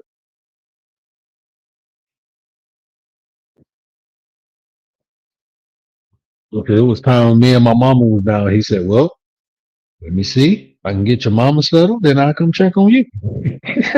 Like, damn, thanks, man. Like, yeah, you'll be all right. You young. You recover quick. I got to take care of your mama, boy. Like, all right. I understand that. That's how it's supposed to be, though, man. Because when them kids gone, y'all all y'all got. You and that woman or you and that man. So you been putting them kids over that man that whole time, and now them kids gone. Now what? Mommy. Mommy. Mommy. I'm You got coming. 2 years until married. Yeah, 2 years before marriage. That's what's up. That's what's up, bro. Yeah, but like I said, people, circumstances is different, and maybe your husband ain't, the father of your kids, or maybe your wife ain't the mother of your kids. I mean, you got to do what works for you. But even in those scenarios, man, when you become one with the other person, y'all should have that understanding. Like, my wife he wouldn't even expect me to put her above my kids. He wouldn't make me choose. You know what I'm saying? I don't think people should do that. You shouldn't have to choose between the kids, but it still should be a pecking order. Like, you and the adult, you and the spouse should be on the same level or to have the same understanding where y'all are literally one. And it's not like putting nobody over nobody, but it's just a pecking order. Now, if the kid and the parent got a disagreement, now that'd be interesting. I think at that point, communication is key, because if it's like a stepchild and having a different, then you got to kind of be objective. You have to see what the problem is and fix it. Because sometimes it can be the parent. Like, my stepdad used to kick my ass for no reason, man. And I was afraid to tell my mama because he said he'd unalive. And I'm in a whole nother state. I ain't around no family, and I'm a kid, so I don't know no better. So I didn't tell my mama nothing because I was afraid that he'd take us out. So, like, in that situation, I should have told my mom. I should have told somebody, but I didn't because I was afraid. So even in that situation, right? Him being hard on me, my mom looking like, okay, he trying to raise a boy, because she don't know all the other shit, right? She just see him, being hard, like, okay, she don't know no better. That's boys, rough boys up or whatever. But she don't really know what's going on.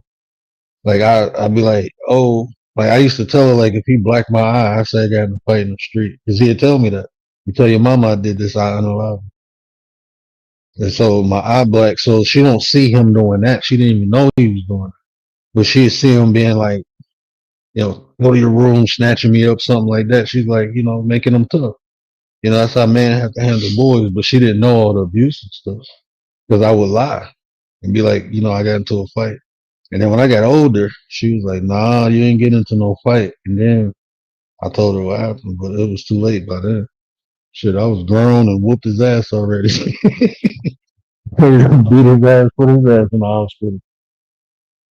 Turned 14, bro. I was a little juggernaut.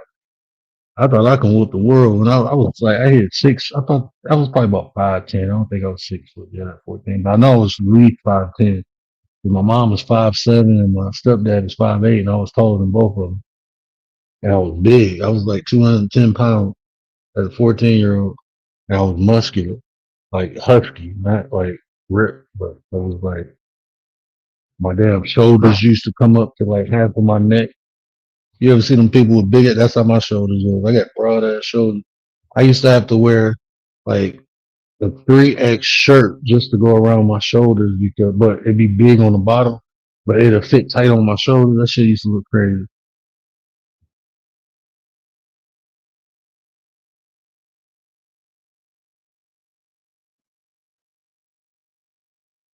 It's something to keep in mind. I understand I ain't near it, but I feel it's the only thing I think about.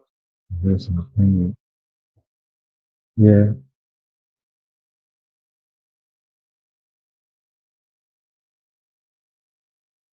Whoever. So say what word? Or you know, person. Bro, man, I was cracking up. What did she say? Man, my sister-in-law said something earlier. Man, I cannot remember what she said. Hayati. And my wife went back to sleep. It ain't something I heard since I was a kid. What did she say? Not yeepers. It was something like, oh, she said yucky. I'm like, yucky? What the fuck? Like, I hear that shit since I was a kid. Well, what word did I say that you ain't heard nobody? It calls people a juggernaut.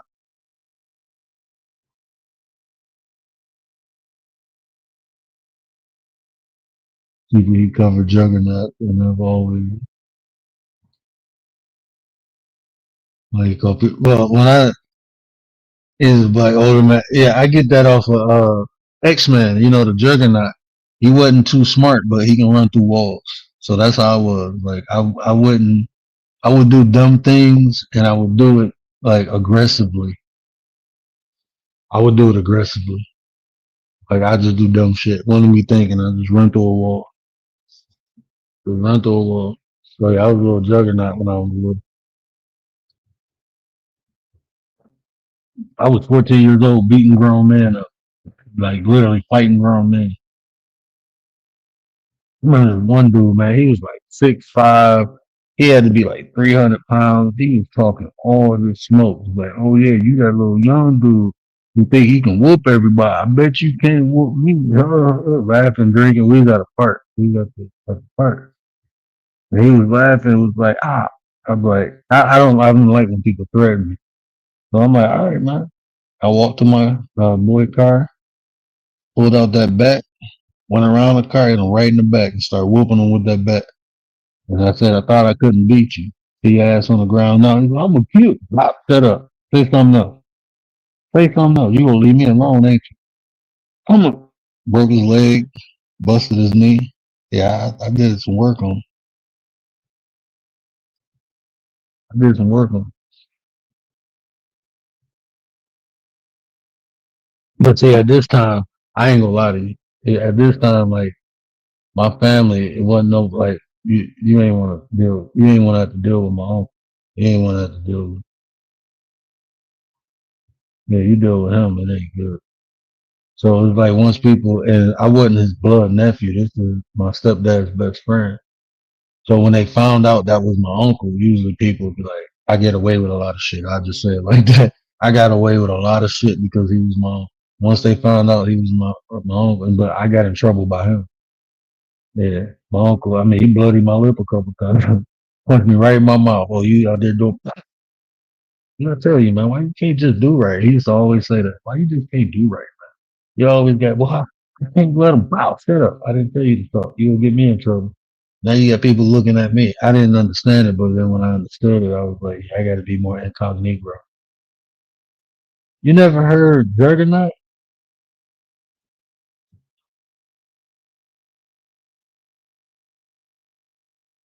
Yeah, you never heard Juggernaut? I mean, you know what would be amazing to me? Because a lot of like a lot of terminology I use, like the descriptive terminology I use, especially like when you're talking about like scripture or religion.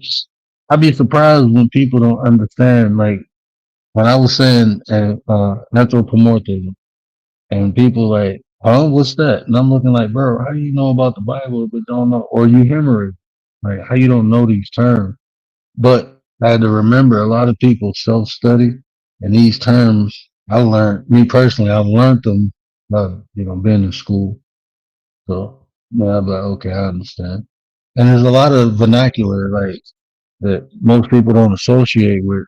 Is you can tell when a person has some form of higher education because it's always associated to a subject or a class.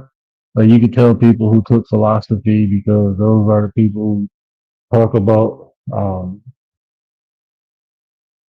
like even when I say, like when I talk about empiricism, learning from experiences. That's a philosophy term from learning for experience. That's what empiricism is. When you learn firsthand from firsthand experiences. Or when people say, what's your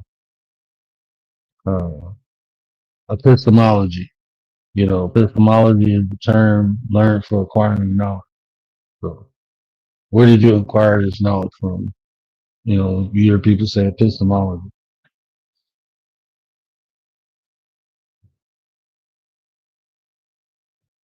To be fair, I haven't heard a lot of words, but pick up a lot. Yeah. And it's just like, it's some word, like I really do have but it's no purpose. Like if I'm not talking about a particular subject, I don't see the purpose of using certain terminology or vernacular because people won't understand what I'm saying anyway. And the whole point is to communicate.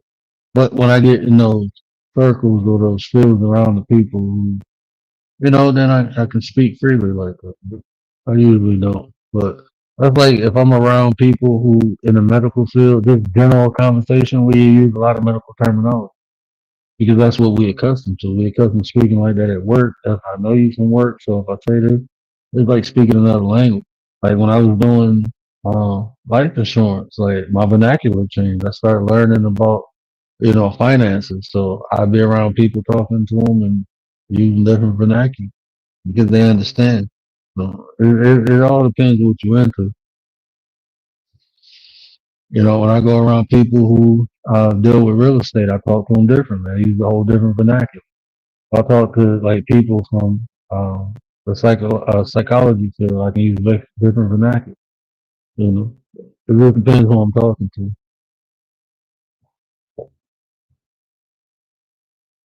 I haven't heard the word alpha turkey. Word, I got a hot down. Yeah, I'm about to jump down anyway. I appreciate you, Sue. I appreciate you. Coming to you in my time though, man. Believe it. For sure, Sue, for sure. Anytime. I'm gonna have to get you up here to really pick my brain one day about something. I like when you pick my brain. It can be random thoughts. We can start an episode where Rachel picks word brain. Some shit like that. I think that'll be dope. I think Commander picks your brain better than me. Yo, Commander be up here interviewing, questioning. I was like, damn, yo, Commander's like a combination of a judge, a lawyer, a parent, the principal. I'll be like, yo, he really picks his brain. I swear to God, he's a whole judicial system. But yo, she could be a good ass lawyer on some real shit, though. For real. I just got questions. Like I've always questioned everything, for real. And I still question a lot of shit because certain shit just don't. I don't know. I just stop asking questions when the answer makes sense. When it makes sense, then I shut the fuck up and I won't ask no more questions. Even then, I ask why it makes sense. It only makes sense because it makes sense to me, or it just makes sense. Man, I'm not gonna lie. I literally had to Google alpha turkey. I'm like, hold on, is this something different than what I think it is? Alpha turkey? Yeah, I thought it was just the alpha of the turkey, Hey, but the way they talking about it, I'm thinking it means something different. So I got to look that up in the. So I got to look that up in the. What's the other dictionary called? Crazy one. The Urban Dictionary. What alpha turkey is.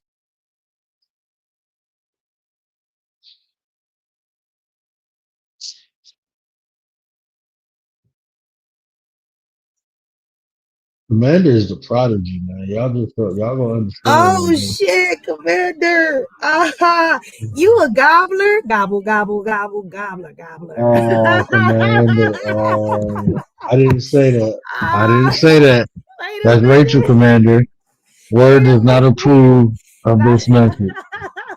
Word does not approve of this message, Commander. Terminology. Wait a minute. Alpha turkey means gobble, gobble. No, the way they was look, the way they was talking about it, I'm like, hold on, man, am I missing something? Because I don't know everything. So I just seen Carrion say I've never heard of an alpha turkey, but he was joking. But then I'm looking like, hold on, I'm looking at the responses to that, and I'm like, hold on, man, this got a deeper meaning or something. So I looked it up, and I'm like, no, it's just the alpha turkey, the alpha of the turkey. Yeah, an adult Yeah. turkey. But they're called gobblers. Yeah. I ain't getting into all that. And it's just funny because Commander's a female, right? It's just a definition to hear a female call. Commander, I learned the wrong. Listen, I'm sorry. I shouldn't have. I blame Word. I went down the rabbit hole. I never Nothing to thought look. about it till now. Well, I ain't gonna say it ain't nothing to look up because Rachel found something. You said everybody see things differently. I seen it was a gobbler. I just didn't think like Rachel did. So that ain't me. That's all Rachel. Wait a minute. I never even thought about it till now. Like, because she had Commander in front of it. So, you know, I was on some army type shit. Like, you know, a 10 hut. Instead of right. Oh, Commander, she got you, man. But Word just say he was curious. I was like, why was he curious? And then I got curious because he was curious. No, I'm just thinking like, hold on, bro, did I miss something? Look, I don't know everything. So I'm like, shit, it's something new for me to learn. So I thought it was like something new. Like I thought, I mean, it could have had a double, triple, quadruple meaning. You know, you ever heard of a double entendre? Could have been that. Sam Hill always gonna get me. Yo, listen, I laugh when I fall. No, What in the Sam Hill is going on here? Y'all got to use Sam Hill in the proper context. What in the Sam Hill is going on here? Talking about gobblers and turkeys and alphas and all these things. What is really going on here? She called us inquisitive people. Chill, my Spanglish ain't. Yo, listen, my accent ain't come out once. Well, no, I've never look, Commander. How long I've known you almost since I've been on here. I've never looked your name up because I always assumed it was the alpha of the turkeys. But the way Carrion and the way y'all was talking in the chat, I'm like, well, I don't know everything. Maybe it's something significant to the alpha turkey. Maybe it means something else. So I looked it up and I didn't see anything else. So I was like, oh, okay. We got Crash Out says Ozzy, Ozzy, Ozzy. Yes, we can. Hold on. Let me.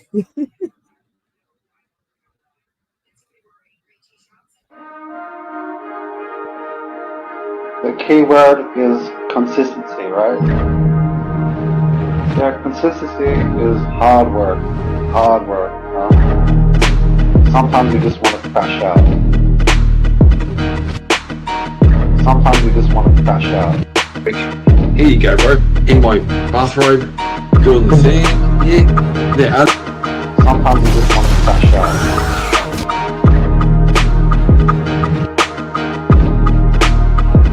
Sometimes you just want to crash out. Sometimes you just want to crash out. The key word is consistency, right? I gotta highlight it. I got like You got a monkey punch. like word said, y'all got me fucked up. Can you hear me? Okay. What up, Nine? You got donkey punch him. Wait, I want to know you got donkey punch him. Donkey punch him. You got donkey punch him. Mature conversation. You got donkey punch him. That's the ADHD. Donkey punch him. Life happens, or you grow out of stuff, or what, just things happen. Donkey punch him. You gotta donkey punch him. And then people think that women can't be like the predator or the violent person in the relationship. Like, you gotta donkey punch him. Do something for malice. You gotta donkey punch him. Trying to send me across the border? Donkey punch him. Donkey punch him.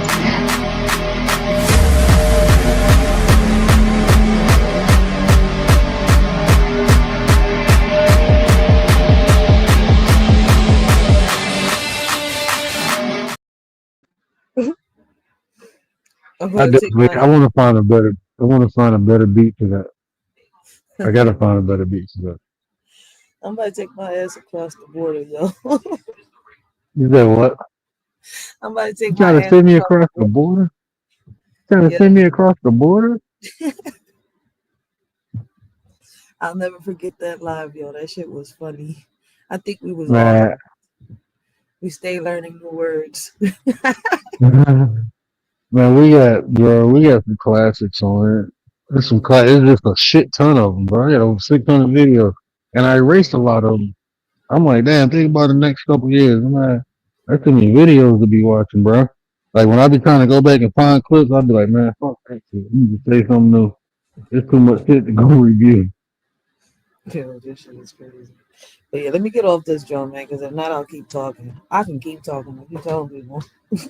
That's how I am. I'm about to get my butt off here. I just want to hit this couple more times. If I And didn't chill have with y'all for a minute. I would have stood up on this, John, but I got a blow drop in here, so I gotta get off this stuff. Man, my birthday next week, man. My wife got yeah, she gonna be off Wednesday, Thursday, Friday, I believe. Wednesday, Thursday, Friday. No, let's do Commander wants across the board. I mean, donkey punch again. Let me get off of here, man. Let me cross the border real quick while he's playing. You said Commander won't donkey punch again? Yeah, like I said, y'all trying to send me across the border? $10. Respect the money. Let me get off this John. Hold on. I'm coming back in. Yeah, y'all trying to send Commander across the border? She ain't playing with that shit. Hold on, man. Y'all go try. You see what y'all try to do? Y'all trying to play Can you hear me? Okay. What up, Nine? You got donkey punch him. Wait, I want to know you got donkey punch him. Donkey punch him. You got donkey punch him. Mature conversation. You got donkey punch him. That's the ADHD. Donkey punch him. Life happens, or you grow out of stuff, or what, just things happen. Donkey punch him. You gotta donkey punch him. And then people think that women can't be like the predator or the violent person in the relationship. Like, you gotta donkey punch him. Do something for malice. You gotta donkey punch him. Trying to send me across the border? Donkey punch him. Donkey punch him.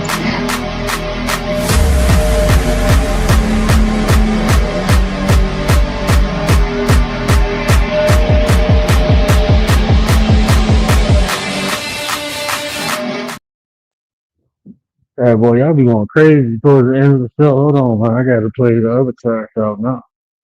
We gotta get the split carryings on the screen. Hold on.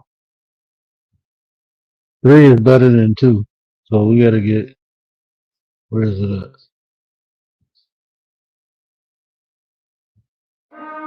Said do it for the 9. Keyword is consistency, right? Sometimes you just want to crash out. Follows. I don't agree with your tactic. I don't agree with your tactic. You let me finish sentences be like fucking interrupts me because you know you're fucking wrong. Sometimes you just want to crash out.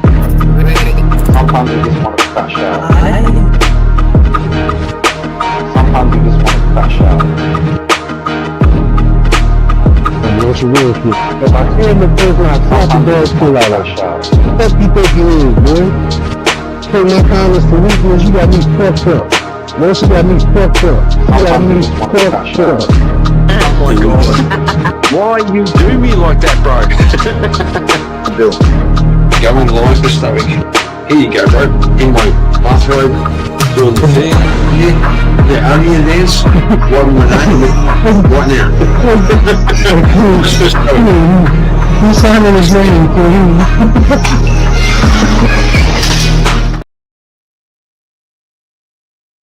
You know what I'm about to do? I'm about to invest in a better soundboard. Cause I gotta get that. I'm putting that. You got me fucked up on it. And I'm putting it. Why you do me like that, bro? I gotta put that on there. And of course, if somebody say something stupid, they gotta donkey punch them. So yeah, I'm about to get a better soundboard. Y'all will be so annoyed. If y'all ain't experienced me with a soundboard, y'all will get so annoyed. As soon as y'all say something, I'm gonna just push the button. I'm gonna just be honest. When people say crazy shit, I'm gonna push the button. I ain't even gonna say nothing. I ain't gonna be quiet. I'm gonna let the soundboard speak for me. So yeah, that's what we about to do. We about to get a new soundboard. We about to go fucking crazy, man. It's 2025, man. We want to have fun. We want to learn. We want to grow. We want to do all these great things, and we gonna do it. You know, I appreciate the people who taking a ride with me. But signing my name for real. But yeah, man, look, we gonna keep having conversations like this. We gonna keep tickling your minds, expanding the consciousness, giving us new nuances of ways of thinking, you know, to make us better, man. Thinking one way is only gonna get you one way. So multiple ways you think, it's like a racehorse taking that blinder off. We go crazy, bro. You can really go crazy, make some changes, man. This narrow-minded thinking is what got us in the place we in now. So let's change that, you know. You really that. Because you know I'm gonna have some. Look, man, I be serious, but I seriously like to have fun too. So yeah, we're gonna do all those things, man. We can have these hard conversations and bring light. You know, we can have differences of opinions, and you know, it's all about being the example, right? People always want to be around like-minded people because they're comfortable. Well, get unfucking comfortable because that's what life is. Life is unfucking comfortable. So let me help you get unfucking comfortable so you can get comfortable with being uncomfortable. So you can attack life and stop letting life attack you. You know, stop being the fucking prey in life. Be the fucking predator. You know, that's how I look at life, man. Said this motherfucker gonna get me one day, but until then, I'm gonna be the hunter. You know, I'm gonna go get what I want, get what I desire, get what I need. I'm getting all of it. And you can too. You just gotta have that will in you. If it ain't in you, I can possibly drop a new motor and put it in you, you know. But if it don't work, then it ain't my fault. But Canada too. Please don't go. Man, you can't leave me. I'm too damn funny. You wouldn't know what to do if you left me. If you left me, you know what happened? Nothing. I'm just talking shit. I'm talking shit. Please don't go.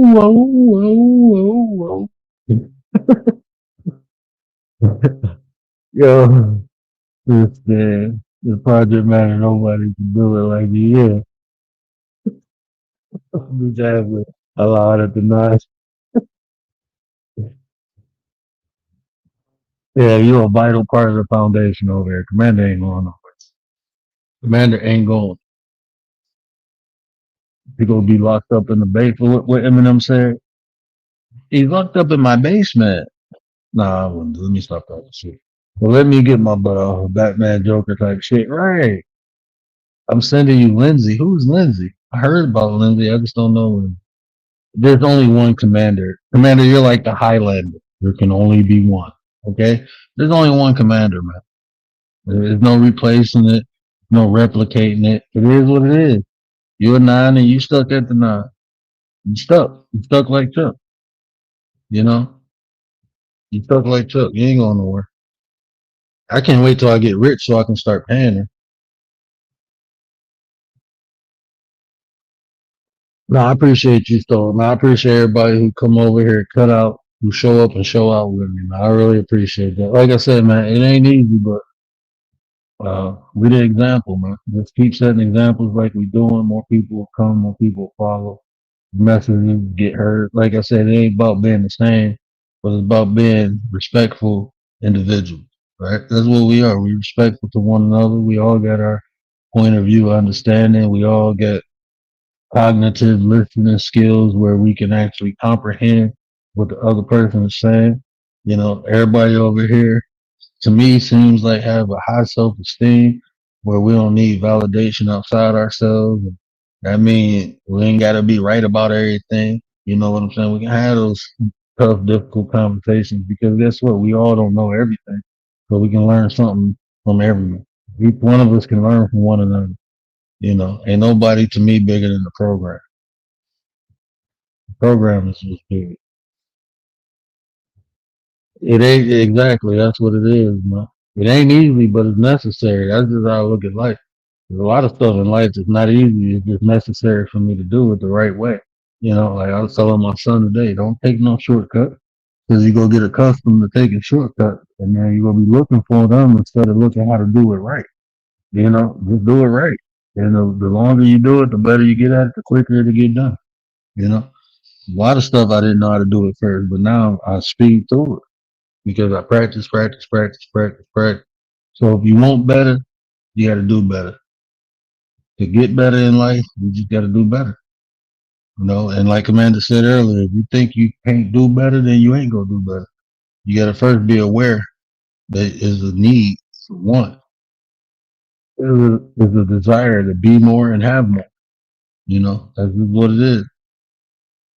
Be more and have more.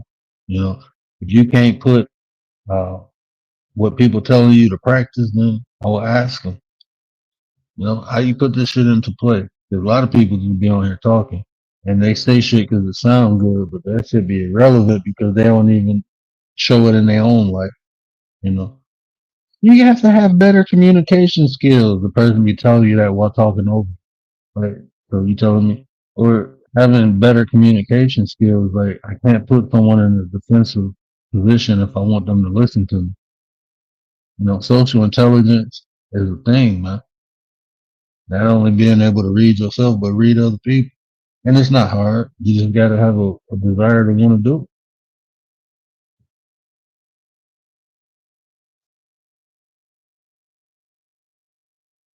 it. Man, where you at right now? Where you at right now is just where you at right now. It's from the things you did in the past. So once you realize you got the power to put yourself in a better position, I was gonna come on live and talk about this actually. I meant to talk about it tonight, but you know, we got a conversation. But I'm gonna leave y'all with this, man. Like today is Resurrection Day. Well, yesterday was Resurrection Day. You know, some people celebrate the spring equinox. That's what I celebrate, the equinox. Right? But even in that, it's the same concept. This is a renewal. So where I'm at today is predicated upon the seeds I planted last season. Right? So I know if I plant some good seeds this season, I'm gonna harvest better fruit. So where you at today is because of what you did in the past. Now you know better. Now you gotta do better. Plant better seeds. You know, and have the patience for them to grow. That's all we gotta do.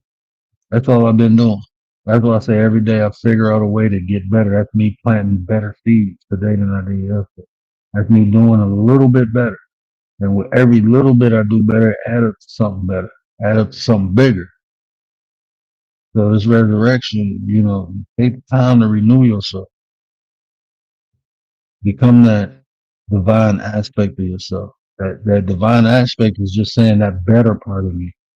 You know, people associate divine to God. Yeah, be that God particle. Be that. Walk in that God light. You know, and to do that, you got to believe you can. That's why I say I'm a divine being. I hold myself accountable. When I say that shit, I mean it. Like I hold myself accountable above everybody. I don't give a flying fuck what people do. That's not going to determine what I do. I have to be better. I have to do better. I'm holding myself responsible and accountable.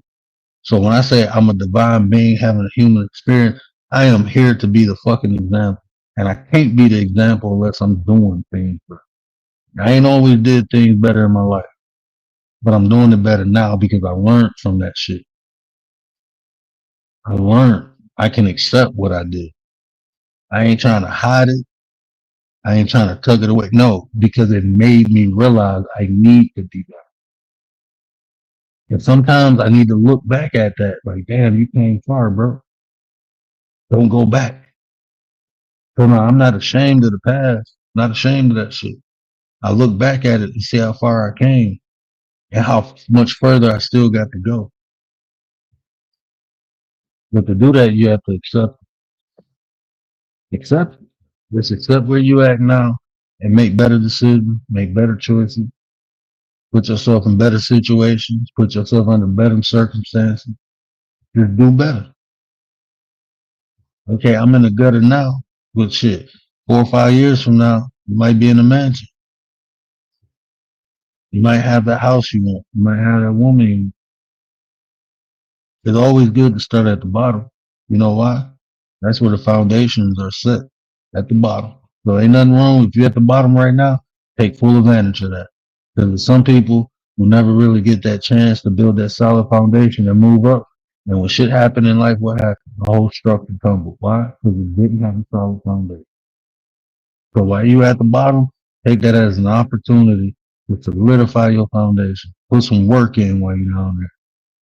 So when you build yourself up, you ain't never got to worry about going down there. You know it's solid. That's what you do with the bottom. So ain't nothing wrong being down there. Put the work in. Yeah, they are. Yeah, I had to tell my wife, like, I'm not doing more than 2,400 square feet. That's a lot of fucking cleaning and moving. No, I'm straight. We got 2 kids. Even when they get bigger, that's enough room for everybody. But I have either a triplex or a duplex, or I just get a little small cabin or something in the back. We're looking to move on a couple acres, so that's all it is, brother. Opportunity.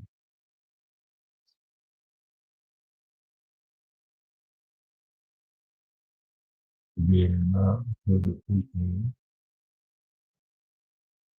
trying this line.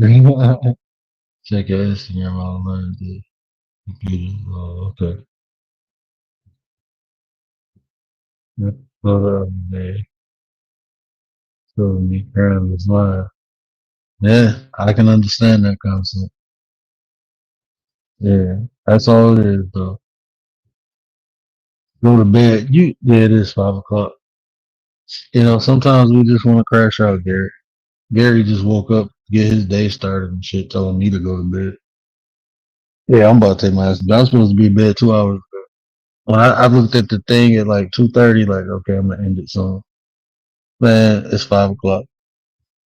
Yeah, let me get my ass off it. But I appreciate y'all, man. Y'all know what I say. Care about how you feel. These are conversations build nation. And if I say anything that resonated with you, do me a favor.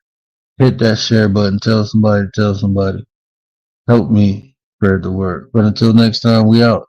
And you know what? So that's gonna be the next stop. What to do while I'm at the bottom. I'm gonna figure out a way to articulate that into something special. But we're gonna talk about being on the bottom. There ain't no bad place to be, bro. We're gonna talk about the benefits of being at the bottom, what we can do with it. And then we're gonna work our way up. And how to do that. That's what we're gonna do. But yeah, that's what it is. Let me get off here. All right. I'll let y'all.